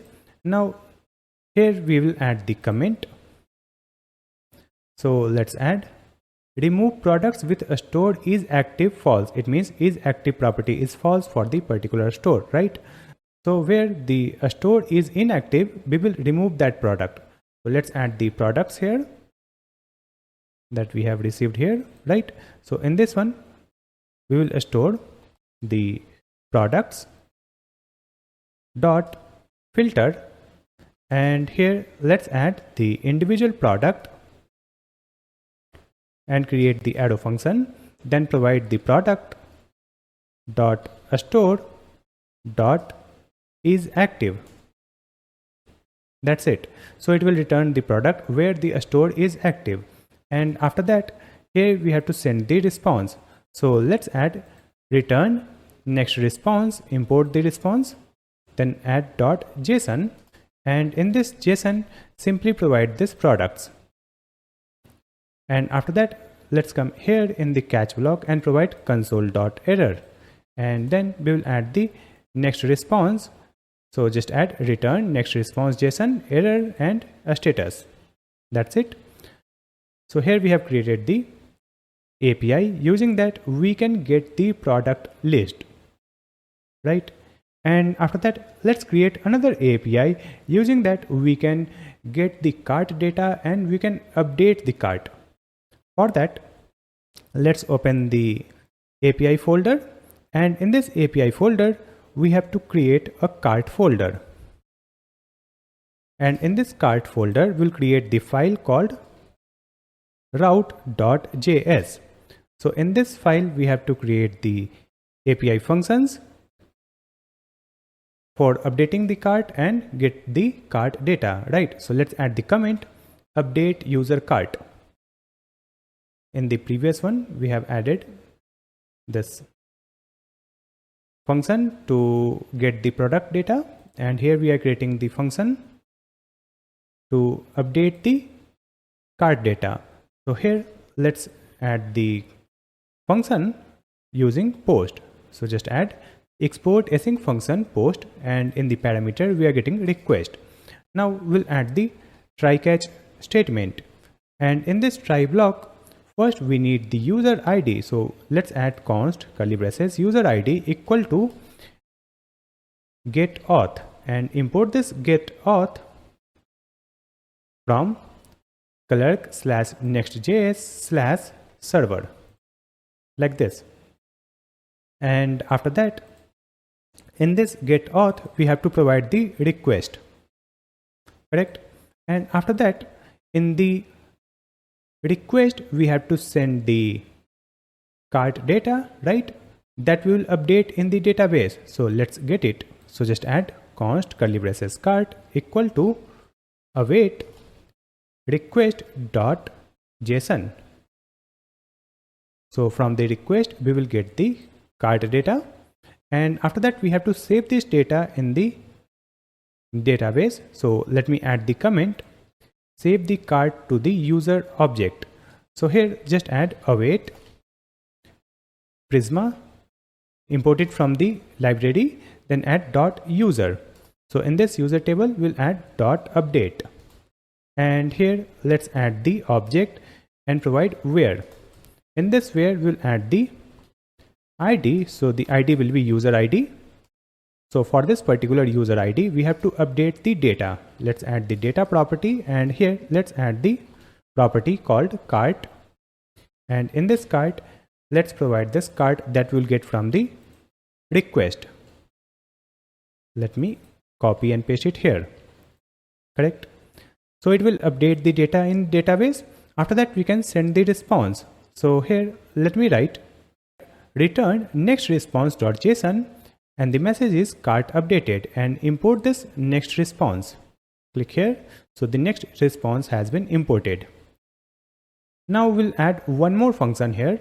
So let me write the comment called get user cart. Correct. Now just copy this function. I'll just copy this one here. And after that, let me update this type. It will be get. Correct. So here we have added get user cart, and the function is get method and request in this parameter. And here we have the try catch statement.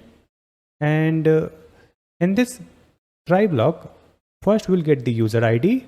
And after that, using this user ID, we have to find the user, right? So let me clear it. And here let's write const user equal to await, and provide the prisma dot user table dot find unique, right? And in this one, let's add where curly braces ID is user ID. So we will find the particular user, and we have to return the cart data of this user. So let's write return next response. It is already there, so let me remove it, and here we'll add return next response.json, and in this one we have to add the cart property, and it will be user.cart. That's it. Now come to this catch block, and here we have to add console log, or we'll add console.error, and after that we'll add the response here. So just add return next response.json. Then we'll add the error and a status. Let me just copy this statement from the catch block and paste it in this first function catch block. Save the changes. So here we have created two functions. Using that, we can update the cart and we can get the cart data, right? After that, we will create the APIs. Using that, we can add a new address for the user, and we can also get the address list. For that, let me open the sidebar. And in this API folder, we'll create a new folder called address. Now in this one, we have to create a route. So let's create a file, route.js. And in this one, we have to create the function. Using that, we can add a new address. So let's add the comment, add new address, and we will create a function. So let me just come back to the previous function that is here in this cart. Let me just copy one of this function. So I'll just copy this and paste it in this route like this. And here you can see we have added export async function post, and in this one we have the request, and after that we have the try catch block. Now in this one, we'll get the user ID from this get auth. Let's import this get auth. So it has been imported, and here we have the request. After that, we have to get the address data from the request. So here we'll add const address equal to await request.json. So we will get the address that we have to add in the database. After that, here in this address, we'll add the user ID property. So let's add the address dot user ID equal to user ID, and after that, here we have to add this in the database. So let me remove this one, and let's type const new address equal to await Prisma, import it from the library, then add dot address dot create, and here we will add the object and provide the data, and in this data let's provide this address. Correct? So it will be added in the database and we'll get the new address here. Correct? And after that we have to return this in the response. So here we'll add return next response.json and provide this new address, and then we'll add the comma and provide the message also. So in this message let me write the text address added successfully, like this.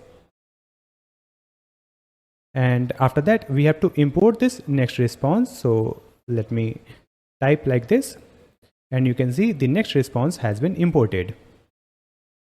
Correct? You can see the get auth is imported from this. So let me update it. Here we'll add clerk/next.js/server. Now it is correct. After that here we have the catch block. So in this catch block we'll add next response.json, error will be error.message, and here we'll add or operator and provide error.code or error.message, and the status is 400. That's it. So here we'll create one more function. So let's add one comment, get all addresses for a user. Now let me just copy the same function, just copy and paste it here, and in this one we will update this type, it will be get, right? And after that here also we'll find the user ID from this get auth, and after that we will find the address from the database. So here let's add const addresses so that we will get all addresses, right? So that's why we have added addresses equal to await prisma dot address dot find many, and in this one let's add where and provide the user ID. So it will find all addresses for this particular user ID, and we have to return this addresses in the response. So here just provide this addresses and remove this message. Correct? And after that we have the same statement in this catch block. That's it. So here we have created two API function for adding a new address and for getting all addresses of a user. Next we have to connect these APIs, that is address API, cart API and product API with our web page so that we can display the data from this database. So let's open this sidebar, and in this one you will find this lib folder, and in this lib folder we have the features, and in this features you will find this product, and here we have the product slice.js file, right? So in this one we have to call the API. Using that we can get the product data from the API, right? So here let's create a function. I'll add the space here, and let's write export const fetch products equal to, and after that let's add create async thunk. You can see the create async thunk has been imported from redux/toolkit, and after that in this one let's add product/fetch products. Then we'll add the comma here and provide the asynchronous arrow function. So let's add async arrow function, and in this function parameter we will get the store ID and thunk API. After that in this one we will make the API call. So just add the try catch statement, and in this try block let's add const curly braces data equal to await and provide the Axios, import it from the Axios package, and after that we'll add dot get to get all the products, right? And after that, here we have to add the API endpoint, that is /API/products. Like this. Let me open the sidebar. You can see the name. So in this API, we have the folder name called products, correct? So that's why we have added the path /API/products. And after that, here let's add plus, and in this parenthesis we'll add the store ID, right? And then we'll add question mark, backticks, and provide question mark store ID equal to $, curly braces, and insert the store ID here. So if we will open any store page, it will display the product for that particular store. And after that, here we'll add colon and provide empty string. That's it. Now after that, here we have to return this data that we'll get from the API, right? So just add return and provide the data dot products. Now let's come here in this catch block. So in this catch block, just add return thunk API dot reject with value, and here let's add error dot response dot data. That's it. So here we have created the function called fetch products. Now we have to add it in the event, and here you can see we have the product slice, and in this one we have added this initial state, and in this initial state we have added the product dummy data. So just remove it and we will provide the empty array. So the initial state will be empty array, there will be no product, right? And after that, here we have the reducer, then we have the clear product in this reducer and set product. Next we'll add one more reducer, that is the extra reducer. So here we'll add comma and provide extra reducers colon and provide this arrow function, and in this parameter we will get builder. So let's add the builder dot add case, and in this one we have to use this function fetch products. Let's add it here. Then we'll add dot fulfilled, then we'll add the comma, and here let's add the arrow function again, and in this one we'll get the state and action, and in this function we will update the state list. So just add state dot list equal to action dot payload. That's it. And after adding it, let me remove this import statement that is importing the dummy data. It has been removed, right? And after that we have to call the dispatch function that will get the product data using this function, right? So for that, let me open the sidebar. Then we will open app, and in this app we have the public folder, and in this public folder we have the layout.jsx file, and in this one we have to add one use effect. So before this return, let's add use effect, and in this use effect let's add the arrow function, and after that we'll add the dependency array, that is the empty array, and in this one we have to call the dispatch.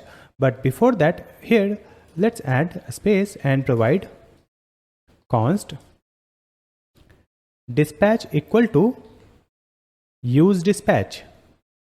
Click here to import use dispatch from the React Redux, correct? And after that, let's call this dispatch in this use effect, and in this one we will provide our fetch products function. So just add fetch products function, and you can see the fetch products function has been imported from the library features and product folder and product slice file, correct? After adding it, if I open the web page, refresh it. Here we don't have any product. Let me check it. I'll just come back to the VS Code and we will open this product slice.js file, right? So in this one, you can see we are making the API call, and here we have added the API endpoint, right? So here we have missed this slash. So just add this /, correct? /API/products. Update this path, save the changes, and after that we'll come back here. Now I'll refresh this web page. Still we have the 0 product. I'll just come back to the VS Code, and in this one you can see we have this layout.jsx file inside this public folder, and in this one we have added use effect, dispatch, and fetch products.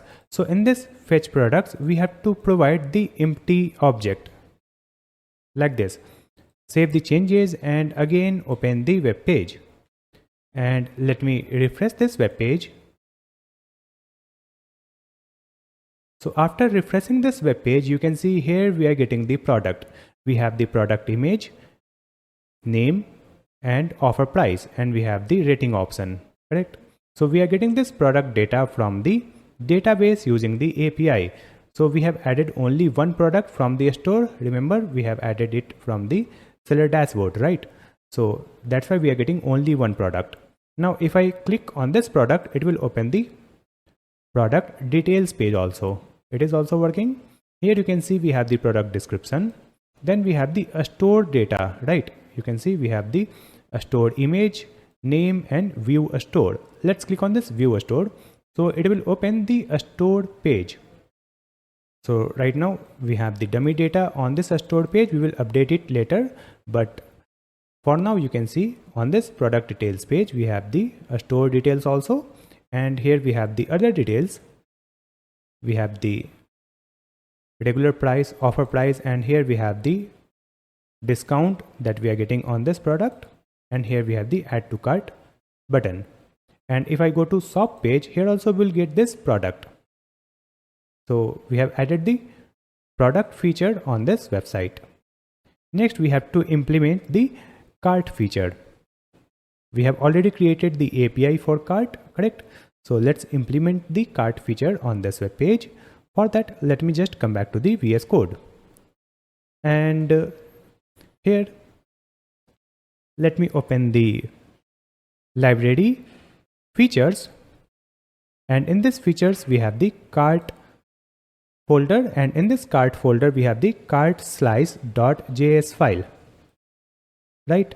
So in this one, we have to make the API call to get the cart data, and we'll also implement the API to update the cart data, right? So here you can see we have the cart slice. So before this cart slice, let me add a space. And here we'll add a function called fetch cart. So we'll add export const fetch cart equal to create async thunk, and it has been imported from redux.js/toolkit. Now in this one, let's add cart/fetch cart, then we'll add the comma and provide the asynchronous arrow function. Now in this function, we'll get the token, and we'll also get the thunk API in the parameter. So here let's add get token and thunk API, and after that here let me add the try catch statement, and in this try block first we will generate the token using this get token function. So just add const token equal to await get token. After that here we have to add the API call. So just add const curly braces data equal to await, and then provide the axios.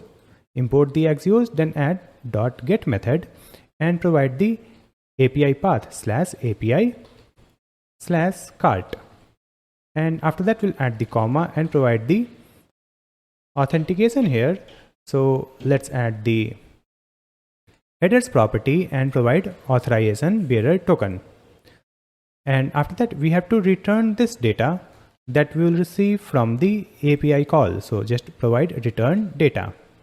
Now in this catch block, simply add return thunk API dot reject with value, and in this one we'll add error dot response dot data, like this. So here we have created this fetch cart function that will fetch the cart data, correct? After that, we'll add one more function here. So before this function, let's add another function called upload cart, because we'll upload the updated cart data on database. So we have added the function name upload cart equal to, then let's use this create async thunk, and in this one let's add cart slash upload cart, and then add comma and provide the asynchronous arrow function. And in this function parameter, we will get the get token function and we'll get the thunk API. After that, we'll make the API call. So let's add the try catch statement, and in this try block, we will use the set timeout, right? So before this function, let me write let debounce timer equal to null, and after that, here in this try block, we'll add clear timeout and provide debounce timer. After that, here we'll add debounce timer equal to set timeout, and in this one let's add async and create the arrow function, and then in this arrow function let's add const curly braces cart items and equal to thunk API dot get state dot cart, correct? And after that, here we'll generate the token. So just add const token equal to await get token function. After that, we'll make the API call. So just add await axios dot post method, and in this one let me write the API endpoint, that is slash API slash cart. Now we'll add the comma and one object, and in this one we have to provide the cart data. So let's add cart and it will be cart items. After that, we have to authenticate our request. So just add the headers property, and in this headers property we will add authorization bearer token, correct? And here after this curly braces, we'll add the comma and provide 1000 milliseconds, it means 1 second, right? So suppose we add multiple product or we increase the quantity multiple times in 1 second, then it will only make a single API call using this debouncer, right? And after that, let's come here in this catch block, and in this catch block, let me write return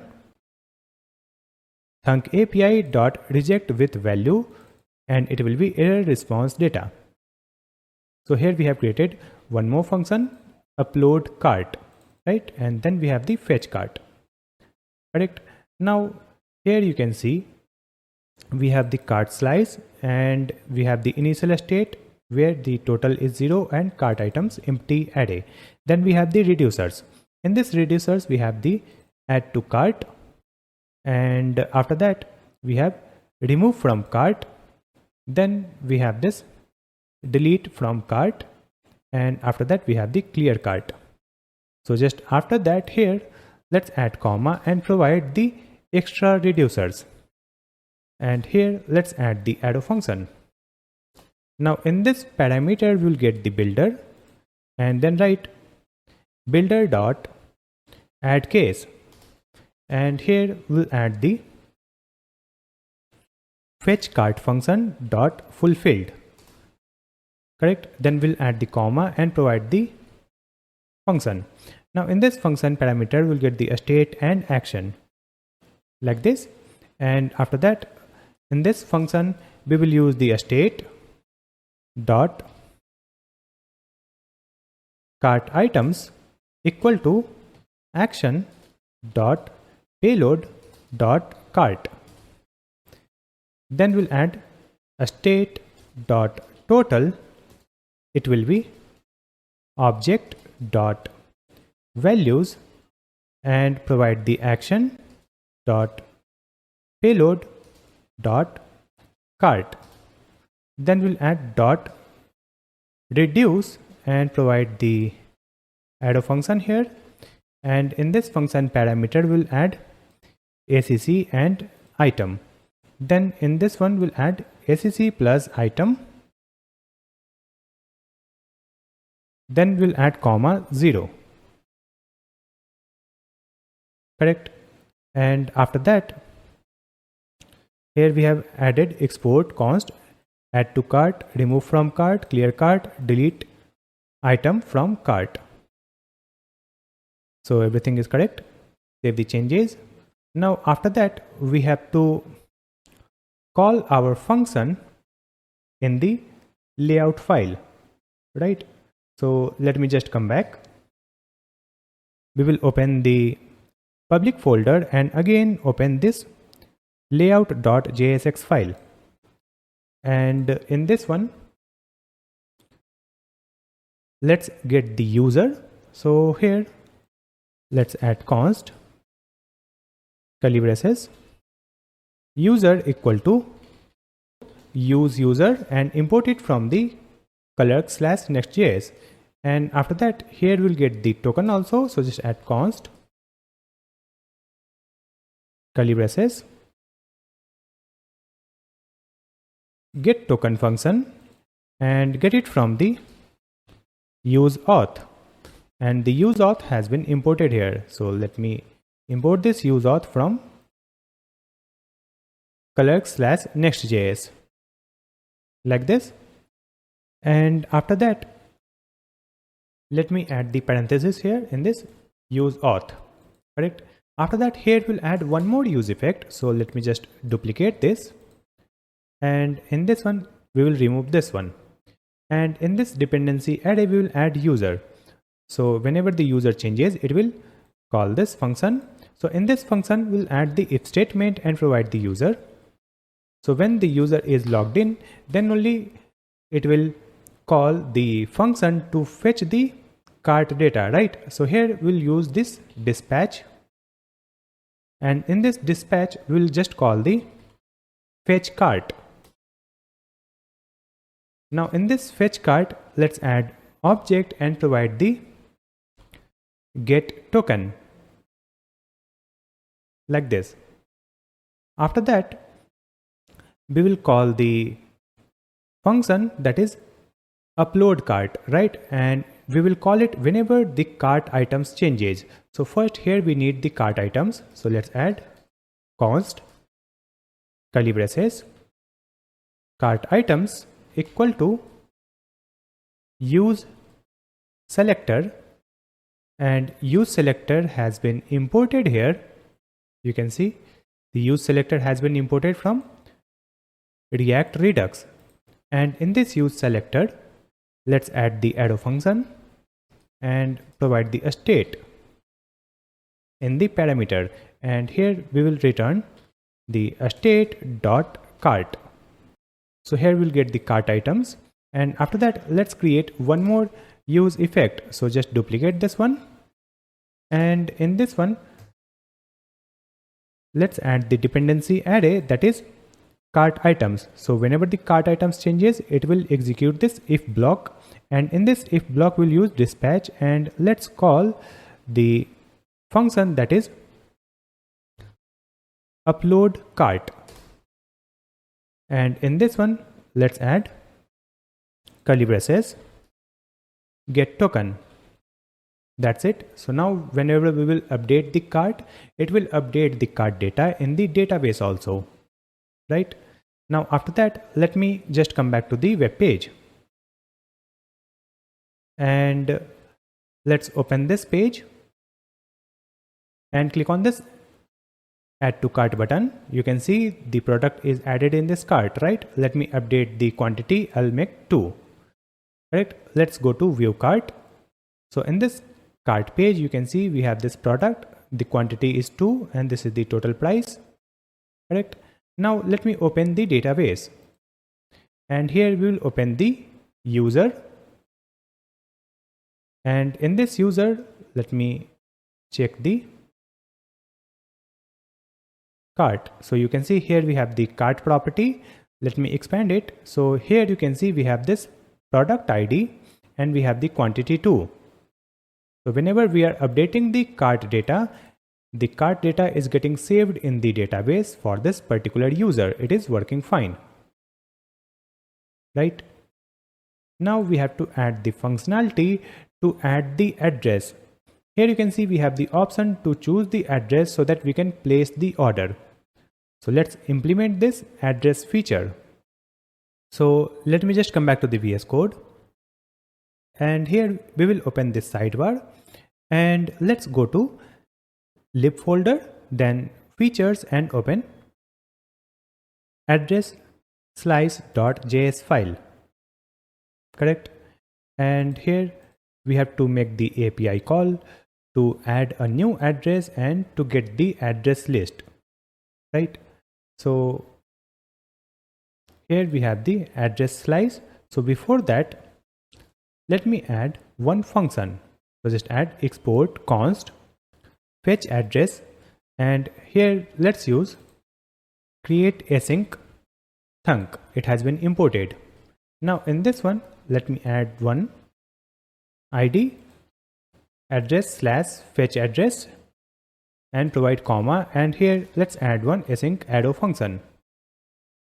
Now in this function parameter, we need the get token function, and we will get thunk API, and after that we'll make the API call. So let's add the try catch statement, and here first we'll generate the token using get token function, and then we'll make the API call using axios. So just add const curly braces data equal to await and provide the axios dot get method, and here we have to add the API endpoint. It is slash API slash address. Then we'll add comma and provide the headers to authenticate our request. Correct? So here we have added headers and authorization bearer token. Now after that, let's add return and provide the data that we'll receive from the API, and then add question mark. If the data is true, then we'll add data dot addresses, else we'll return empty array like this. And after that, in this catch block, let's add return thunk API dot reject with value and provide the error dot response dot data. So here we have created this function that will make the API call to get the address list from the database. Right? And after that, here you can see we have added the initial state and provided this dummy data. So remove this dummy data, it will be empty array. If I scroll up, here we have the import statement that is importing the dummy data. Remove this import from here. Correct? And after that, scroll down. Here we have the reducers. And after that, let's add one extra reducer. So let's add extra reducers and create the arrow function and provide the builder in the parameter. Now let's add the builder dot add case, and here let's add the function fetch address, and then we'll add dot fulfilled. Then we'll add comma and provide the new function, and in this function parameter, let's get the state and action. Now here we will add the state dot list equal to action dot payload. That's it. We have added this statement, and after that we have to call this fetch addresses using our layout file. So let's open this sidebar and then open the public folder, then layout.jsx file. Right? And in this one, we have already added this use effect. So when the user is logged in, then it is calling the fetch cart, right? So after that, here we'll add dispatch, and in this dispatch we'll call fetch address, import it from the library. And after that, in this one, we'll add the object and provide the get token. That's it. Now let's save the changes and we will open the web page. And here you can see we don't have any address in this component, correct? Because we don't have any address in the database. So next we have to implement the API to add a new address. If I click on this link, add address, you can see it will open this form where we can add a new address in the database. So to make it functional, let me just come back, and here we will open the components, and in this components folder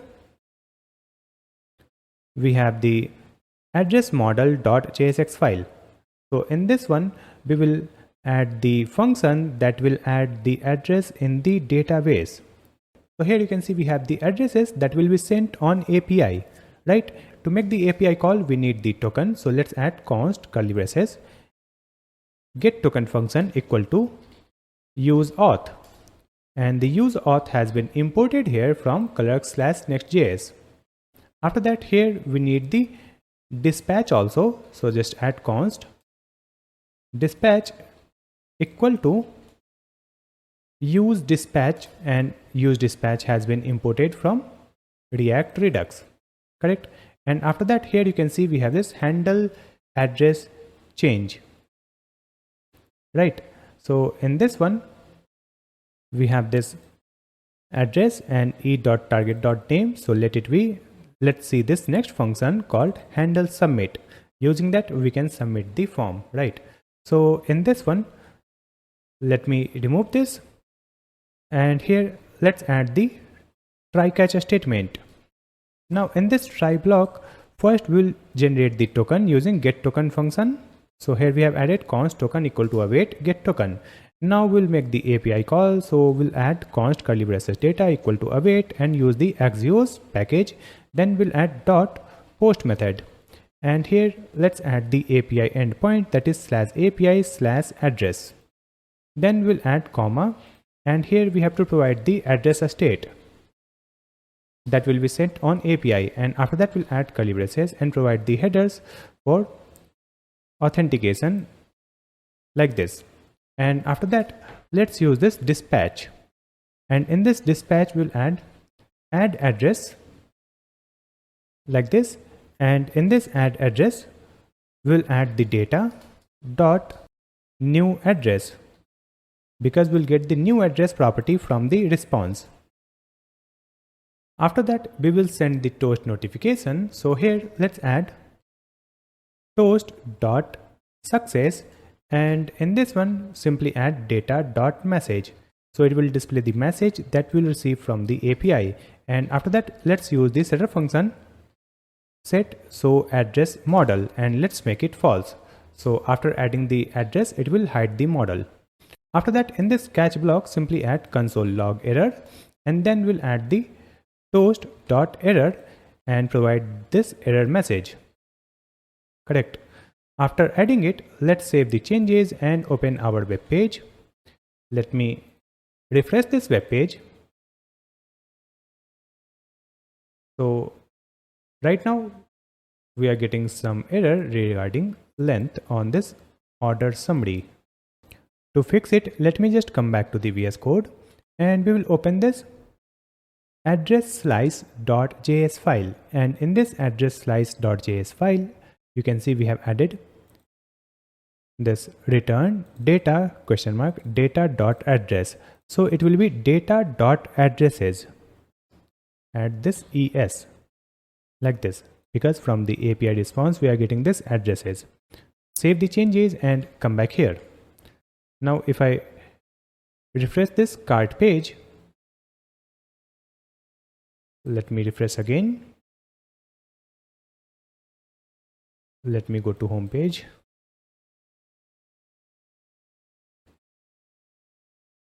Open this cart. Again, we are getting the same error here. I'll again come back here and let me correct this spelling. Here we have added this add address instead of address. So let's update it. We'll add addresses. Just correct this line. Data question mark data dot addresses colon empty array. Now save the changes and come back here. So now we don't have any error, right? And here we have the add address link. Let me just click here. So it will open this model. Using that, we can add a new address in the database. So here you need to provide the name, email, a street address, city, state, zip code, country, and phone number. So let me fill this form. And after adding this new address, click on this Save Address button. You can see the notification address added successfully, correct? And from this select box, we can choose this address for making the order, right? So from this drop down, let's choose this address. And now we can place the order. But before that, we have to apply the place order feature.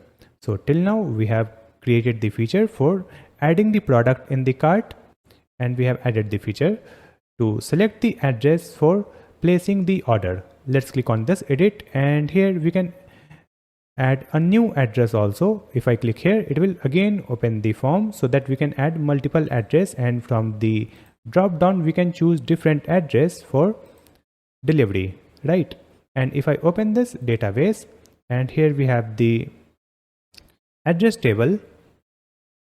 In this address table, you can see we have the user ID, name, email, a street, and we have complete address data, right? So till now we have created this feature to display the product and open the product detail page, add the product in cart, and go to cart page, and we can choose the address for delivery. After adding the functionality of this address, next you can see we have the option to add the coupon code. So now we have to create the API. Using that, we will verify the coupon code.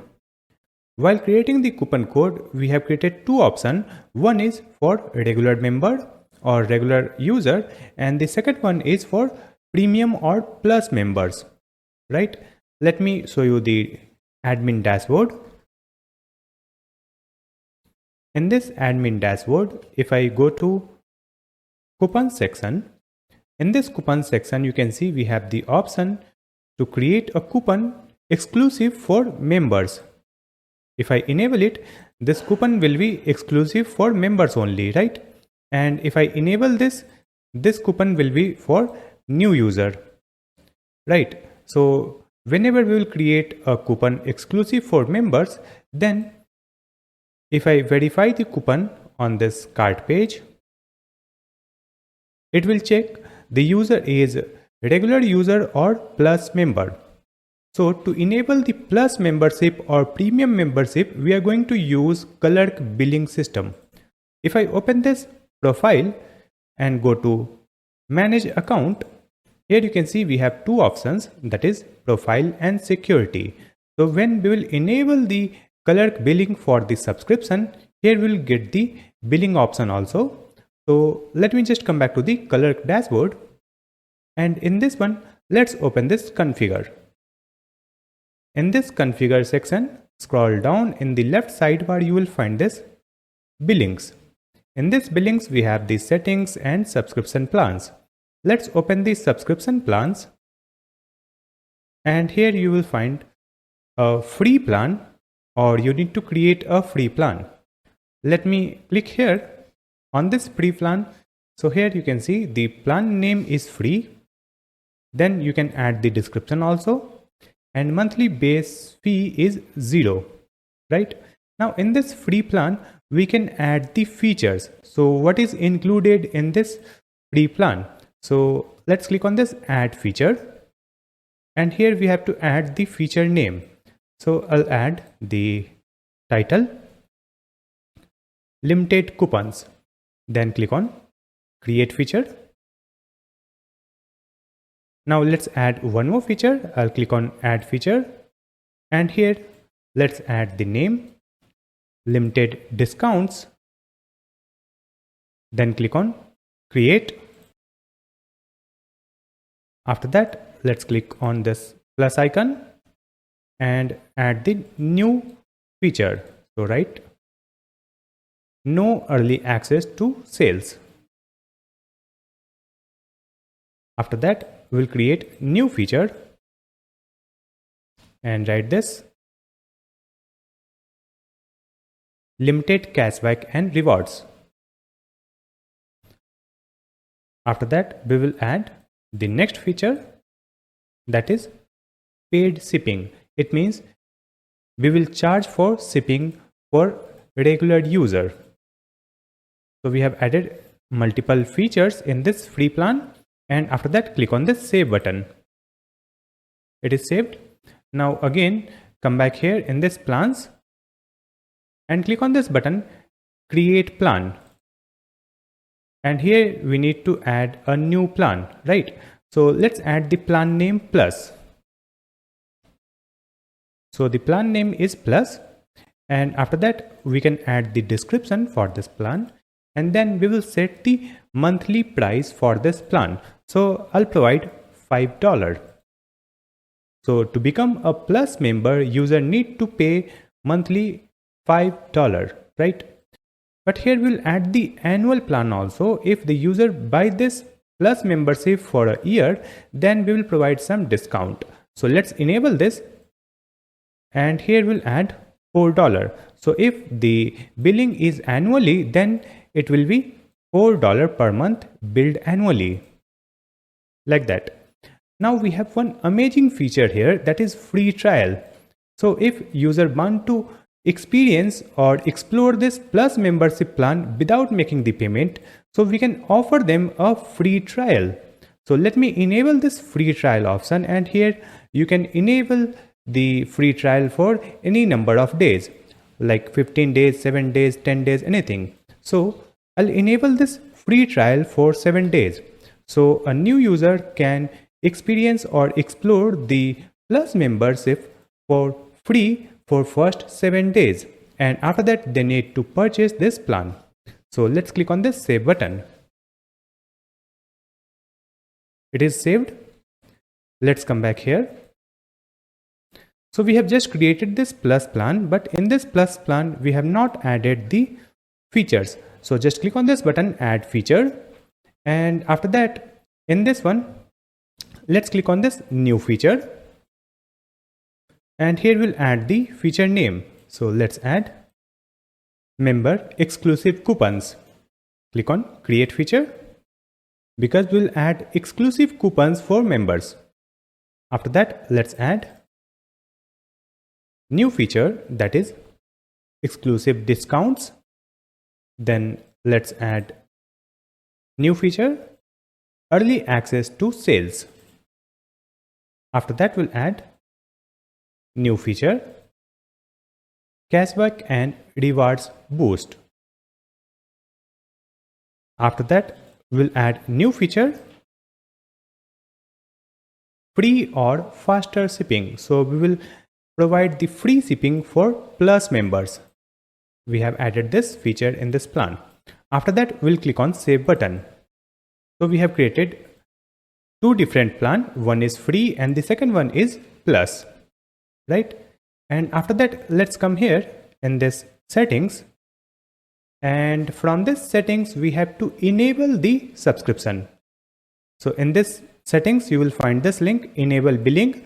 Let's just click here, and you can see the billing is enabled. You can see this tag here, enabled. And after that we can protect any content using this protect tag that will be displayed only for the paid members, right? And after that we can use this pricing table tag to display the price table on our web page. And here we have two options. We can use the color payment gateway for smooth payment, and we can also add our Stripe details for this payment, right? So let me choose this one, Clerk Payment Gateway. That's it. So after enabling this billing feature, let me just come back to the web page again and refresh this web page. And after that, if I open this manage account, so in this one you can see here we have the billings, right? And in this billings, if I open this section, you can see we are in this free plan. So whenever a new user sign up, they will be on the free plan by default, right? And here we have the option to switch the plan. If I click here, it will display the another plan, that is plus plan, right? And here we have option to start this plus membership for free for 7 days, because we have added the 7 days free trial, right? Now let me just come back here, and now we have to display this plus icon here in this logo whenever user purchase a plus membership plan. And for the plus members, we will display the free shipping here, else we will display the shipping charge like $5. So to update it, first let me just come back to the navigation bar. Let me open the navbar.jsx file from this components. And in this one, we have to protect our content. So let me scroll up. And here you can see we are importing the data from this Clerk/Next.js. So here we have imported use user, use clerk, and user button. So after that, let me add comma, and we will import the protect tag from Clerk/Next.js, right? And after that, let's come here where we have added the logo text, that is go kart, right? And after this go kart, you can see here we have this p tag. In this p tag, we have added the text called plus. So this plus will be displayed whenever user is enrolled for the plus membership. So after this span, here we will add the protect tag, or let me write the protect opening and closing tag like this. And within this, we will move this p tag. So we have wrapped this p text using this protect tag. And after that, in this protect, let's add the plan. And we'll add the plan name here. So let's add the plan name plus. After adding it, save the changes. And if I open the web page, you can see in this logo, we don't have the plus icon, right? Because we are in the regular plan or free plan. Now we will update this shipping also. Here we will display the shipping charge $5 for regular user. So just come back and let's open the components. And in this components, let's find the order summary. In this order summary, again, we have to import the protect from the clerk. So in this order summary.jsx file, let's add import curly braces, and we will import the protect tag. And let's import it from at Clerk/Next.js, correct? And after that, let's scroll down and see where we have added the shipping fee. So here we have the shipping and it is free, right? So the shipping will be free for the plus users or plus members, and we will charge the shipping fee of $5 for regular user or free user. So to update it, let me remove this text from this p tag, and here we'll add the protect tag. Let's add the protect opening and closing tag. Now in this one, let's add the text called free, right? And after that, here we'll add the plan, and in this plan we'll add curly braces plus. So now this free text will be displayed whenever user is enrolled for the plus membership, right? Now let's add the text for the free members. So here we'll add the fallback property, and in this fallback property we have to add the currency symbol. So let's add curly braces, backticks, then $sign curly braces, and provide the currency, right? And after that, here we have to add the price 5. So it will display $5 shipping charge. Save the changes and come here. So you can see here we have the shipping fee of $5 because we are in the free plan, right? After that, here you can see we have the option for total price. So we will update the total price also, right? So to update it, let me just come back and let's find the total. So here we have the total, and in this p tag we have the total price, right? So in this total price we have to add the $5 shipping charge for free user, and we will not add anything for the plus member. So here let's add a space like this in this p tag. Now in this p tag, simply add the protect tag again, protect open and closing tag like this. And after that, in this protect tag, let's move this data. So let me select this and move it in this protect tag, right? So this total price will be displayed when user in the plus plan. So here let's add plan equal to plus. Now we'll add the fallback property. So if user is not enrolled for the plus membership, so in that case, in the total amount we will add $5. So let's add fallback equal to curly braces, and in this one we have to add the string. So simply add the backticks, and let's move everything from here. Let's move it here.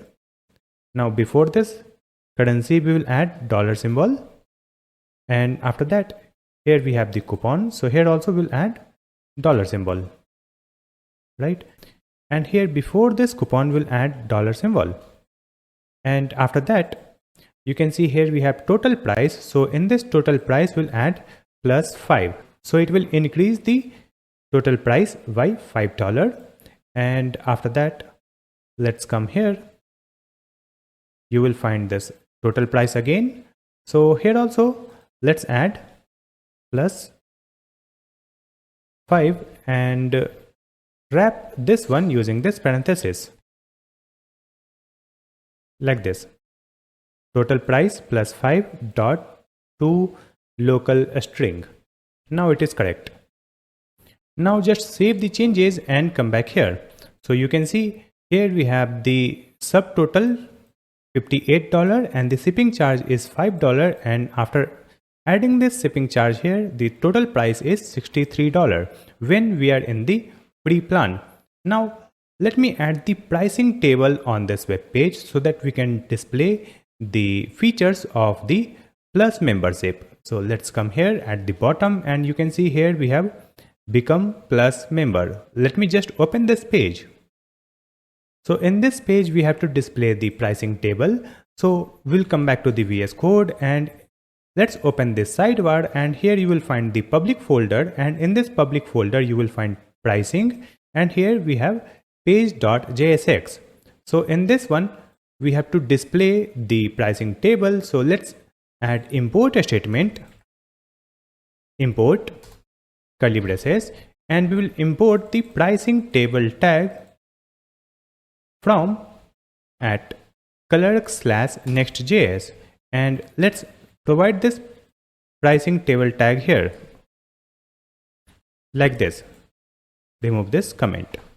Now we will save the changes and open our web page. So here on this pricing page you can see we have two plans, free and plus.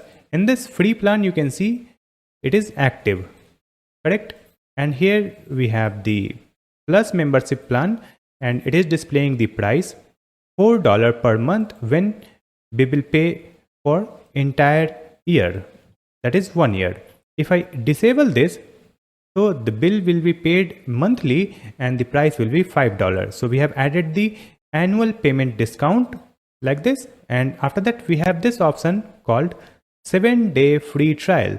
So let me just click here to enable the plus membership for free, and after that for this free trial we have to, so it will open this checkout page, and in this checkout page you can see we have this plan name plus free trial, and the price is $5 per month and the subtotal is $5, and you can see the text here, total due after trial ends in 7 days. So after 7 days it will charge this one, right? And total due today is 0. So right now it will charge 0, and after 7 days it will charge $5 for this subscription. Let's click on this pay with test card. So the trial activated successfully. Let's click on this continue button.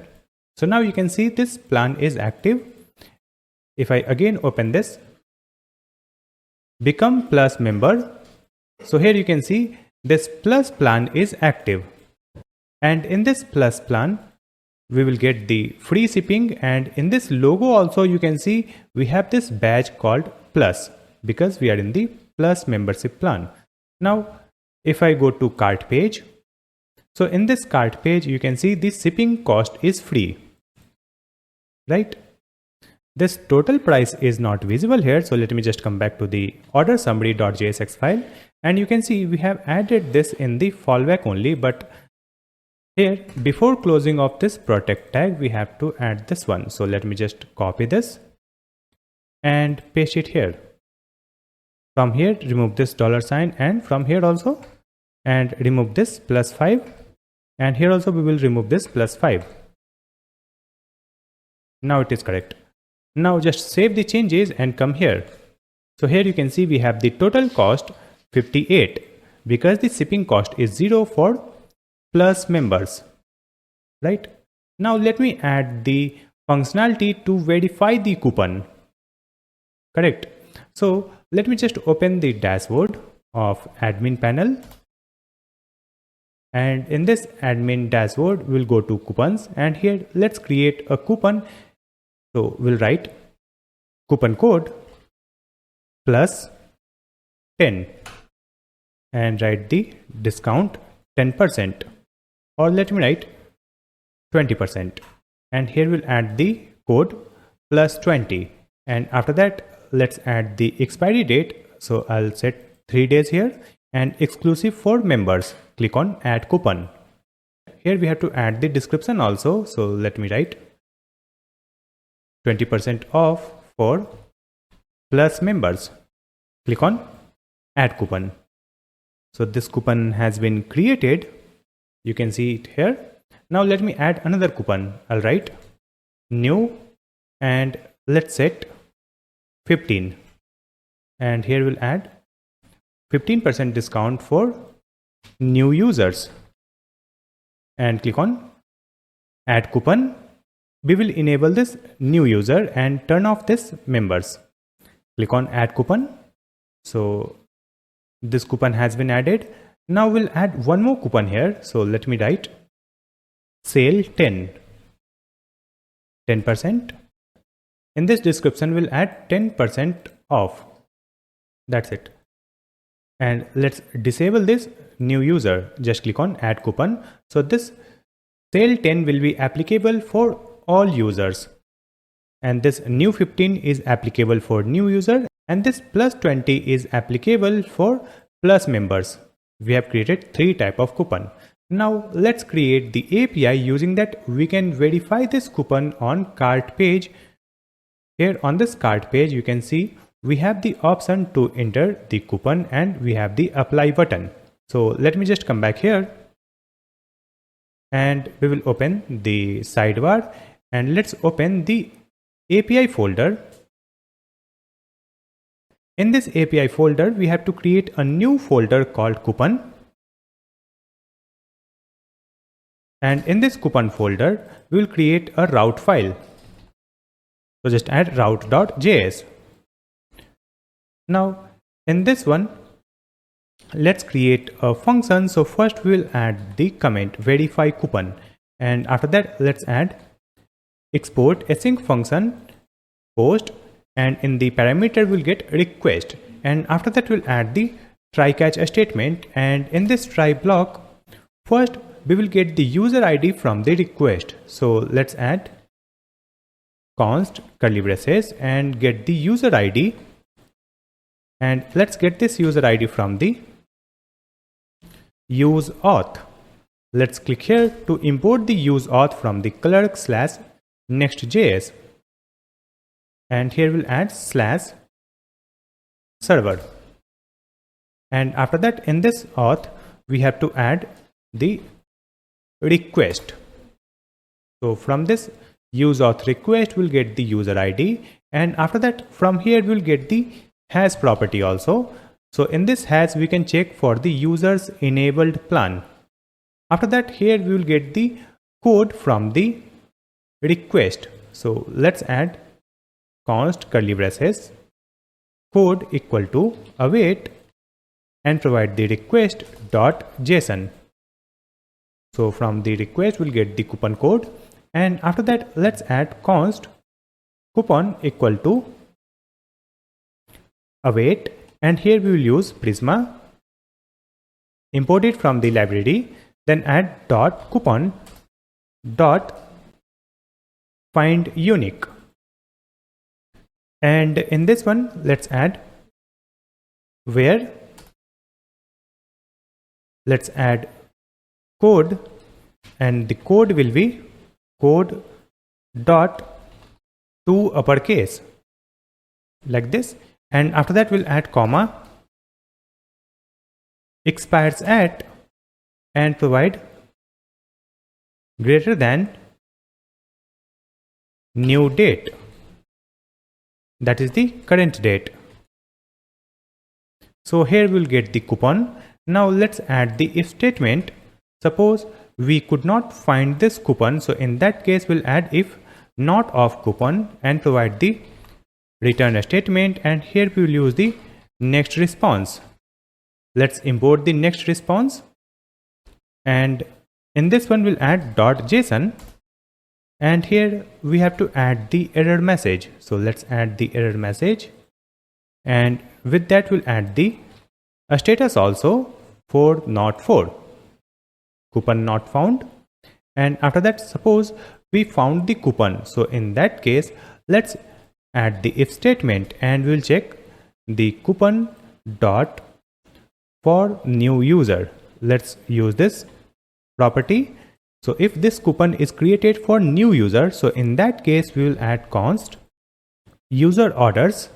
We will find the user's order. Let's add equal to await prisma dot order dot find many, and provide curly braces where user ID.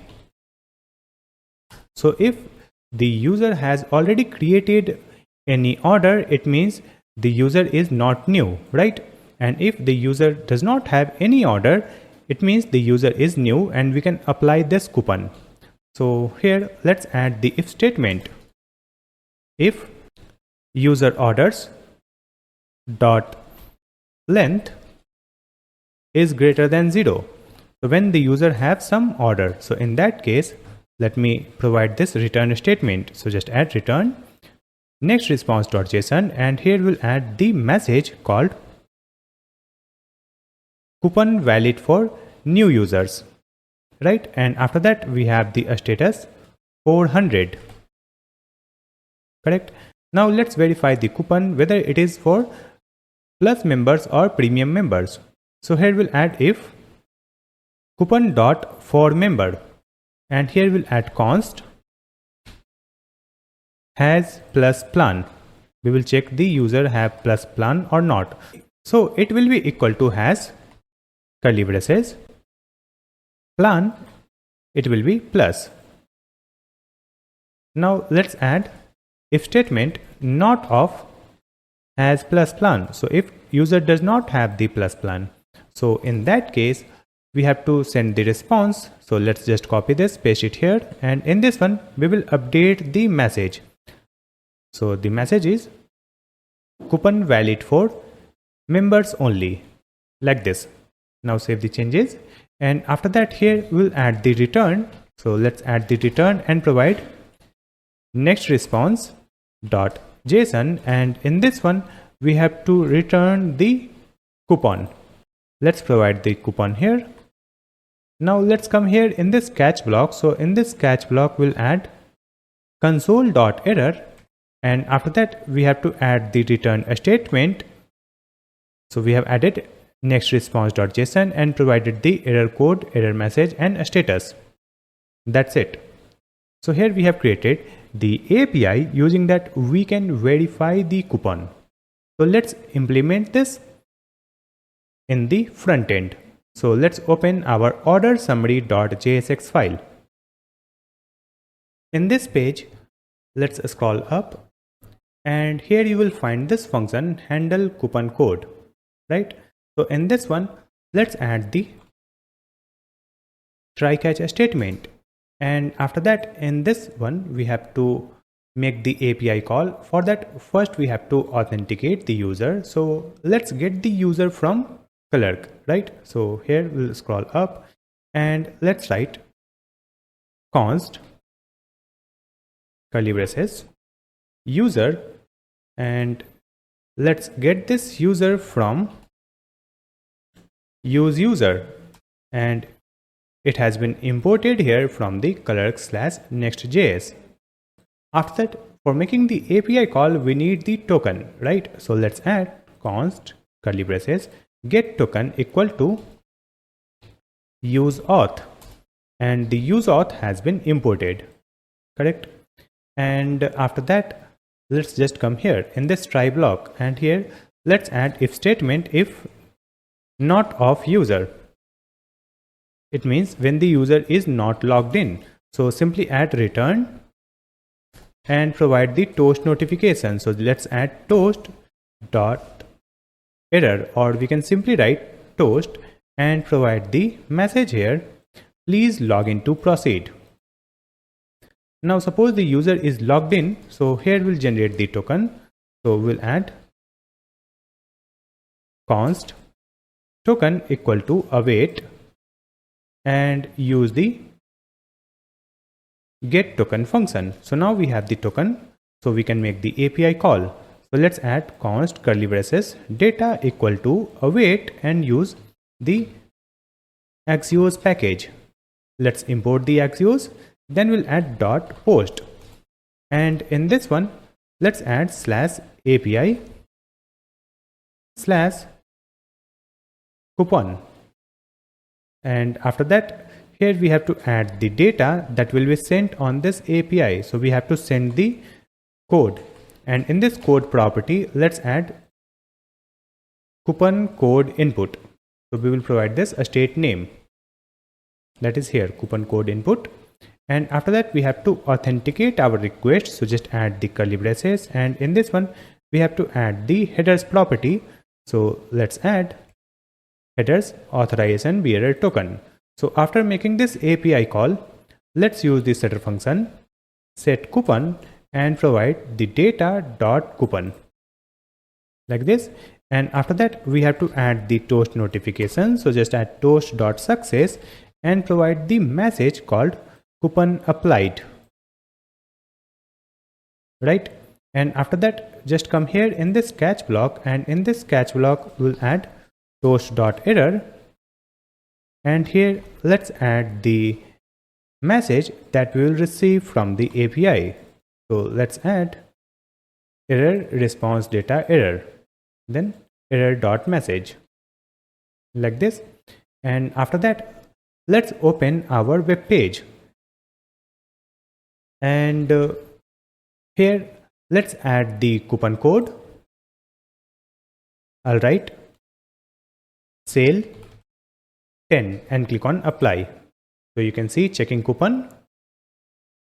Here we are getting some error, use auth does not exist in target module. So let me just correct it. I'll just go to API folder, coupon folder and route.js file. And in this file, you can see we have added use auth. So let me just correct it. It will be get auth. Just click here and you can see the get auth has been imported. Remove this use auth. Now save the changes and come back here. Let me refresh this web page. Now we are getting the error in this same file. Let's refresh and check it. Still we have the same error, use auth, and here we have removed the use auth. So to fix it, again just come back here and let's open the terminal and stop this project. So just add Ctrl+C and start the project again, npm run dev, and after that let me refresh the web page. Now it is resolved. Let's click on this coupon code field and add the coupon sale 10 and click on apply.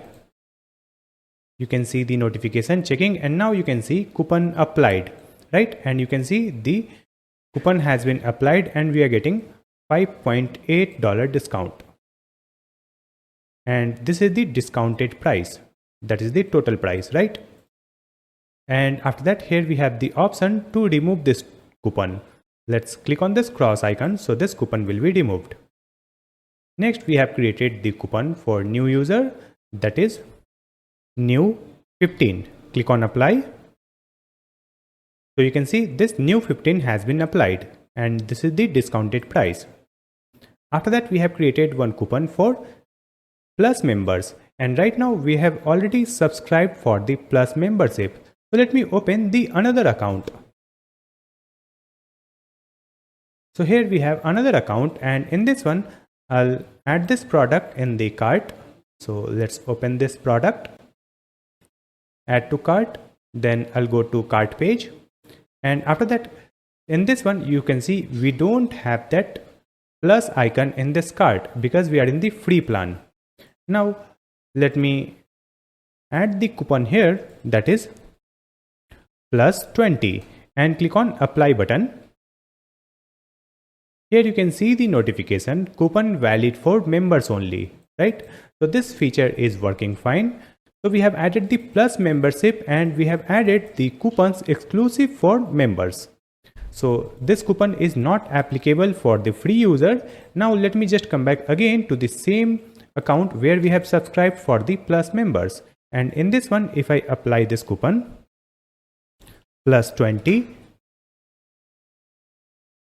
you can see coupon applied. So we have applied the coupon and here we have the discounted price. Now it is working fine. Next we have to create the API using that we can place the order. But before creating the place order feature, let me add the other features of Clerk. So if I open the Clerk dashboard, you can see here we have the sessions in this session management. Let's open it, and here you will find this multi-session handling. Let me just enable this one. Click OK. So we have enabled multi-session handling. Just click on save button. After enabling this multi-session handling, we can log in with multiple accounts. Let me open the application and let's refresh it. And if I come here, you can see here we have the add account button. So we have already logged in using this account, and here we have add account option. So if I click here, we can log in with another account also. So in this same website, we can create multiple accounts using multiple email ID and social media profile. So using this multi-session authentication, we can create multiple accounts using this Clerk multi-session feature. And after that, here we have one more feature. If I come to the users page, here you can see we have this 3 dot, and if I click here, you can see we have this impersonate user feature, right?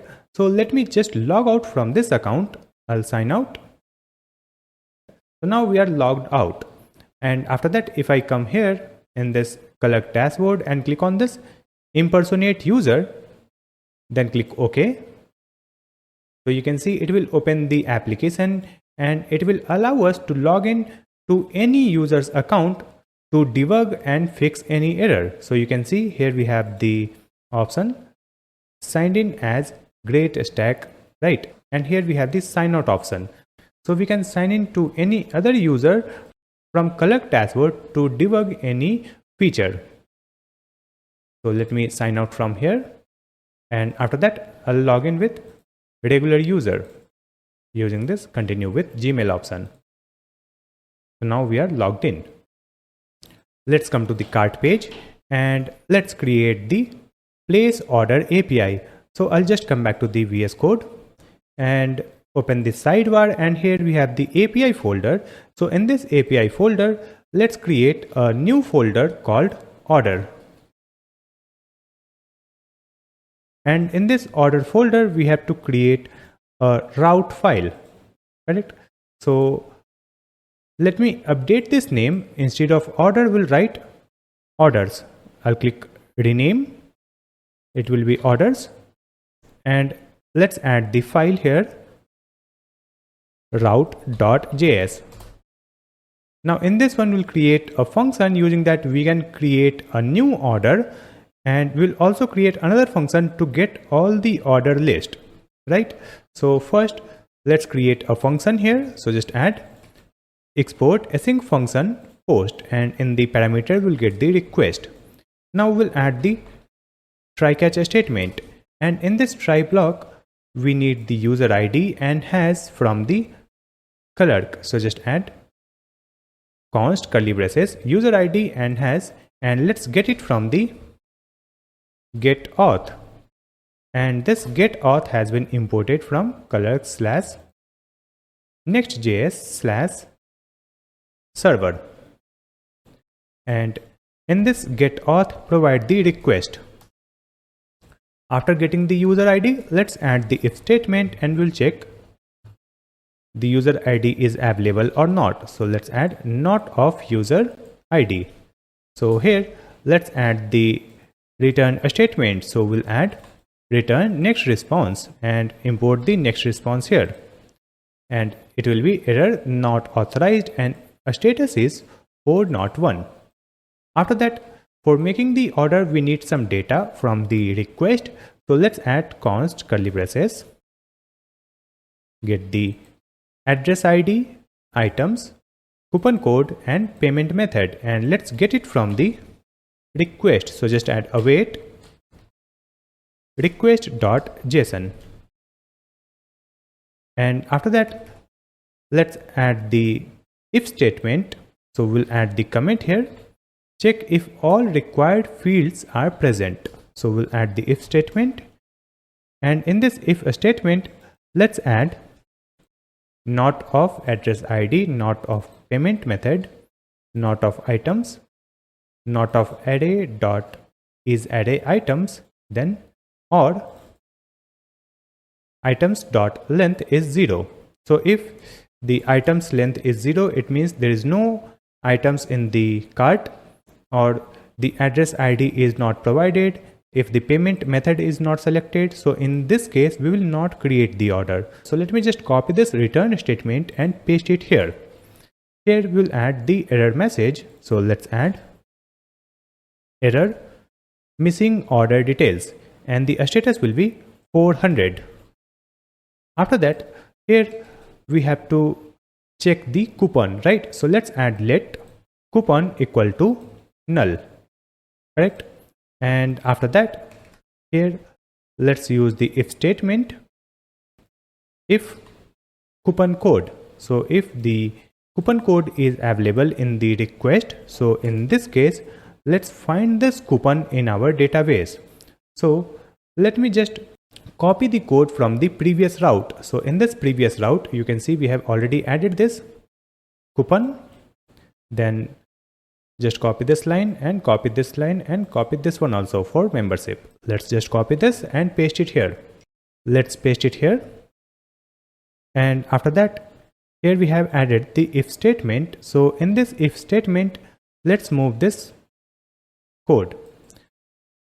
So when the coupon code is available, so in that case we will find the coupon. So let's add coupon equal to await prisma.coupon.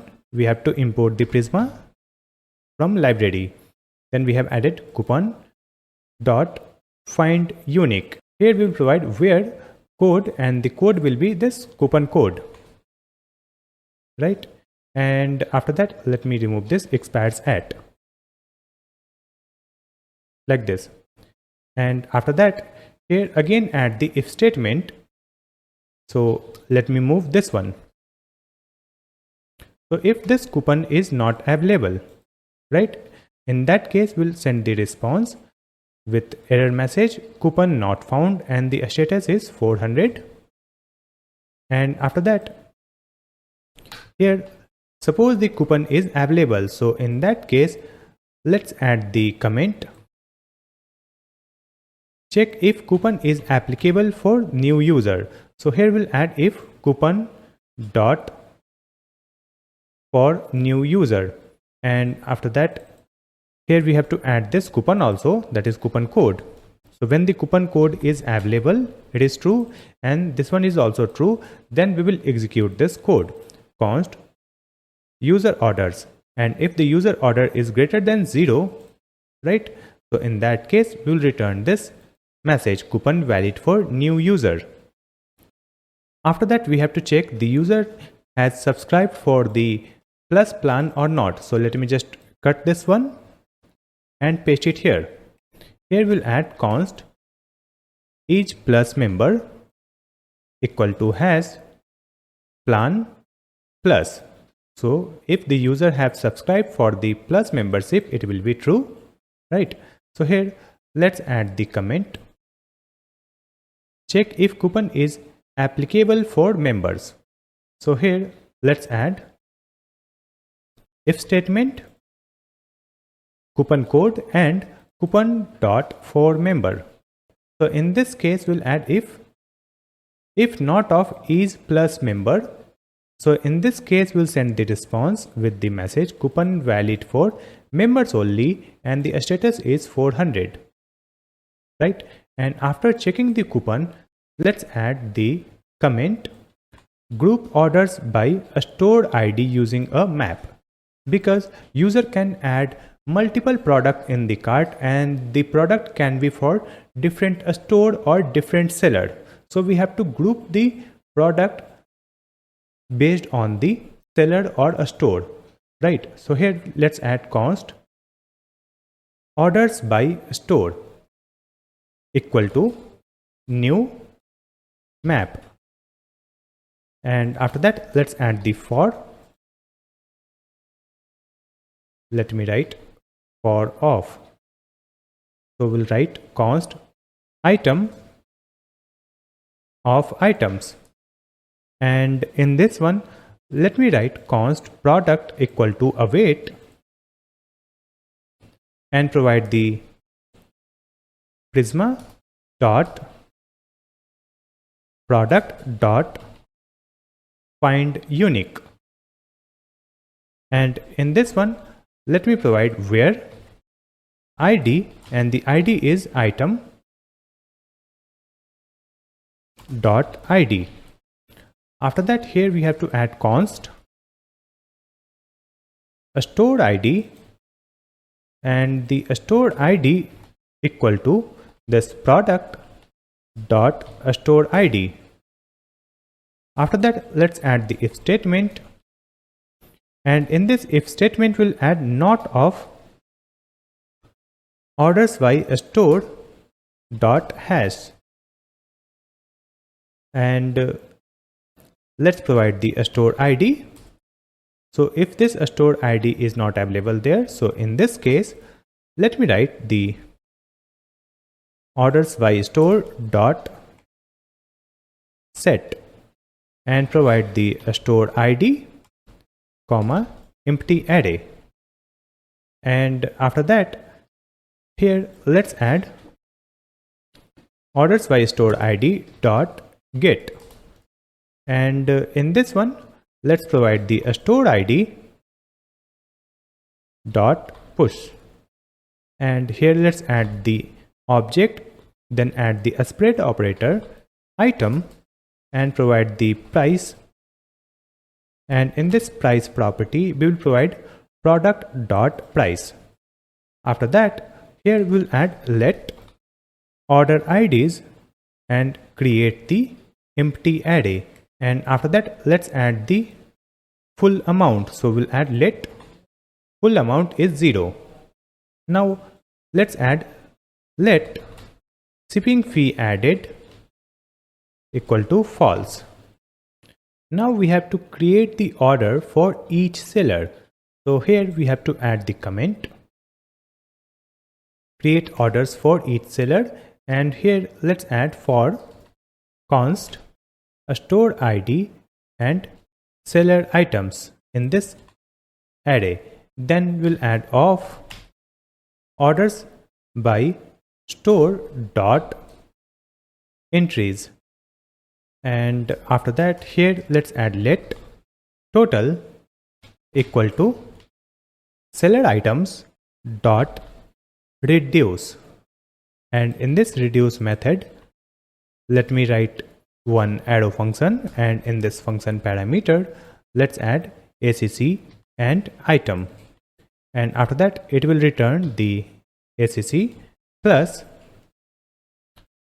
item dot price property multiplied by item dot quantity, and after that we'll add the comma here and provide 0. And here let's add the if statement, if coupon code. So if the coupon code is true, so in this case we'll add the total minus equal to parenthesis and provide the total multiplied by coupon dot discount divide by 100. Now again add the if statement, if not of is plus member and not of is shipping fee added. So in this case we'll add total plus equal to 5. So it will add the $5 shipping charge, and after that let's make it true. So just copy this, paste it here and make it true. So is shipping added true, and after that here we can provide the full amount. So let's add full amount plus equal to parse float and provide the total dot to fixed, and in this to fixed method we will add 2. After that we have to create the order, right? So let me write const order, and we will create the order in database. So it will be equal to await prisma dot order table dot create method, and here let's add the object and provide the data. So in this data let's add the object, and here let's provide the user ID, and after this user ID we will provide the store ID. Then we have to add the address ID, and after that we have to add the total, and in this total we'll add the parse float and provide total dot to fixed 2. Then we'll add the comma and provide the payment method. Then let's add is coupon used. We'll add coupon question mark true, then false, then add comma, and here we'll add the coupon, and in this coupon let's add coupon question mark coupon else empty object, then add comma, and here we will add the order items. in this order items, we'll add the object and provide the create, and let's add the seller items dot map. Here we will use this small map, and after that we'll add a function with the item in the parameter, right? And here we'll add this parenthesis and then object and provide the product ID, and in this product ID we will provide the item dot ID property. Then we'll add the quantity, and in this quantity let's save the item dot quantity. After that we'll add the price, and in this price property let's store the item dot price. So here we have created the order, right? After creating this order, let's scroll down, and here we'll add order IDs dot push, and in this one we have to add the order dot ID. So we have created the order, and after creating the order we have to clear the cart data, right? So here let me add the comment clear the cart, and here just add await prisma dot user dot update, and in this update method we will add the object and provide where ID, and the ID is user ID, and for this user ID we have to clear the cart, right? So let's add the data, and in this data let's add the object and provide the cart property and provide empty object. So it will clear the cart data of this user, and after that we can send the response. So let me write return next response, then we'll add .json, and here let's add the message. So I'll write the message called order placed successfully, right? Now come to this catch block, and in this catch block we'll add console.error, and after that we'll add the response. So just add return next response.json and provide the error code, error message, and a status. That's it. So here we have created the API using that we can place the order using COD method. Later we'll add the option for making the online payment for this order using a Stripe, but for now we have created the functionality to place the order without payment using cash on delivery method. Now let's create one more function here. So let me write the comment here, that is get all orders for a user, and here we'll create the API using that we can get the order details of a particular user. So let's add export async function get, and in the parameter we'll get the request, correct? And after that here we'll add the try catch statement, and in this catch block let me add the same code, right? So I'll just come to this catch block and provide console.error and return next response, and here let's add error. It will be error.message like this, and the status is 400. Now just come here in this try block. So in this try block first we need the user ID. So let me just copy the user ID from here. You can see we are getting this user ID from GreatAuth. Just copy and paste it here. First we'll get the user ID from GreatAuth, and after that here let's add const orders equal to await and provide the prisma dot order dot find many, and in this one let's add where and provide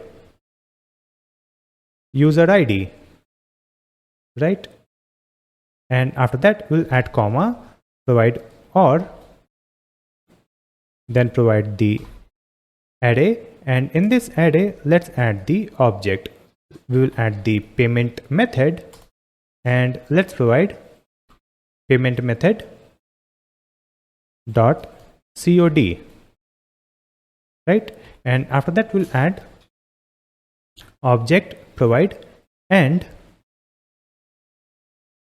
and here we'll add the array and object, and in this one we'll add the payment method and provide the payment method dot a stripe.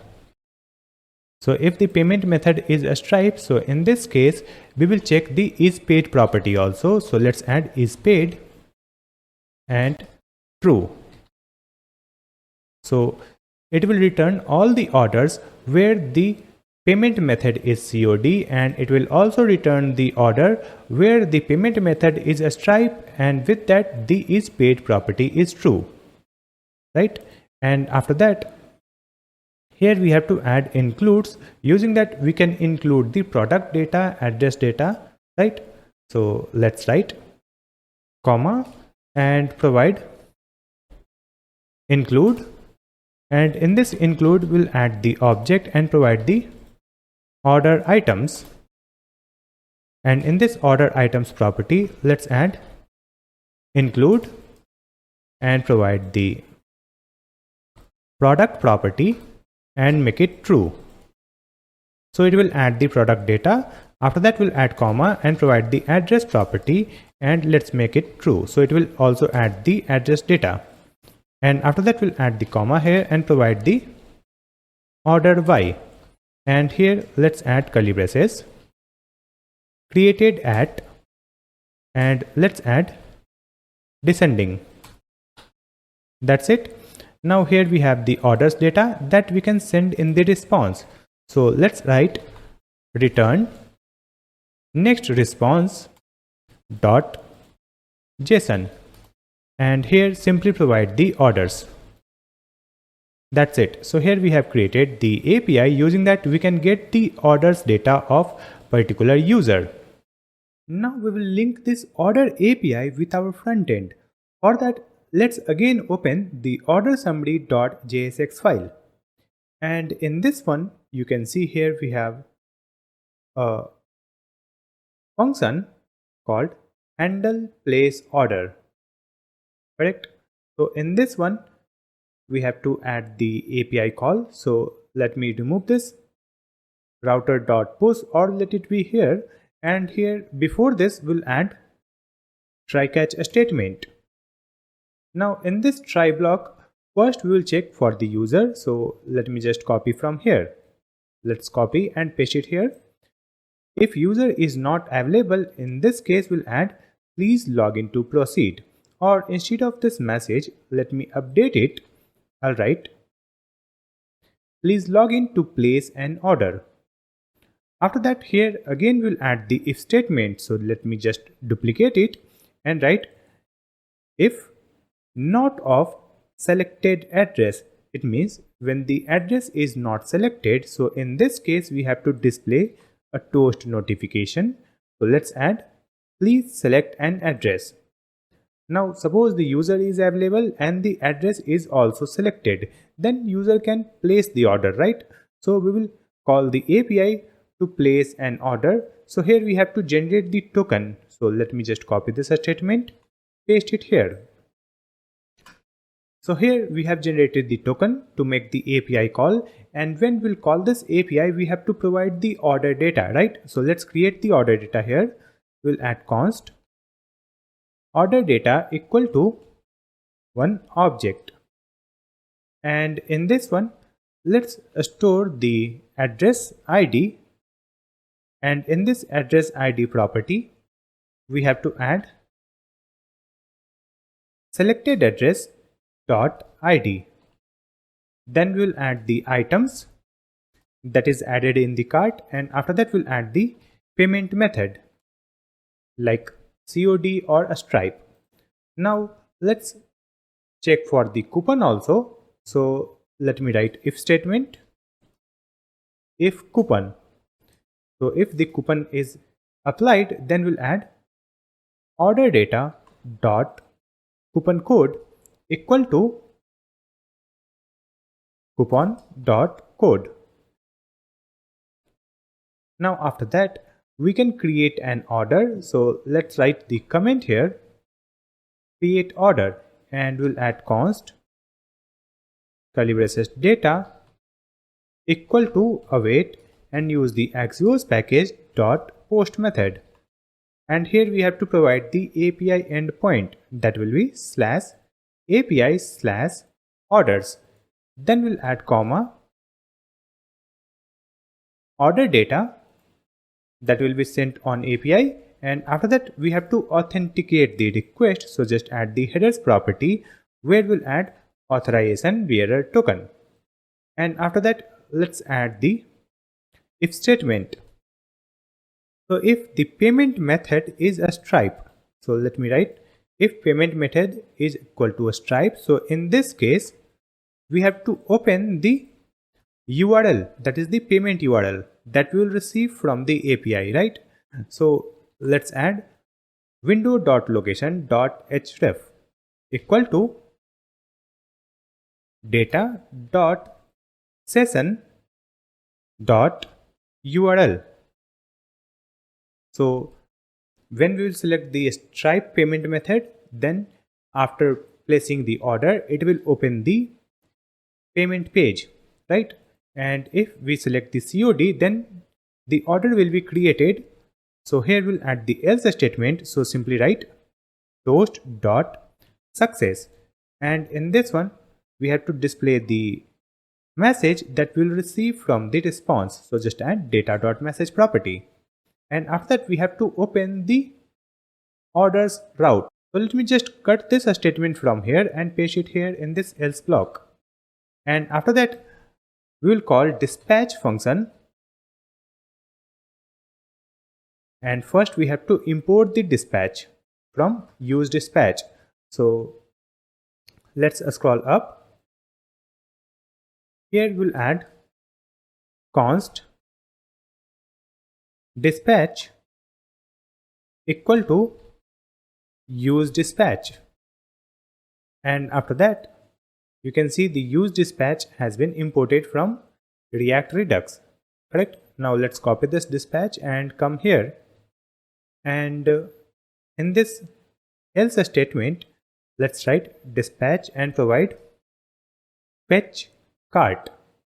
And in this fetch cart, let's add the object and provide get token. So it will fetch the cart data again from the database and the cart data will be empty. After that, let's come here in this catch block. So in this catch block, we have to display the toast notification. So just add toast.error. And in this one, let's write error response data error and error.message, right? Now after adding it, save the changes and let's open our web page. So right now we are on this cart page. Let me refresh this web page again. And on this cart page, you can see we have added this product, a smartwatch, and the quantity is 2. And this is the price for this product. After that, here we have to choose the address. And by default, this COD method is selected. Now here, let me apply the coupon. That is plus 20. Click apply. So you can see the coupon has been applied and here we have the discounted price. Now let's click on this button, place order. So you can see placing order. And now you can see the notification, order placed successfully, right? And after that, our cart is empty and then we are redirected to this my orders page. So we are redirected to my orders page. But right now on this my orders page, you can see we have the dummy order data that is coming from the asset. So let me remove this dummy data and here we will display the order data from the database. So we have already created the API for that, right? So let me just come back here and open this sidebar, then go to this public folder, then go to orders and open page.jsx file. And in this one, we have to make the API call so that we can fetch the orders from database. So here you can see we have this use effect, and in this use effect we have added set orders function and provided the order dummy data, right? So let me remove the dummy data from here and remove this import statement also. After that, here we have to fetch the data from API. So first we have to import the get token function. So let's add const curly braces get token, and let's get it from the use auth, and the use auth has been imported from Clerk/Next.js, correct? And after that, here we need the user. So let's add const curly braces, and here we will get the user, and let's get it from the use user, and the use user has been imported from Clerk/Next.js. Now from this use user we will also get is loaded. So here we'll add comma is loaded property, right? Now after that, let's come here in this use effect, and in this use effect simply write const fetch orders equal to async arrow function, and in this function we have to add the try catch statement. So let's add try catch statement here. Now in this try block, first we have to generate the token. So let's add const token equal to await get token function. After that we'll make the API call. So let me write const curly braces data equal to await, then axios, import the axios, then write dot get method and provide the API endpoint, that will be /API/orders. After that, here we have to authenticate the request. So let's add the object and provide headers property where we'll add authorization bearer token. After that, let's use the setter function set orders, and in this one let's add the data dot orders. Let me write the orders like this with a small o. So here we have provided the orders data in this set orders setter function. Now whenever the component gets loaded, we will display the loading, right? So here we have to create one state const loading, and the setter function name is set loading equal to use state and initialize it with true. So by default the loading will be true, and after completing this API call we will set the order data in this state, and here we will use the setter function set loading and let's make it false, correct? Now come to the catch block, and in this catch block we'll add the toast.error, and here let me provide the error message that we have provided earlier like this, correct? After this function, that is fetch orders, here let's add the space, and here we'll add the if statement if is loaded true, right? So in this case we'll add the if statement if user. So when the user is logged in, so in this case we'll add this function fetch orders. So it will call this function to fetch the orders. Then we'll add the else statement, and in this else statement we have to navigate the users on home page. It means whenever the user is not logged in, then we'll navigate the users on home page. For that we have to create the router. So here let's write const router equal to use router and import it from the next/navigation. So use router has been imported from the next/navigation, and after that in this else statement simply use this router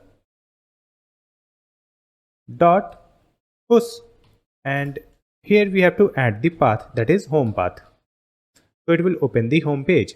After that, in this dependency array let's add is loaded, then we'll add the user, and after that we'll add get token, then add router. So if any of this data changes, then it will execute this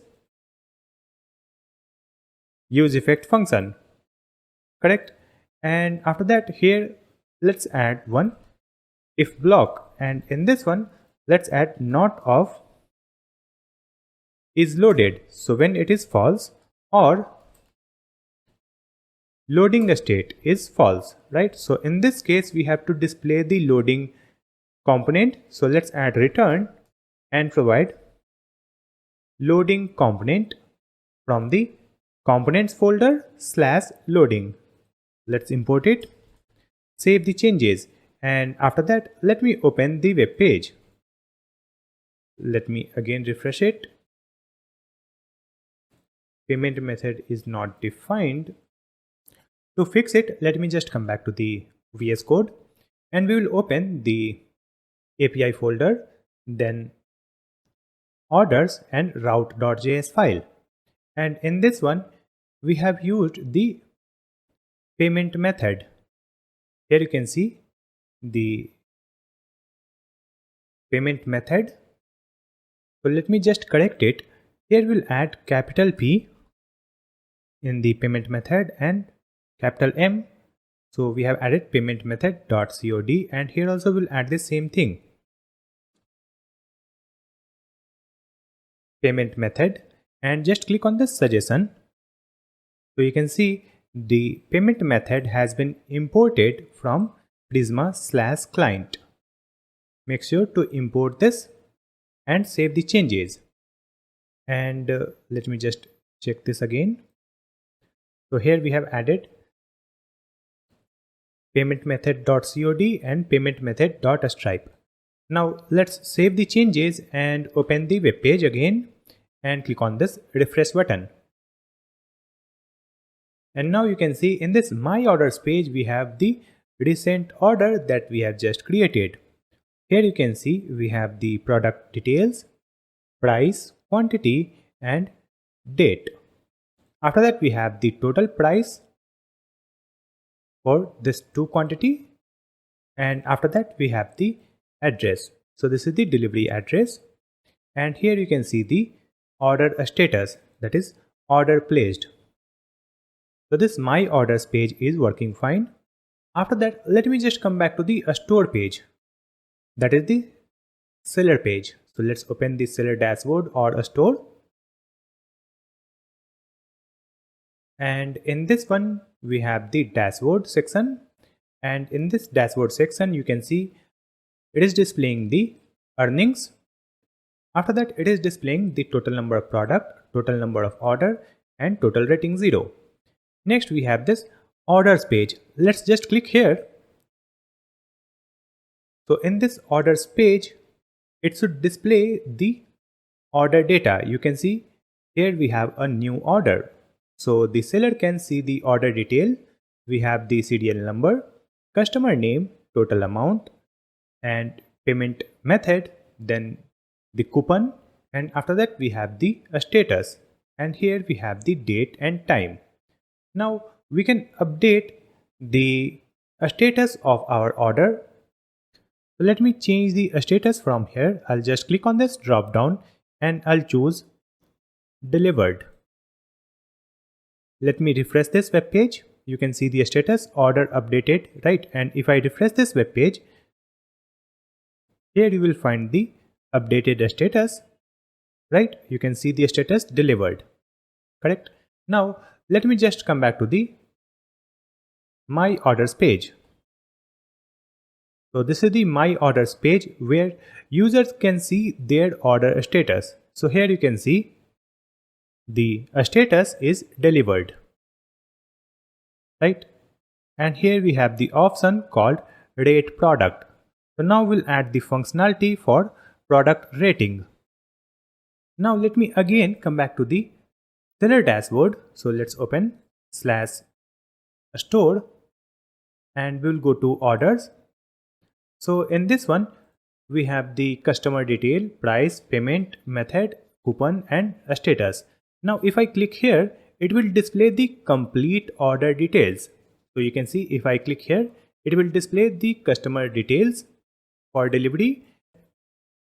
Then we have the product details also. So here we have the product name, quantity, price, and other details.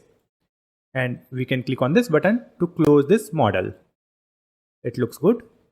So we have created this feature for seller, and we can display the order data to any user in this My Orders page. Let's open this drop down and go to My Orders, and here user can find the order details.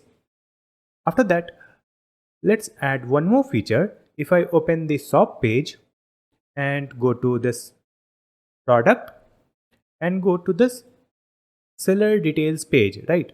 Here we have the seller or a store name, and here we have the link view a store. Let me open it. So it will open the particular store because it is a multi-vendor website. So here we can create multiple store. And on this page, we have to display the product of individual store. So let me update this data. Right now we are getting this store data from dummy data, right? So let me update it from the database. So I'll just come back to VS Code and come here in this public, and in this public we have this shop folder, and here we have the username folder and then page.jsx file. Now in this one you can see here we have the fetch a store data function, and in this one we have added dummy store data, then product dummy data, and set loading false. So let me just remove it, and let's remove this dummy import data from the asset. Remove this one, and after that here you can see we are getting the username from the use params so that we can get the store details, and then we'll make the API call to fetch the data of that particular store, right? So here in this fetch a store data function we have to make the API call. So we'll write try catch a statement, and after that we'll add const curly braces data equal to await, and here we will use the axios dot get method, and after that here we'll add backticks and provide the API endpoint. So it will be /API /store/data, and at the end we'll add question mark username, and in this username we have to provide the username value that we are getting from the use params. So let's provide this username in this curly braces. So it will make the API call and provide this username in the parameter. So in this data property we will get the store data, right? So let's use the setter function set stored info and provide the data dot store that we will receive from the API response. After that let's use the setter function set products. So in this one we will set the products data that we will receive from the response. So just add data dot store dot product. Here we are getting some warning, so let me press enter. So it will be moved in the new line. Save the changes, and after that let's come here in this catch block. So in this catch block we'll add toast. Let's click here to import it, then write dot error, and in this one again we'll add the same error message, and after that here we will use the setter function set loading, and let's make it false. So you can see whenever the component gets loaded, the loading state is true, and after making this API call, this set loading will be false.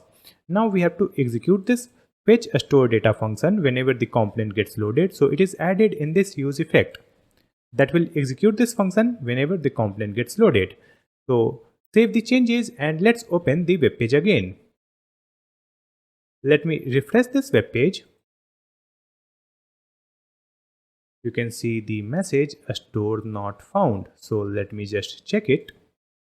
We are getting this error because in this database you can see we have this a store table, and here we have the store detail like a store name, description and username.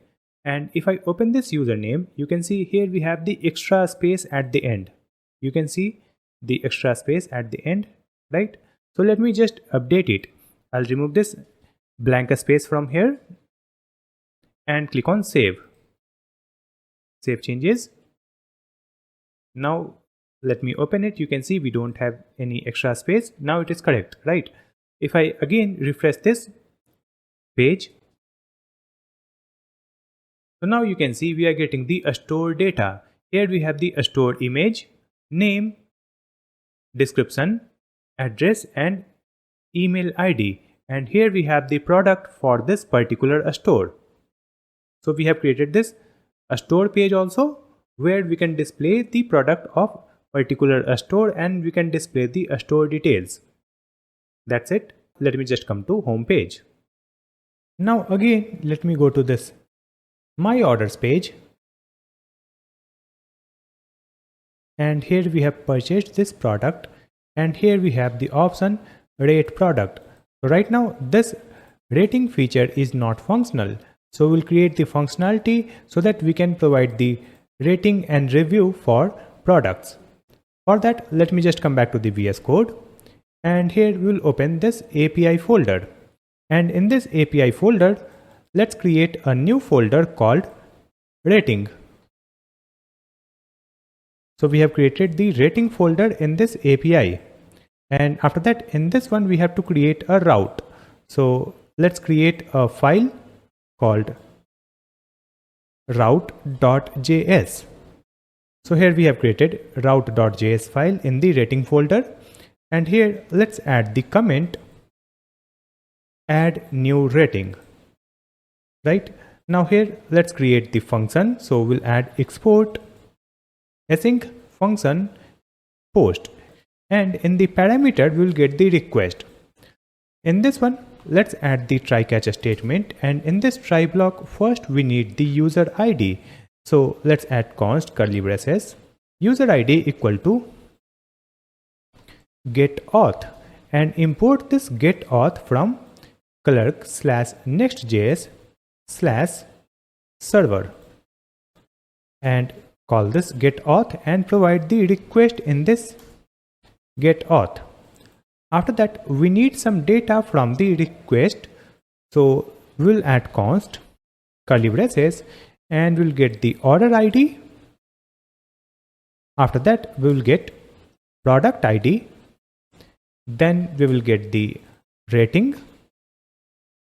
Then we will get review.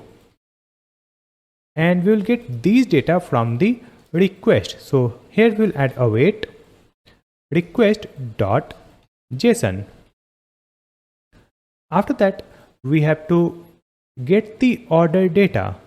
So let's add const order equal to await and let's use the Prisma, import it from library, and after that we'll add dot order.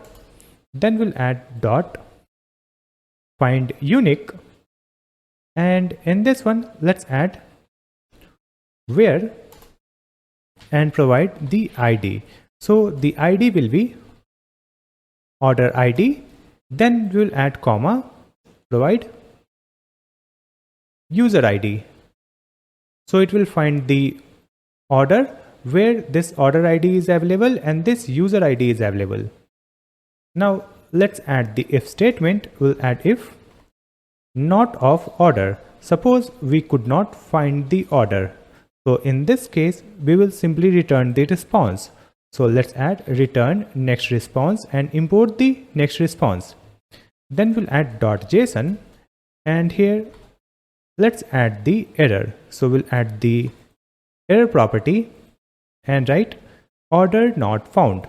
After that we'll add the comma, and in this response we will send the status for not for. Now suppose the order is available, we found the order. So after that let's check whether we have already rated this product. So here let's add const is already rated equal to await and provide prisma dot rating dot find first. And in this one, let's add where, then add the object and provide the product ID. And after that, we'll add comma order ID. So it will find the product is already rated or not. So here let's add the if statement and provide this is already rated. So if it is true, in this case, let's send the response. So just copy this, paste it here. And here we'll add the message that is product already rated. And in the status, we will send 400. So after checking if the product is already rated, here let's write const. Suppose we have not provided the rating for this product. So here we will add const response equal to await and provide the prisma dot rating dot create. So it will create a new rating, and in this one let me write the data.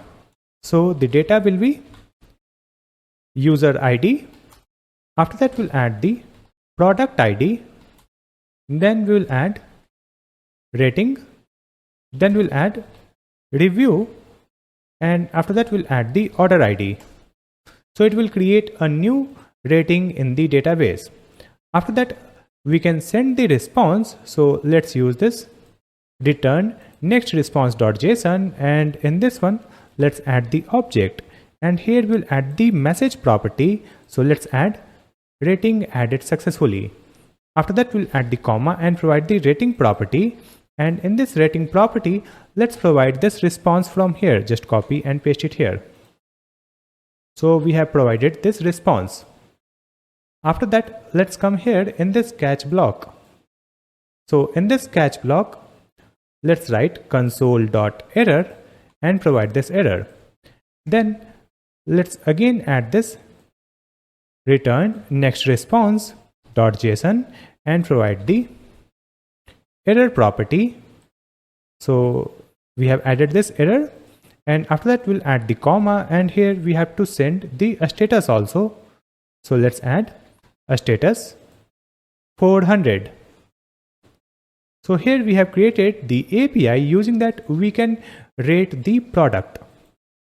We can give the rating and review also, right? And after that, here we'll create one more API. Using that, we can get the all rating for a user. So here again we have to create a function. So let me just copy this, paste it here, and here we'll add get. Use this get method. Now here we have to again add the try catch statement, and in this catch block let's copy this statement from previous function, paste it here. Now just come here in this try block. So in this try block we'll add const and curly braces user ID, and let's get this user ID from the get auth. And after that, let's add the if statement not of user ID. Suppose the user ID is not available. So let's add return next response dot JSON, and in this one let's add error, and the error is unauthorized. And after that, here we have to add the status. So let's add the status 401. Now suppose the user ID is available, so let's add const ratings equal to await, and we will use the prisma dot rating dot find many, and here let's add the object provide where. In this where, simply add the user ID. That's it. And after that, we can send the response. So let me just copy this, paste it here. And in this response JSON, let's provide this ratings. That's it. So here we have created another API to get the ratings of particular user. Now we have to link these APIs with our front end. So let me just come back here in this sidebar. In this sidebar, let's open the components folder, and in this components you will find rating model.jsx. Let's open it. Now in this one, here you can see we have the function handle submit that will submit the rating, correct? So in this one, we have already added this if statement and another if statement. If the review is less than 5, then we will write a sort review. So we have to give the rating between 0 to 5, and we have to give a sort review also. And after getting this data, here let's add the try catch block to send the review or rating on API. So let's add try catch statement here. And after that, in this try block, let's add const. And first we have to generate the token, right? So to generate the token, here let's write const curly braces get token, and we will get this token from the use auth, and use auth has been imported from Clerk/Next.js, right? And after that, here we will import the dispatch function also. So let's add const dispatch equal to use dispatch, and the use dispatch has been imported from React Redux. Now let's come here in this try block, and here we'll add const token equal to await get token function. Now after getting the token, we can make the API call. So let's write const curly braces data equal to await and use the Axios, import it, then write dot post. And after that, here we'll add the API endpoint, that is /API/rating. And after that, we'll add comma and provide the rating data. So in this object, let's provide product ID, and in this product ID, let's add rating model dot product ID. After that, we will add comma, and here we will provide order ID, and it will be rating model dot order ID. Then again add comma and provide rating, then comma and provide review. And after that, here let's add comma and provide another object. So using this, we will authenticate our request. So in this one, let's write headers, and in this headers we have added authorization, bearer and token. Now after that, we will get the response, right? So here we will use dispatch, and in this one, let's write add rating. Let's import this add rating from the library /features/rating. You can see this add rating has been imported from the rating slice. And in this add rating, we have to provide the data. So let's add the data dot rating. After that, we have to display the toast notification. So just add toast dot success, and here let's add the message, that is data dot message. And after that, we have to hide the model, right?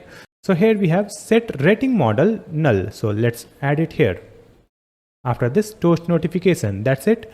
Now in this catch block, again add the notification. So just add toast dot error, and here let's add the error message like this. So we have added the handle submit function. Using that, we can rate any product. So after adding it, let's save the changes and open the web page and refresh this my orders page. Let's click on this rate product link, and here we have this model. If I click on this button submit rating, you can see we are getting the message, write a short review. So here let's choose the rating. I'll choose 4 star, and after that here we'll add the text, good product. Let's click on submit rating. You can see submitting, and after that you can see the notification, rating added successfully. Correct. And here you can see we have this star ratings in this page. Let me refresh it. But when I refreshed the web page, you can see again we are getting this rate product, but instead of this rate product link, we have to display the star rating that we have already provided. For that, we will use the second API that we have created for rating, right? So let me just come back to the sidebar and go to lib folder or library, and here we have the rating folder, and in this one we have the rating slice.js file. Let's open this rating slice, and in this one we have to create a function that will fetch the ratings, right? So here after this import, let's add export const fetch user ratings equal to create async thunk. Create async thunk has been imported. Now in this one, let's add the ID rating slash fetch user rating or fetch user ratings, then add comma, and here we have to provide the asynchronous arrow function. So we'll create this async arrow function, and in this function parameter we will get this get token, and after that let's add thunk API like this. Now let's add the try catch statement, and in this try block we have to create the token. So let's write const token equal to await and provide get token function.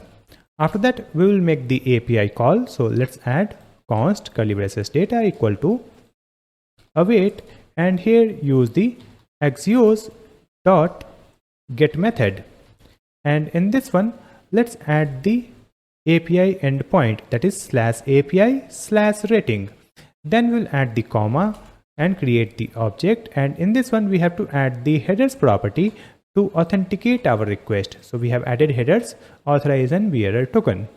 Now after that let's add return, and here we will provide the data that we are receiving from the API response, right? So suppose the data is available, so in this case we'll add data.rating. So it will return data.ratings, and if the data is not available, in that case we will return empty array. Now come to this catch block, and in this catch block just add return thunk API dot reject with value, and here let's add the error dot response dot data. That's it. Here we have created fetch user ratings function. Now we have to add this function in extra reducers. So let's scroll here, and in this one we have added the reducers, correct? So after this one let's add comma and provide extra reducers and create the arrow function. Now in this function parameter we will get builder, and in this function let's add builder dot add case, and here let's provide the function fetch user ratings dot fulfilled, then add comma and provide the arrow function. Now in this function parameter we'll get the state and action, and after that here let's add the state dot ratings equal to action dot payload.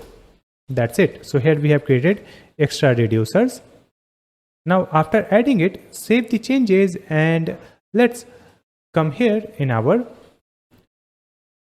public folder, and in this public we'll open this layout.jsx file, and in this one here we have this use effect where first we are checking the user is logged in or not. So after that here let's use dispatch, and in this one we will call fetch user ratings.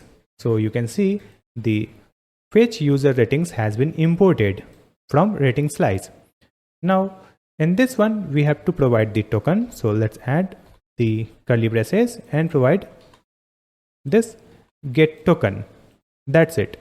Now save the changes and open the web page, and let me refresh this web page. To fix this one, let me just come back and let's open the API folder. In this API we will open rating and route.js file. So here you can see we have added get auth, but in this get auth we have to provide this request. Provide this one, save the changes, and now again come back to the web page. Let me refresh this orders page. So now you can see here it is displaying the ratings. We have 4-star rating, correct? Now if I open the home page, and here below this product image, here also it is displaying the overall rating of this product. If I open the product detail page, here also it is displaying the overall rating and one review. Now if I scroll down, here we have the description and then we have the reviews. Let's click on this reviews. So here you can see the review that we have posted for this product. So we have the star rating and the review text and the username, and then we have the date. So this review feature is also working fine. After creating this review feature, let me add more products on this application or web page. So to add the new product, we will create a new store also. You can see here we have created one store, GS store, right? Similarly, we will create another store. And to create another store, we have to create different account. And we can log in using multiple account in this application. So here we don't need to sign out. Simply click on this add account. And here you can sign up using this form. You can sign up using the Google account or email ID. And I have already created the account, so I'll add the email ID and password to sign up. So after adding the email and password, click on continue. And now we are logged in using another account. And in this one you can see we don't have this plus icon because we have just created this account, and in this one we don't have any plus plan. This is the regular user. Now using this account we will create a new store. So scroll down and in this footer you will find this link, create your store. Let's click on this link and it will open this page. Using that we can apply for a new store. But before applying a new store, let me try to access the store page. I'll write /store in the URL. So when we try to access this URL, you can see you are not authorized to access this page because we have not created any store. Go to home page. Now let me try to access the admin panel. So write /admin in the URL. Open this link and you can see the loading animation, and after that here also you can see the same message, you are not authorized to access this page. So we cannot access the admin panel, we cannot access the store from a new account. Now let me again open the home page and come to the footer and click on create your store. Now in this one we have to add the store logo, and we will upload the logo from the asset file. So let me choose this logo. And after that we have to add the username for our store. So let me write happy store. And after that we'll add the store name it is also happy store. Then we'll add the description for this store. So here let me provide this description, and then we'll add any dummy email ID. So let me write happystore@example.com, and after that we'll add a dummy contact number. Then we can add any address. So here we'll add one dummy address, and after that just click on this submit button. So you can see the message here, your store request is pending, please wait for admin to approve your store. So we have applied for a new store, and right now the status is pending. Correct. Now to approve this account we have to log in as admin.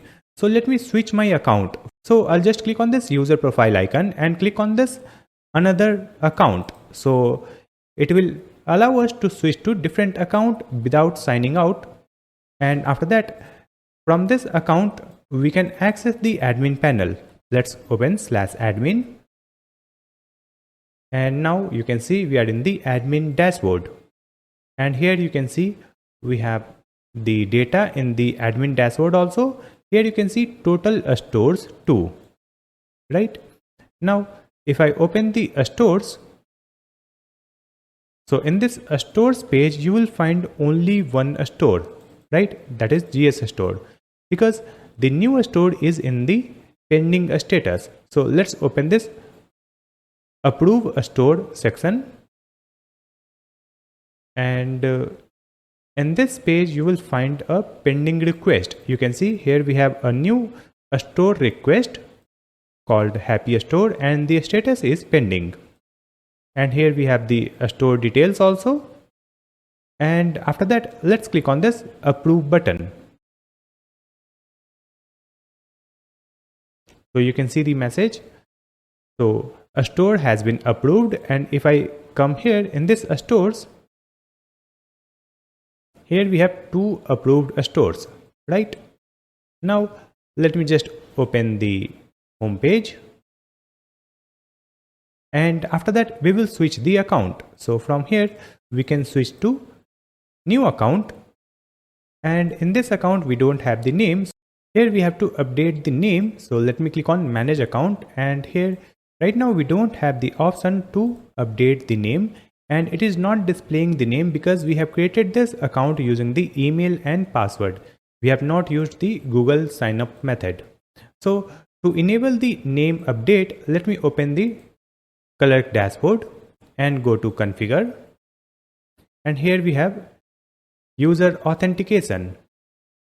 Here we will open this user model, then just enable this one, first and last name, and click on save. So after enabling this, user can update their first and last name. After that again come back to the website and click on this manage account, and after that click on this update profile. So here you can see we have the option to add the first and last name. Click on save. So we have updated the name, right? We can update the image also. From here we can upload the profile image. Now let's come here in this create a store. So you can see here it is displaying your store has been approved, and after that it will redirect us in a store page. So you can see it will redirect us to a store page. So this is the store dashboard from where we can upload the products and we can manage the products and order. So just come here in this add product, and here we will upload multiple products. So here we have to upload the product image. Let me choose this one, this lamp image, and after that here we have to add the product name. So let me write the name modern table lamp, and after that we will add the product description. Then we have to set the actual price. So let me write 40, and then we'll add the discounted price or offer price 29. After that here we have to choose the category. So here we have multiple categories. So let me add home and kitchen category and click on add product. So this product has been added. Now let me open this manage product. So here you can see this product is live, and from here we can enable or disable this product. So if it is out of stock, we can disable it from here. Similarly, we'll add multiple product using this form, and after that we'll again start this video. So now I have added multiple product. If I open this manage product, you can see here we have added 5 products, and we have added one product from another account using another store, right? And here we don't have any orders. If I come to this orders, you can see we don't have any orders right now. Now let me just open the home page and we will place a new order. So let me just come back to the previous account, because in the previous account we have already added the shipping address. So it will be easy for us to place the order. Now let me choose the product from here. You can see now we have multiple product. If I open this top page, here it will display all products. You can see here we have all products, and in this smartwatch we have the rating also, right? So now let me add this table lamp. Click on add to cart and again open the shop page, and from here we will open this smartwatch. Click on add to cart, then view cart. So you can see in our cart we have added 2 product, right? And this product is from different seller and this product is from different seller. So we have added the product of different seller, right? And here we have selected the payment method COD. Then we will choose the shipping address, and here we can add the coupon code or we can ignore it, and then we can place the order. So let me just place the order. After that it will open the my orders page, right? So you can see after placing the order we are redirected to this my orders page, and here you can see we have a new order. So this one is the old one, you can see the status delivered, and this is the new one. And in this one you can see we have 2 product, that is a smartwatch and modern table lamp. So when the user place the order, they will see the orders like this, right? And after that, if I open the seller dashboard, let me open /store. So in this store we will go to orders, and in this orders section you can see here we have a new order, right?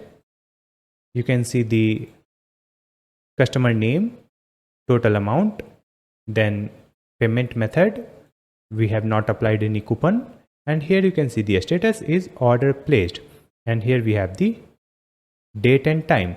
Now let me just click here, so it will display the detail.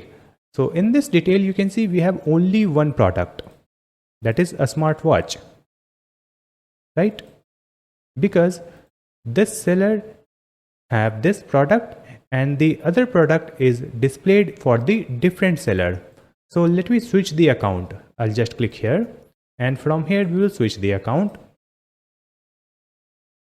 And after that, let's open the store. So now we will open the Happier store, and in this one you can see we have a new order, and here we have total earning. Now let's open the orders from here. So for this seller also we have this order detail, and if I open this, in this one we have the another product, that is modern table lamp, because this seller is selling this modern table lamp. So this feature is working fine. When we choose the product for different seller, the order detail will go to different seller with their product details. Now let's open the home page, and after that here we will again open the previous account. After that, if I open the shop page and add this product in the cart, then go to cart page, and here we have the option for a Stripe payment. So we have to enable this Stripe payment so that we can pay online for our order. So to enable or integrate the Stripe payment gateway, let's open stripe.com. So open stripe.com and click on sign in.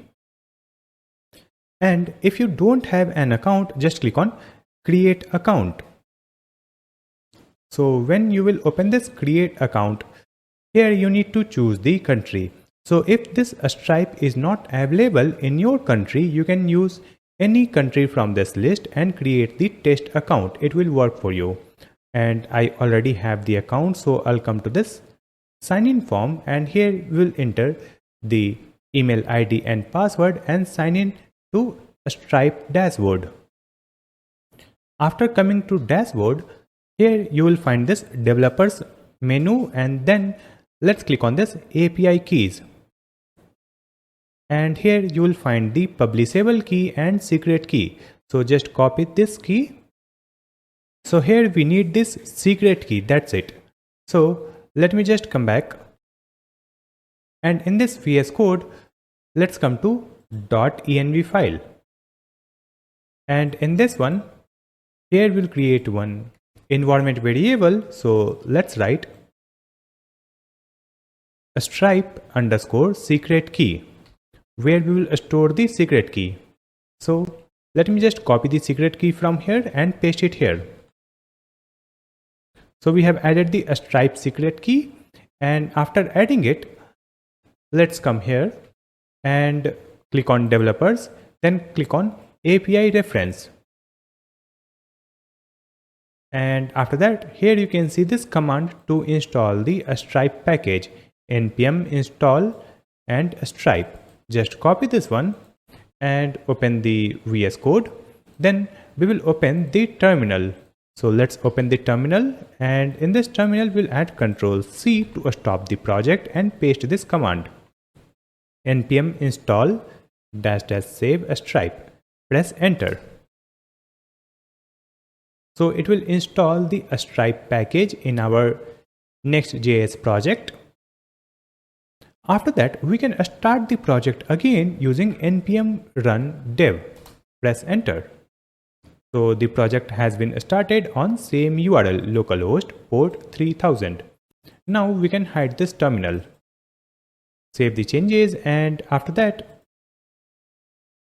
let's come here in this documentation and scroll down, and in this left sidebar you will find this checkout, and in this checkout you have this checkout sessions, and in this checkout sessions you will find this create a checkout session. Just click here.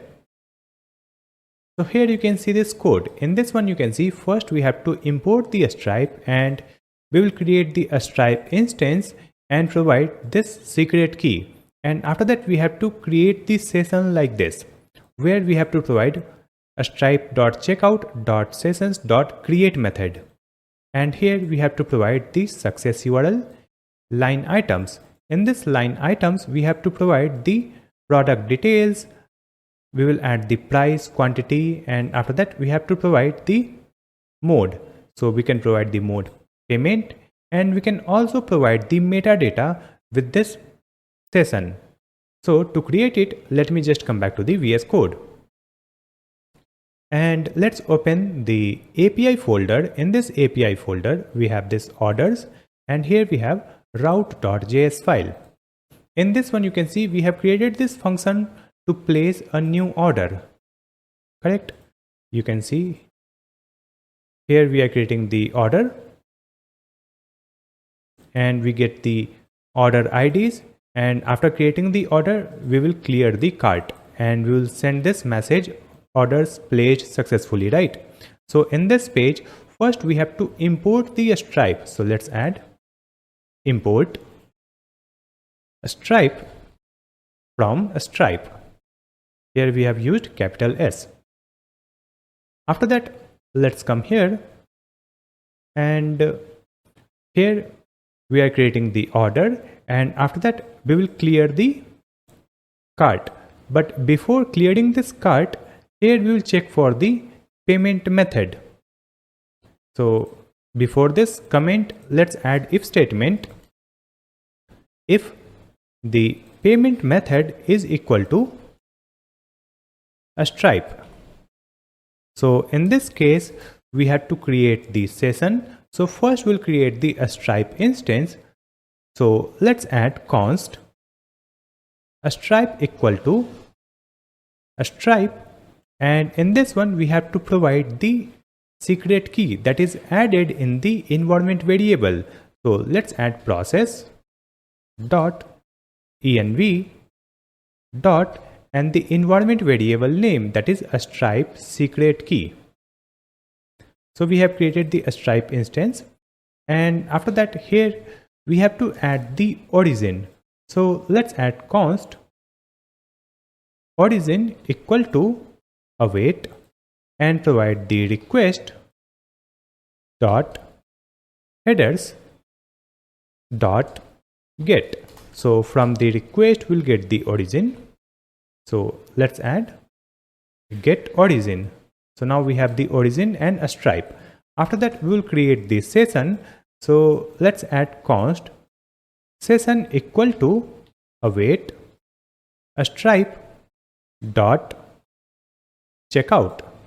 Then we'll add dot session, or we'll add sessions. If I come here, you can see here we have to add a Stripe dot checkout dot sessions dot create. Let's add it here, and after that in this one let's add the object. So first we will add payment method types. So let's provide one array and provide card, and after that here we have to add the line items, and in this line items property let's add the array, and we'll add the object here in this array, and here let's add the price data. So the price data will be one object. So in this object first we'll add the currency, and in this currency we'll add the currency code like USD. Make sure to add the same currency code where you have created the Stripe account. And after that let's add the product data. So the product data will be one object, and in this product data let's add the name, and the name will be order, and after that here we have to add the unit amount. So let's write the unit amount property, and it will be this math dot round, and in this one we will add the full amount multiplied by 100, and after that here we will add the comma and provide the quantity, and in this quantity let's add 1, and after that here we'll add the comma, and let's add the expires at property. So this session will expire. So here let's add math dot float, and in this one we'll add date dot now divide by 1000 plus 30 multiplied by 60. So here we have added this expire at, and after that here we'll add the mode. So in this mode we'll add the payment. So here we have added the expiry time, that is 30 minutes, right? Let me add the comment also. Here we'll add the comment current time plus 30 minutes. So after 30 minutes this session will expire, and here we have added the mode payment, and after that here let's add the success URL. So the success URL should contain the origin. So let's add the backticks $, curly braces, and insert the origin here using this template literal, and after that we'll add slash loading. So it will open the loading component, and in this URL parameter we'll add the orders. So let's add question mark next URL equal to orders, and after that Here we have to add the cancel URL also. Suppose the payment is cancelled or failed. So in this case, we will redirect the users on cart page only. So let's add backticks and provide the same origin / cart. So here we have the success URL and cart URL. It means when the payment was successful, then user will come to this loading page, and after that they will be redirected to my orders. And after that, here we have to add some data. So let's add the metadata in this session. So this metadata will be one object, and in this one let's add the order IDs, and in this order IDs let's provide the order IDs dot join, and let's join it using one comma. And after that, here we have to add the user ID, then we'll add the app ID, and in this app ID let me write the app name GoCart. So here we have created one session, right? And after that we have to return this session. So here let me write return next response .json and provide the object, and here let's provide session. That's it. So whenever the payment method is a stripe, it will create a session, and this session will be sent in the response, and it will ignore this code. After updating this code, let me just come back to the web page and let me refresh this cart page.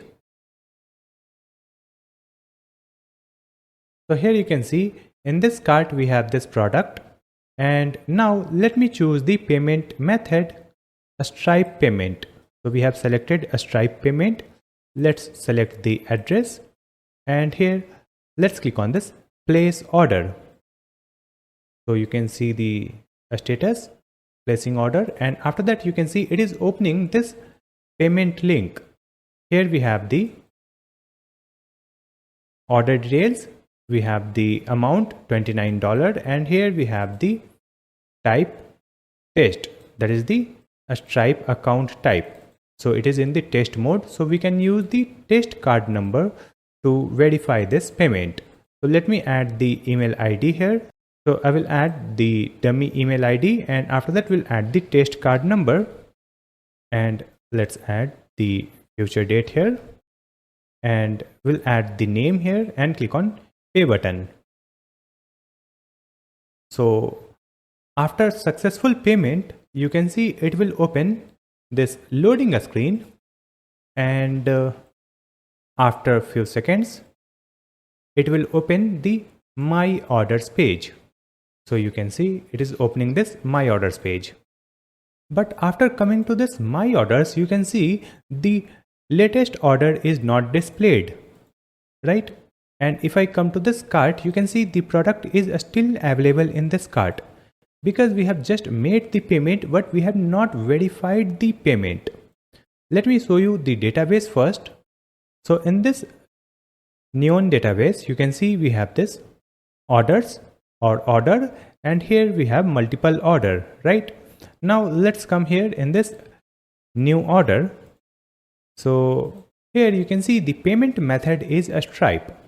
And after that, you can see the is paid property is false, because first we have to verify the payment status, and after verification we will make the is paid property true, then only it will be displayed in the my orders page.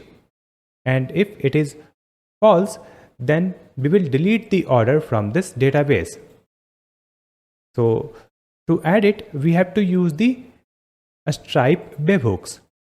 So first we need the webhooks key. So let me open the Stripe dashboard, and here let's click on this developers and then go to webhooks. After that, click on this add destination button. So in this page we have to subscribe the event. So let me scroll down, and here you can see different names for event. So let's come here in the payment intent. Here we have the payment intent. Let me expand it, and in this one just check this one, payment intent succeeded. Here it is. So we have added payment intent succeeded, and let me subscribe for this payment intent cancelled. So we have subscribed for two events, payment intent succeeded and payment intent cancelled. Then click on continue button, and after that you can see it is asking for destination type. So let's choose this webhook endpoint, then click on continue. And after that, here we have to provide the webhooks endpoint. So here we have to provide the URL where we have deployed our project.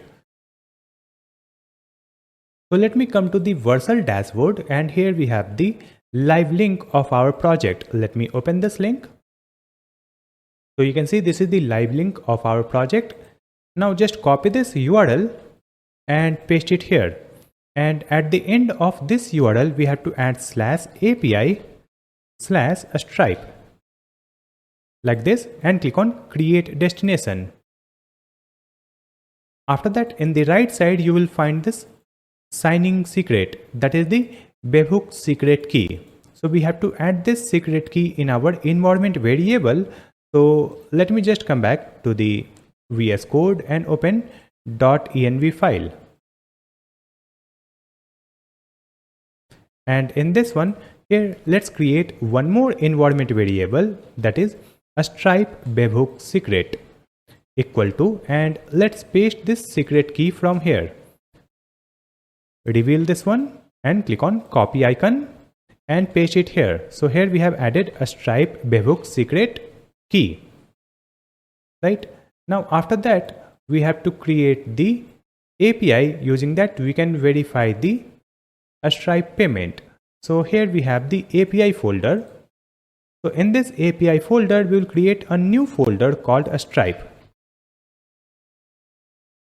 Now in this Stripe folder, we have to create a route file. So here let's create a new file and write the file name route.js. You can see we have created this Stripe in this API folder, and in this Stripe folder we have created route.js file. Now in this one, first we have to import the Stripe. So let's add import Stripe from Stripe. After that, here let's create the Stripe instance. So just add const Stripe equal to new Stripe, and in this one we have to provide the secret key. So let's add process.env.stripe secret key that we have used in the order route also, correct? Now after that, here we have to create a function. So let me write export async function post, and in the function parameter we will receive the request. And after that, in this function, let me add the try catch statement. Now in this try block, we need some data from the request. So let's add const body equal to await request dot text. And after that, we have to create the Stripe signature. So simply write const sig for the signature equal to request dot get. And in this one, let me write the message, that is a Stripe signature. After creating the signature, here we have to create the Stripe event. So let's write const event equal to a Stripe dot webhooks dot construct event. And in this one, we have to provide the body, then we'll provide the signature, and after that we have to provide the webhook secret key. So let's add process.env.stripe a stripe webhook secret that we have added in the environment variable, like this. So here we have created one event. Now based on this event, we will execute different cases. So here we'll add switch case statement. Now in this key, we will provide the event dot type. So we have subscribed for two events, right? That is the payment intent succeeded and payment intent cancelled. So here let's add the case, and in this case let's add payment intent succeeded, right? And after that, here we'll add this object, and in this one let me execute the function. So here we'll add await, and here let me add the function. So let me create this function here before creating this switch case. So just add const handle payment intent equal to async arrow function. Here we have created this function, and after that let's call this function here using this await. Now in this function we have to provide the data from this event. So let's add the event dot data dot object, and in this object we'll get the ID. After that we'll add comma true, and we will receive this data here in this function parameter. So first we will get the payment ID, and then we'll add the comma, and we will receive the is paid value. So when the payment intent is succeeded, we will send this ID and we will send the true. So is paid will be true. And after that, here we have to add break. So we have added the first case. Now let me add one copy of this case, and here we'll add payment intent cancelled. Now here again we'll call this same function, and here we have provided event.data.object.id, and after that here we'll add false, right? And after that remove this break from here, and here we have added default case. So in this default case, let's add console log, and in this one we will add the message called unhandled event type, and after that let's add comma provide event dot type. So it will display this message in the terminal, and after that here we will send the response. So here before this catch block, let's add return next response. Next response has been imported. Then we'll add JSON, and here let's add the object and provide received true. That's it. And after that, in this catch block we'll add console.error and provide the error. And after that, here let's write the return statement, and let me just copy this, paste it here, and provide error and a status like this in this catch block. Now let me just complete this function handle payment intent. So in this one we are getting the payment intent ID and is paid value, right? So here let's add const session equal to await, and provide the stripe dot checkout dot sessions dot list. So here we have the sessions list, and in this one let's add the object and provide the payment intent, and in this payment intent we will provide the payment intent ID like this. And now here we'll get this session, and from this session we have to extract the metadata, and in the metadata we have added the order IDs, user ID and app ID. So let's add const curly braces order IDs, then we'll add the user ID, and after that we have to add the app ID, And then let's add the session dot data index 0, and after that we'll add the metadata. So from this session we'll get the metadata, and after that here we will check for the app ID. So let's add the if statement. If app ID not equal to go-kart. So if the app ID is not equal to go-kart, then we'll add return and provide next response dot JSON. And in this one, let's add the object and provide received true, and then we'll add the message also, that is invalid app ID.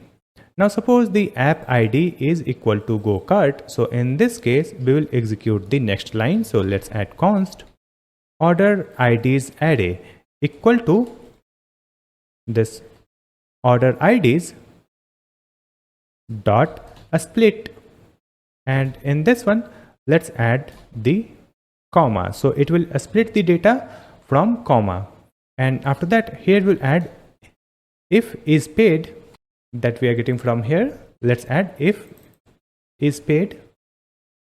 Let me just check this one. We are writing it outside of this handler function, that is handle payment intent. So let me move it. Let's move this here. Now it is correct.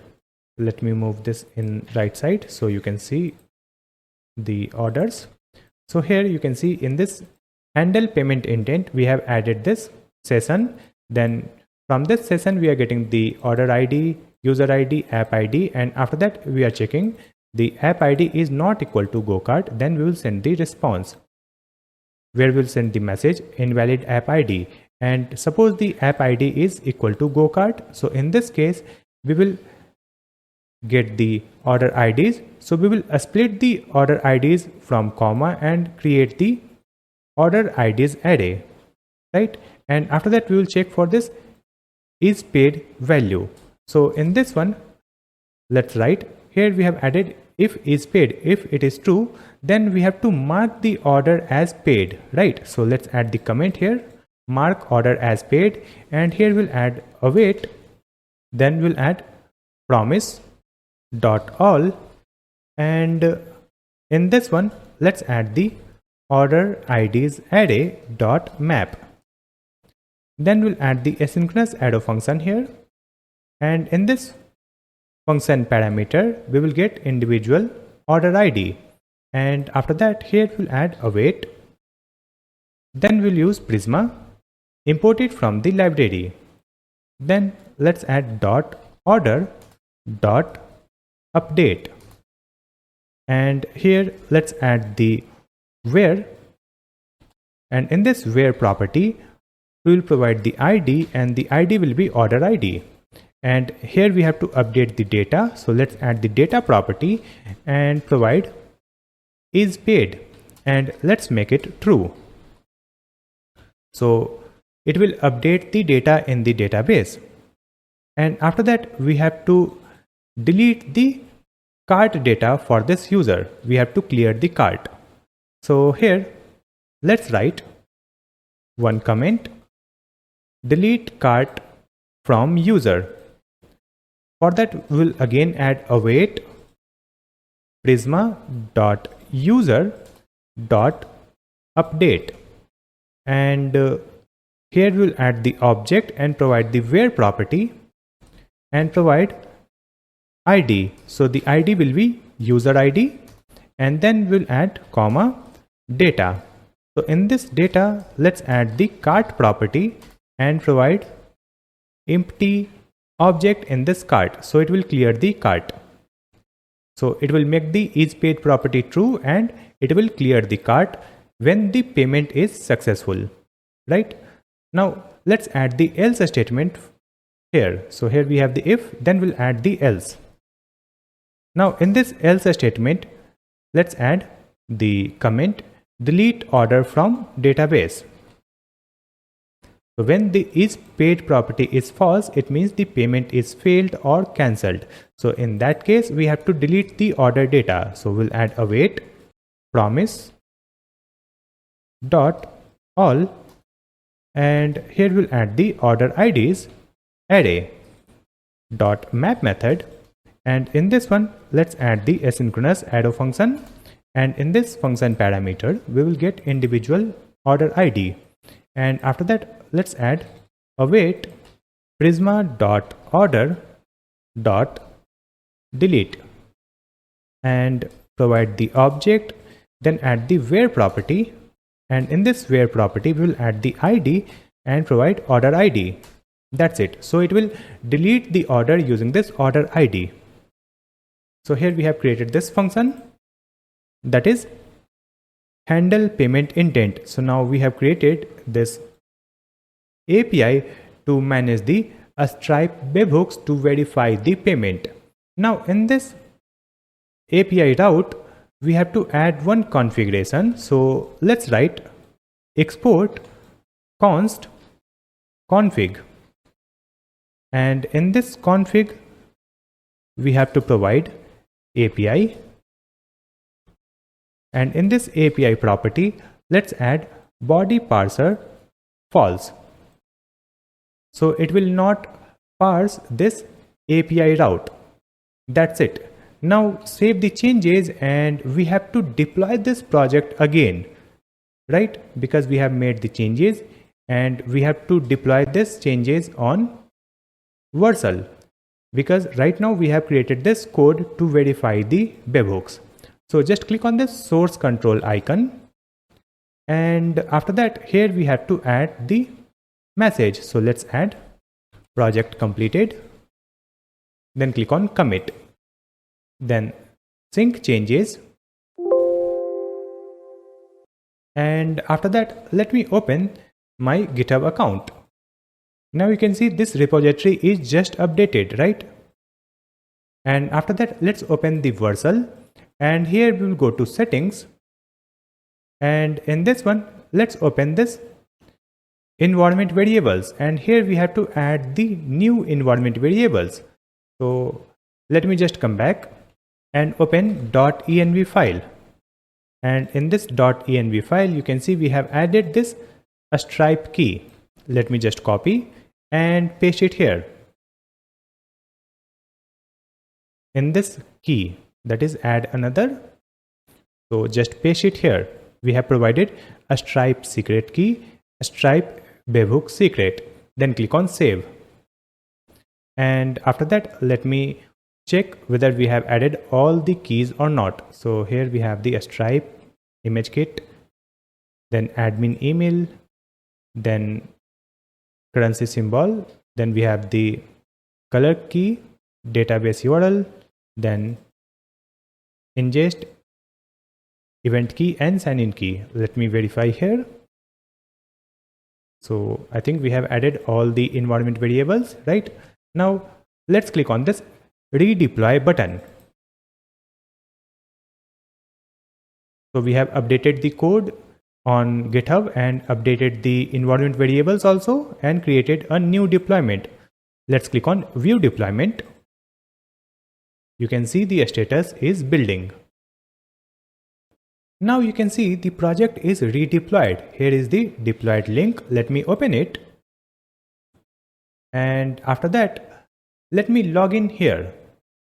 So I'll just click on this login button, continue with Google, and I'll choose the Google account, then click on continue, and after that let's come to this cart page, and here let's increase the quantity. I'll add 2 quantity for this mouse, then I'll choose this a Stripe payment, and here we will choose the address, and then let me add the coupon also. So let me write plus 20, that is exclusive for Plus members. Click on apply. You can see the coupon has been applied, and click on place order, and after that it will open the payment link, that is the Stripe checkout link. So just wait for that. You can see the notification connection terminated. So to fix this error, let me just come back to the Vercel dashboard.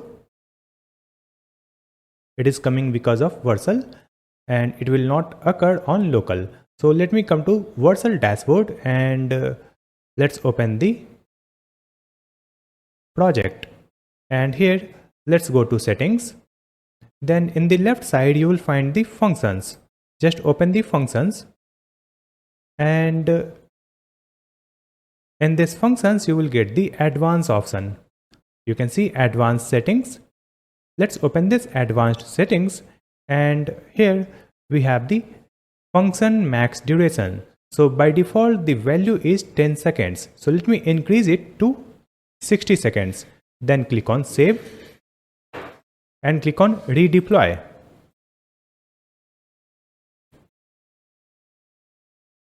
Click on view deployment and now again you can see the status is building. So just wait for this deployment to be completed.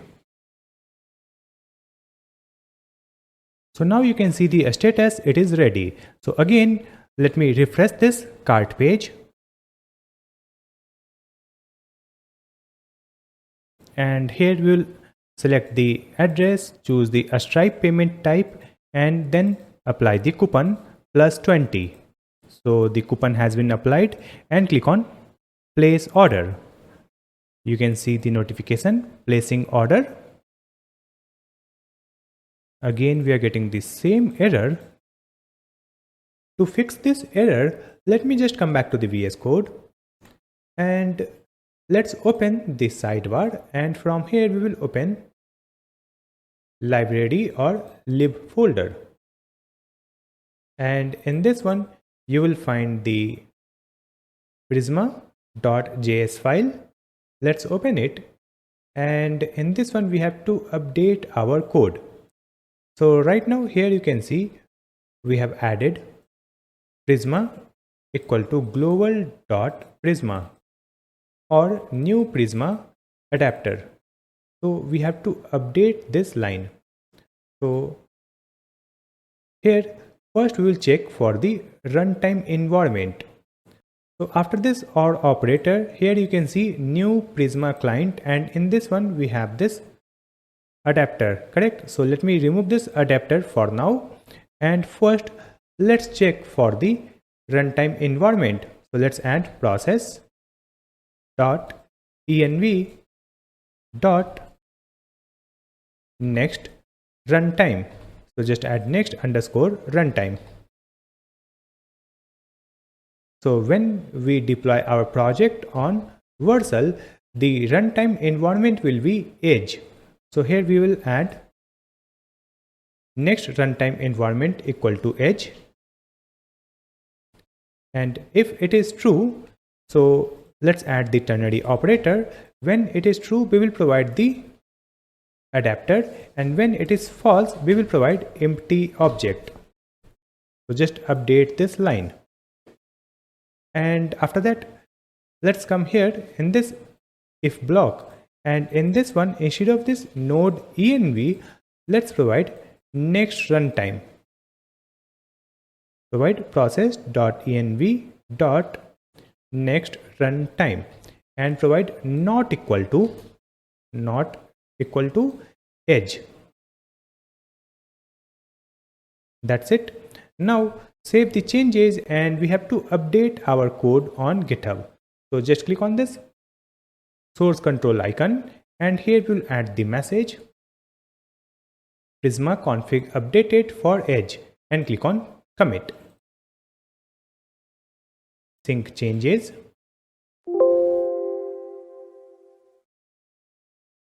And after updating this, let's open the GitHub account. So let's see the GitHub repository. I'll refresh this one. So you can see it is updated just now. After that, if I open the Vercel dashboard and click on this project and go to deployments, so you can see it is redeploying our project. You can see the status building. Let me just click here. So still you can see the status is building. So it is automatically redeploying our project because we have updated our GitHub repository. So now you can see the status is ready. So the project is redeployed. After that, let's open the web page again and refresh this web page. So after refresh, let me choose the payment type as Stripe, and here we will choose the address, and then let me provide the coupon code +20 and apply. And after that, we'll click on this place order button. So you can see it is opening the Stripe payment gateway, right? So it is working fine. Now we are using the test account of the Stripe. So here we can use the test card number. So let me provide the dummy email ID, then provide a test card number and expiry date and name, and click on pay button. So now we have made the payment successfully, and after that it will open this loading screen to verify the payment in background, and after payment verification it will open the my orders page. So now we are redirected to my orders page, but still the order is not displayed here. It means we have created the order, but the order is not verified.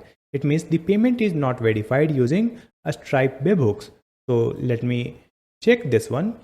Let me just come back to the Vercel dashboard, and I'll go to this logs. And in this one, you can see here we have received the error on this route, that is /API/Stripe. And in this one, you can see we have the error called e.get is not a function. So to fix it, let's just come back and we will open the API folder, then a Stripe folder, then route.js file. So here we have added the code to verify the Stripe payment. So in this one, you can see we have added const signature equal to request.get. So let me update it. It will be request.headers.get. Just update this code, request.headers.get, save the changes, and let's commit the changes. So here we'll add the message,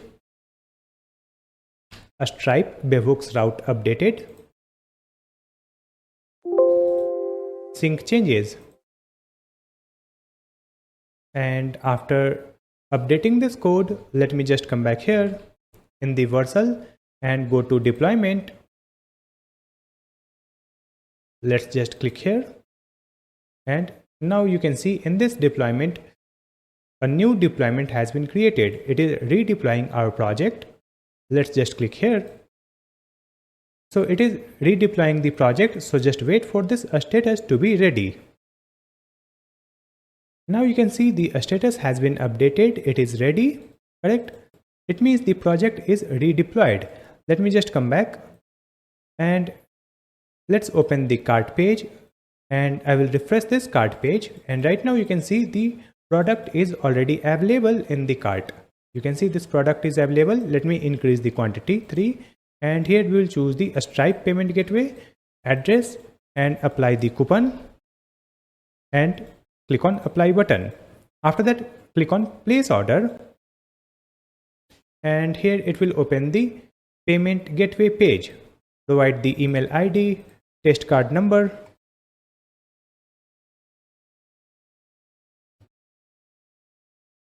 enter the card details and click on pay button. You can see the payment is successful, and after that we are redirected to loading a screen, and after that it will redirect us to my orders page. So now you can see we are redirected to my orders page, and here we have this order. You can see gaming mouse for 3 quantity, right? And this is the unit price, and this is the total price, and this is the order date, and here we have the delivery address, and the order status is order placed. So we have successfully created the order using a Stripe payment gateway. Now to check this order, we need to log in to our seller dashboard or a store, right? So let me switch the account first. I'll click on add account, or we have already logged in here.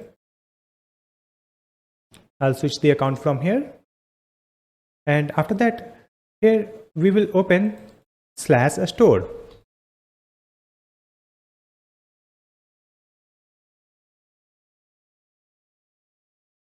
So now we are in this happy store dashboard, and in this one, let's open the orders.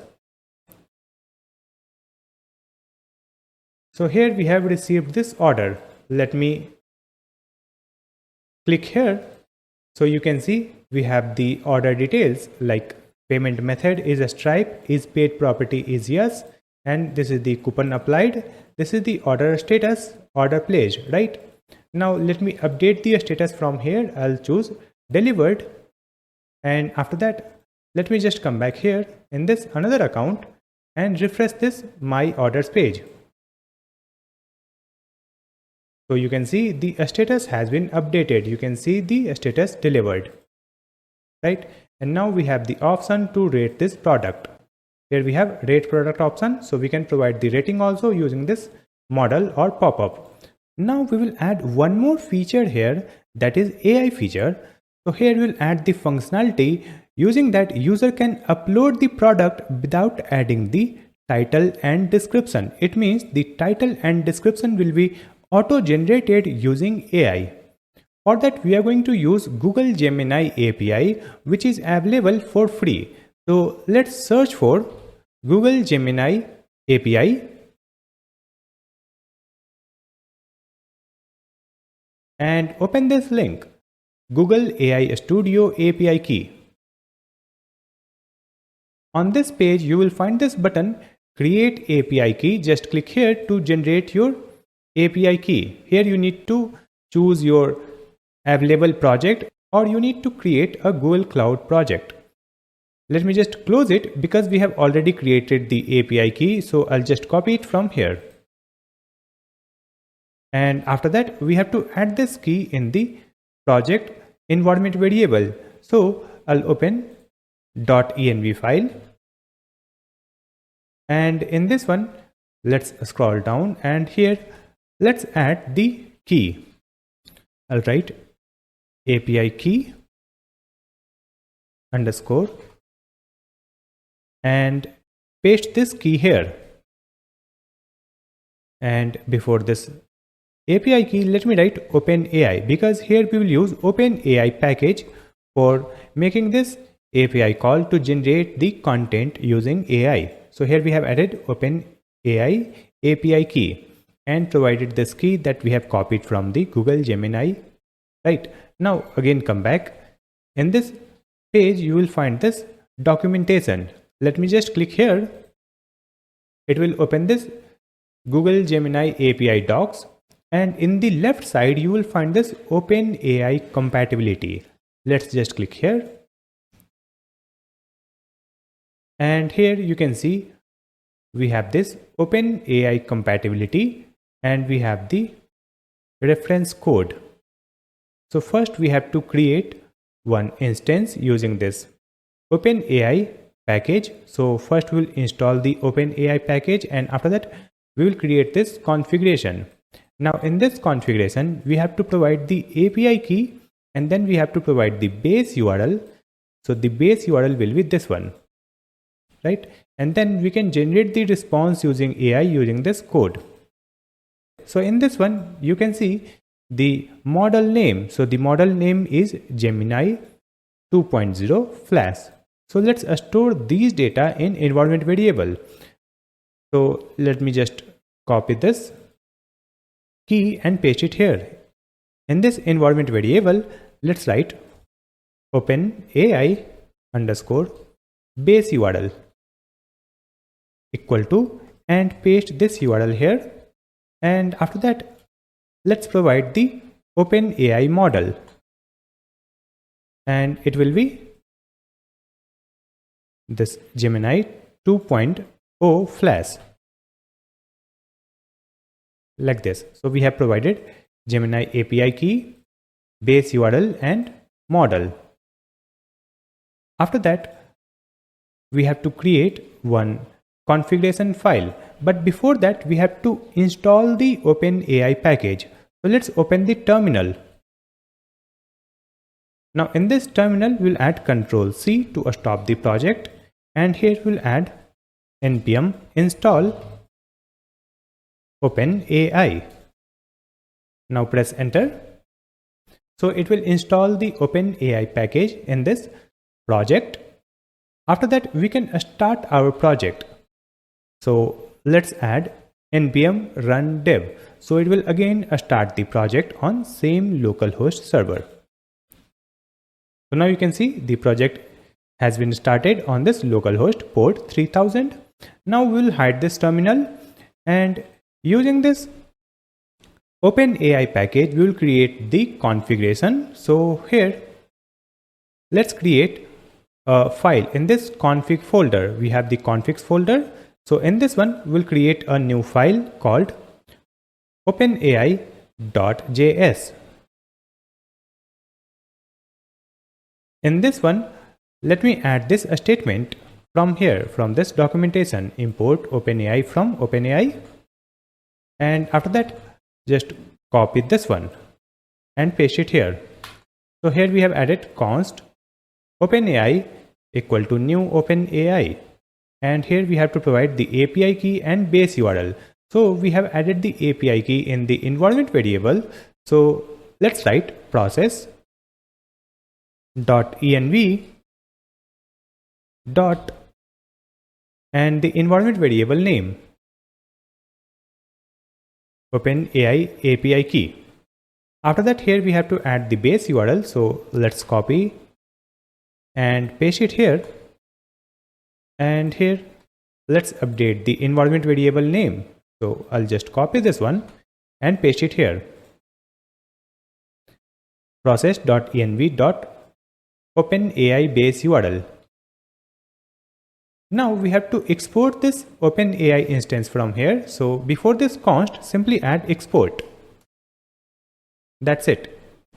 Now after that, we have to create the API. Using that, we can generate the title and description of the product. So let's open this app folder. In this app folder, we have the API folder. And in this API folder, we have a store file or a store folder. You can see we have the store folder. So in this one, we'll create a new route. So to create a new route here, let's create a folder first. So we'll create a folder with the name AI. And in this AI folder, we'll create the route. So just add a new file and write the file name route.js. So you can see the structure. Here we have the API folder. In this API, we have the store. Then we have AI folder and then route.js. Correct. Now in this one, we have to create the function. Using that, we can generate the content using AI. In this file, we'll create the function. So let's add export async function post, and in the parameter we will get request. After that, in this one, we have to add the try catch statement, and in the try block, first we will get the user ID. So let's write const curly braces user ID equal to get auth, and the get auth has been imported here from Clerk/Next.js/server. And in this get auth, we will provide the request. After that, here we have to check the user is seller or not. So let's add const is seller equal to await, and here we will use the auth seller middleware. Let's click on this suggestion. So this auth seller has been imported from the middleware folder auth seller file. Right now, in this one, we have to provide this user ID. So for this user ID, it will check the user is seller or not. So if the user is not seller, so let's add not of is seller. So in this case, we will simply add return next response. Next response has been imported. Then add .json and provide the error not authorized and a status for not one. Now suppose the user is seller, it is correct. Then we'll add const curly braces base 64 image and mime type equal to await, and we will use request.json.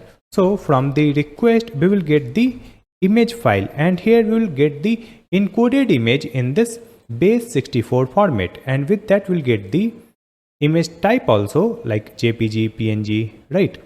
So here we have the image and image type. After that, using this image we have to generate the title and description for the product. For that, let's create a function here. So to create that function, let me just come back to the same documentation, and here let's scroll down and come to this section called image understanding. So here we have image understanding section, and in this one, here you can see we have this function called main. So let's just copy this main function, or instead of copying this main function, let me just copy this array. In this array we have the messages. So we have role user, and then we have content, right? So let's just copy this messages array, and after that just come back here, and here we'll create a function. So just add async function and write the function name main, right? And in this one just paste this messages array. Now in this main function parameter we will get the encoded image, that is base 64 image, and we'll also get the mime type, that will be file type, right? And after that, here in this messages array we have this role user, then content. So here we'll add one more role and content. So before this object, let's add one more object. So here we'll add one object and provide comma like this. Now here let's define the role. So I'll just copy this one and paste it here. So the role will be system, right? And after that we have to provide the content, correct? So let's copy this content from here and paste it here. Now in this content we'll add the backticks so that we can insert the messages here. Now in this backtick, let me provide this message or text. So you can just type this thing. So here we have added this text called "You are a product listing assistant for an e-commerce store. Your job is to analyze an image of a product and generate a structured data. Respond only with raw JSON, no code block, no markdown, no explanation. The JSON must strictly follow this schema." So you can see we need the name and description, and the name will be sort like this one, sort product name, and description should be marketing friendly. So we have added this content. You can just type this in the content property, and after that in this second object we have the role user, and here we have the content. So let's update this content. So first we'll add the type text, and here let's add our text message, that is analyze this image and return name plus description. After that we'll add the type image URL, right? We have to provide the image URL. So here let's add the image URL property, and in this image URL property we'll add the URL colon, and here let's add the data, and then we have to provide the image with file type, right? So let's update it. We will remove this image and JPG, and here we'll add $ curly braces, provide MIME type, and after that we have the semicolon base64, then comma, and after that we have to provide this base64 image. So now it is correct. So here we have created the messages array that will be sent on AI. So first we'll send the role system and provide this content, and after that we'll send user and provide this content where we'll add the text, analyze this image, and we'll also provide the image URL, right? And after that, to send this messages on AI, let's use this code snippet. So here you can see we have this code. Just copy this one and paste it here after this array. So here we have added const response equal to await, then OpenAI, and we have to import this OpenAI first. So let's scroll up and we'll add import curly braces OpenAI from configs folder OpenAI file, right? And let's come here. So now we have OpenAI dot chat dot completions.create, and here we have to provide the model. So let's add the model from the environment variable. So simply add process dot env dot OpenAI model, that is added in the environment variable, and after that we have the messages. So simply provide the messages that we have already declared, correct? And after that we will get the response here. So from this response we have to find choices index 0, and in that one we will get the message property, and in that message we will get the content. So let me remove console log and simply use response dot choices dot message dot content. Now let's store this in a variable called raw, like this, and after that we have to remove the JSON or wrappers from this raw. So let's add one comment, and then we'll add const cleaned equal to raw dot replace, and in this one let's provide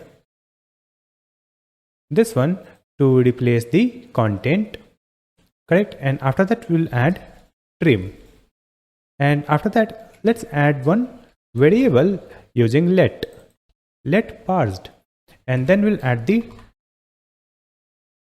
try catch statement, and in this try block we'll add this parsed equal to JSON dot parse and provide this cleaned, correct? Now come to the catch block, and in this catch block let's add throw new error and provide the message AI did not return valid JSON, correct? And after that we have to return this parsed. So after this catch block just add return parsed. That's it. So here we have created this function where we have declared the messages that will be sent for AI, and AI will give the response, and then we'll store the response here in this parsed. Then let's copy this main function in this one. So here let's add const result equal to await and provide the main function, and in this main function we have to provide this base64 image and provide MIME type, correct? And after that we can use the return statement. So return next response, and in this one let's add dot JSON, and then we'll add one object, and here we'll add a spread operator and provide the result, because the result is also an object. So we have added result. Now let's come here in this catch block, and in this catch block just add console.error and provide error. Then we'll add return next response.json and then provide the error message and a status. So we have created the API. Using that, we can generate the title and description of a product after uploading the image. Next, we have to link this API with our frontend. To link this API with frontend, let's open the sidebar, and in this one, here we have this app folder. So in this app folder, we will open a store folder. Then let's open this add product, and in this add product we have page.jsx file. So using this page we can add a new product, correct? So in this one we have to generate the product details using AI. So first we'll create a state here. So after this loading a state, let's add one more state. So just duplicate this one only, and here we'll add the state variable called AI used, and the setter function will be set AI used, and here we will add use state false. So we have initialized it using false. After that, here we have to create one handler function that will handle the image upload, correct? So after this on change handler, and before this on submit handler, we'll create a new function. So just add const handle image upload equal to async arrow function. Now in this parameter we will get the key and file like this, and after that let's use the setter function set images, and in this one we will provide the previous and create the arrow function, and here we'll add this parenthesis, and then let's add a spread operator previous comma, and then we'll add the key, and for this key we'll add the file. After that let's add the if statement. If key is equal to 1, correct? And then we'll add and file.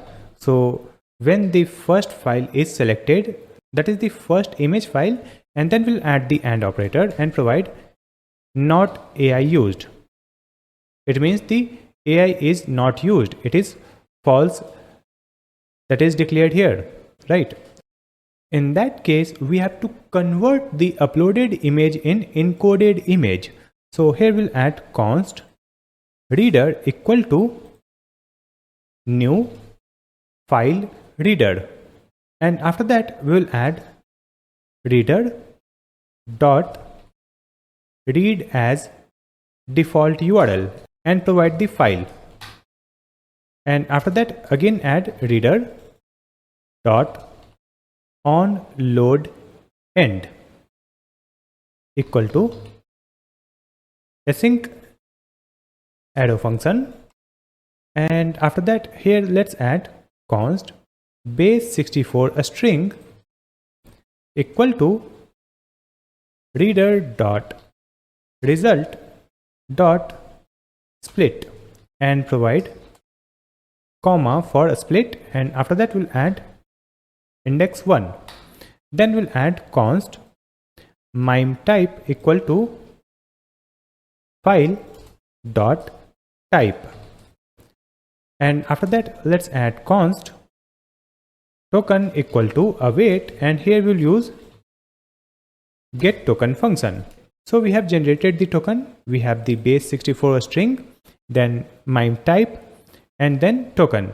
Now we can make the API call, right? So here let's add try catch statement, and in this try block we'll add await toast dot promise. And after that, in this one, let's add Axios. So the Axios is also imported here. So let's add Axios.post.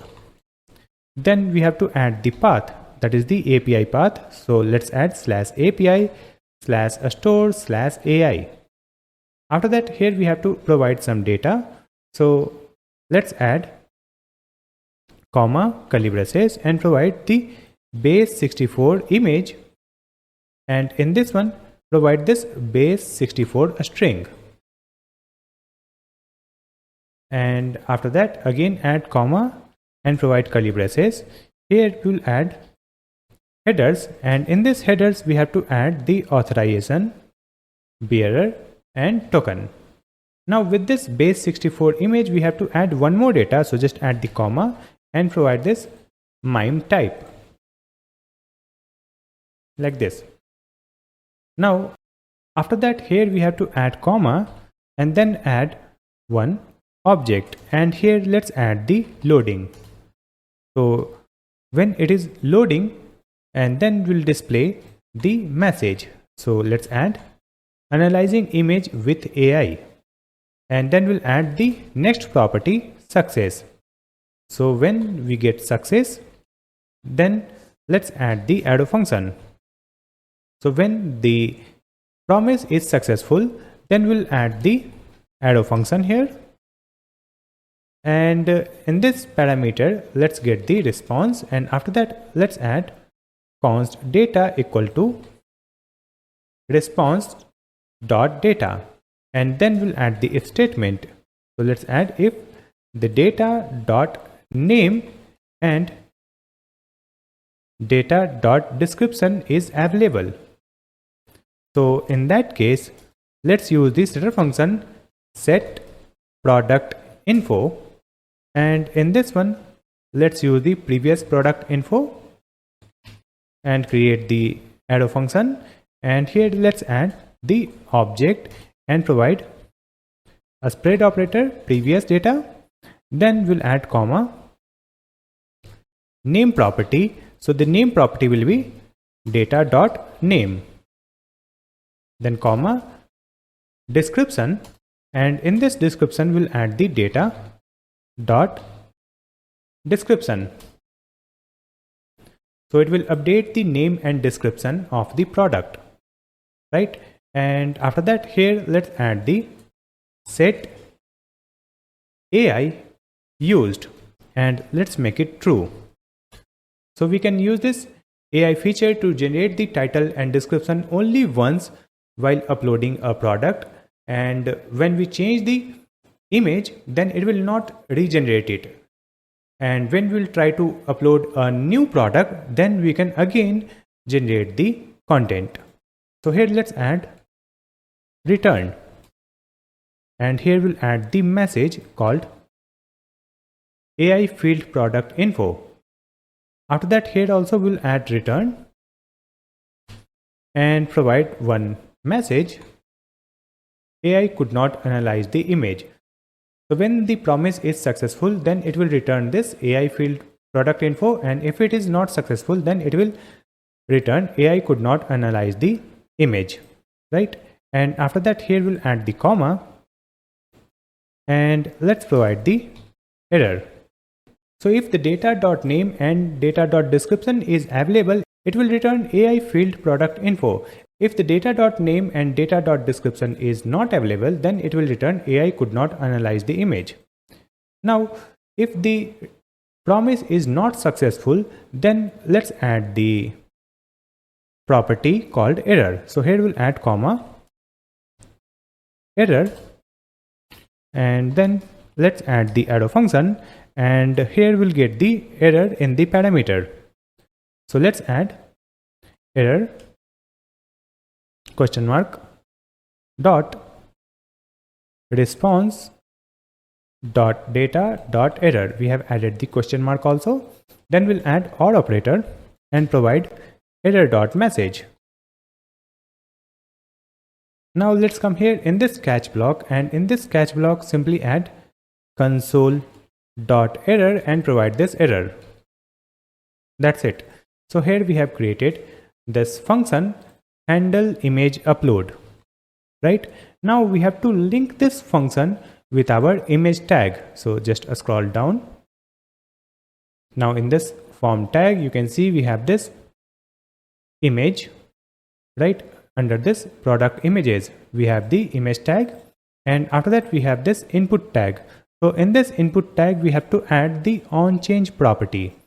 So in this one, we have this onChange property, and here we have added this set images, right? So let's update it.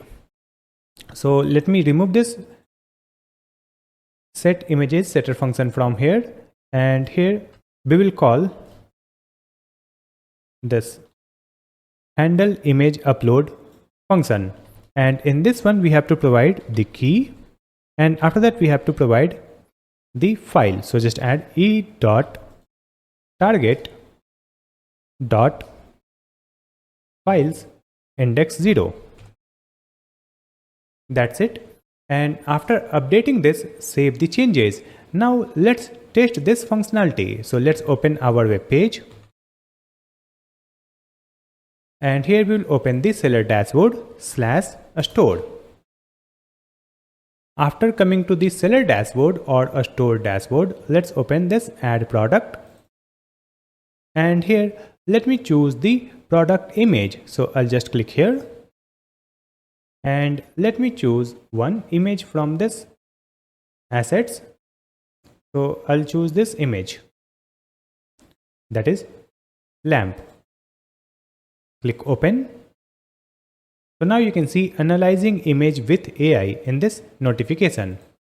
So the AI is analyzing the image, and after that you can see AI field product details, right? So here the AI has already added the product name and description, right? You can see the product name table lamp, and here we have the description for this product. So like this, we don't have to type the product details manually. The AI will only add the title and description for you. And if you want to update or change the name and description, you can easily change it.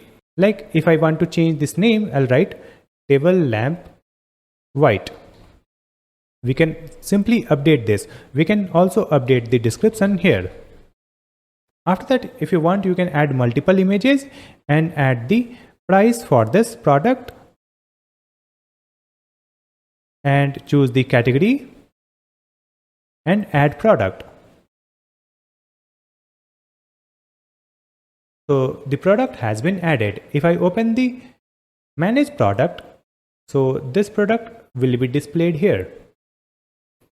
In this product list, you can see this product has been added, table lamp white.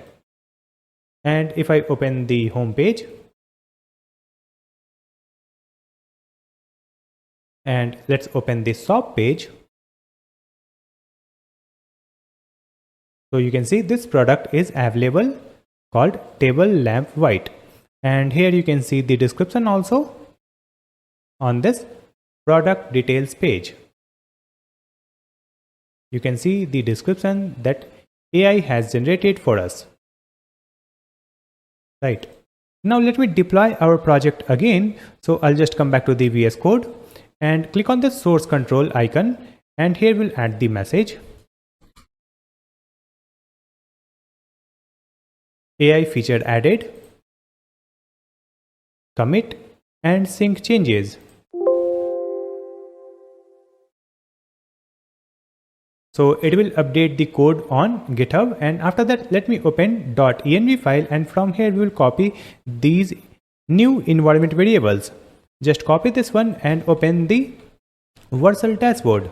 So let's open this Vercel dashboard and go to this project, then go to settings, then open environment variables, and in this key, let's paste the keys that we have just copied from the environment variable.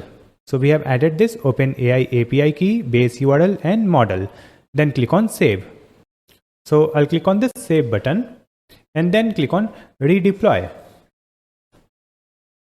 So it will redeploy our project. Just go to view deployment. So now you can see the status, it is building. So just wait for this status to be updated.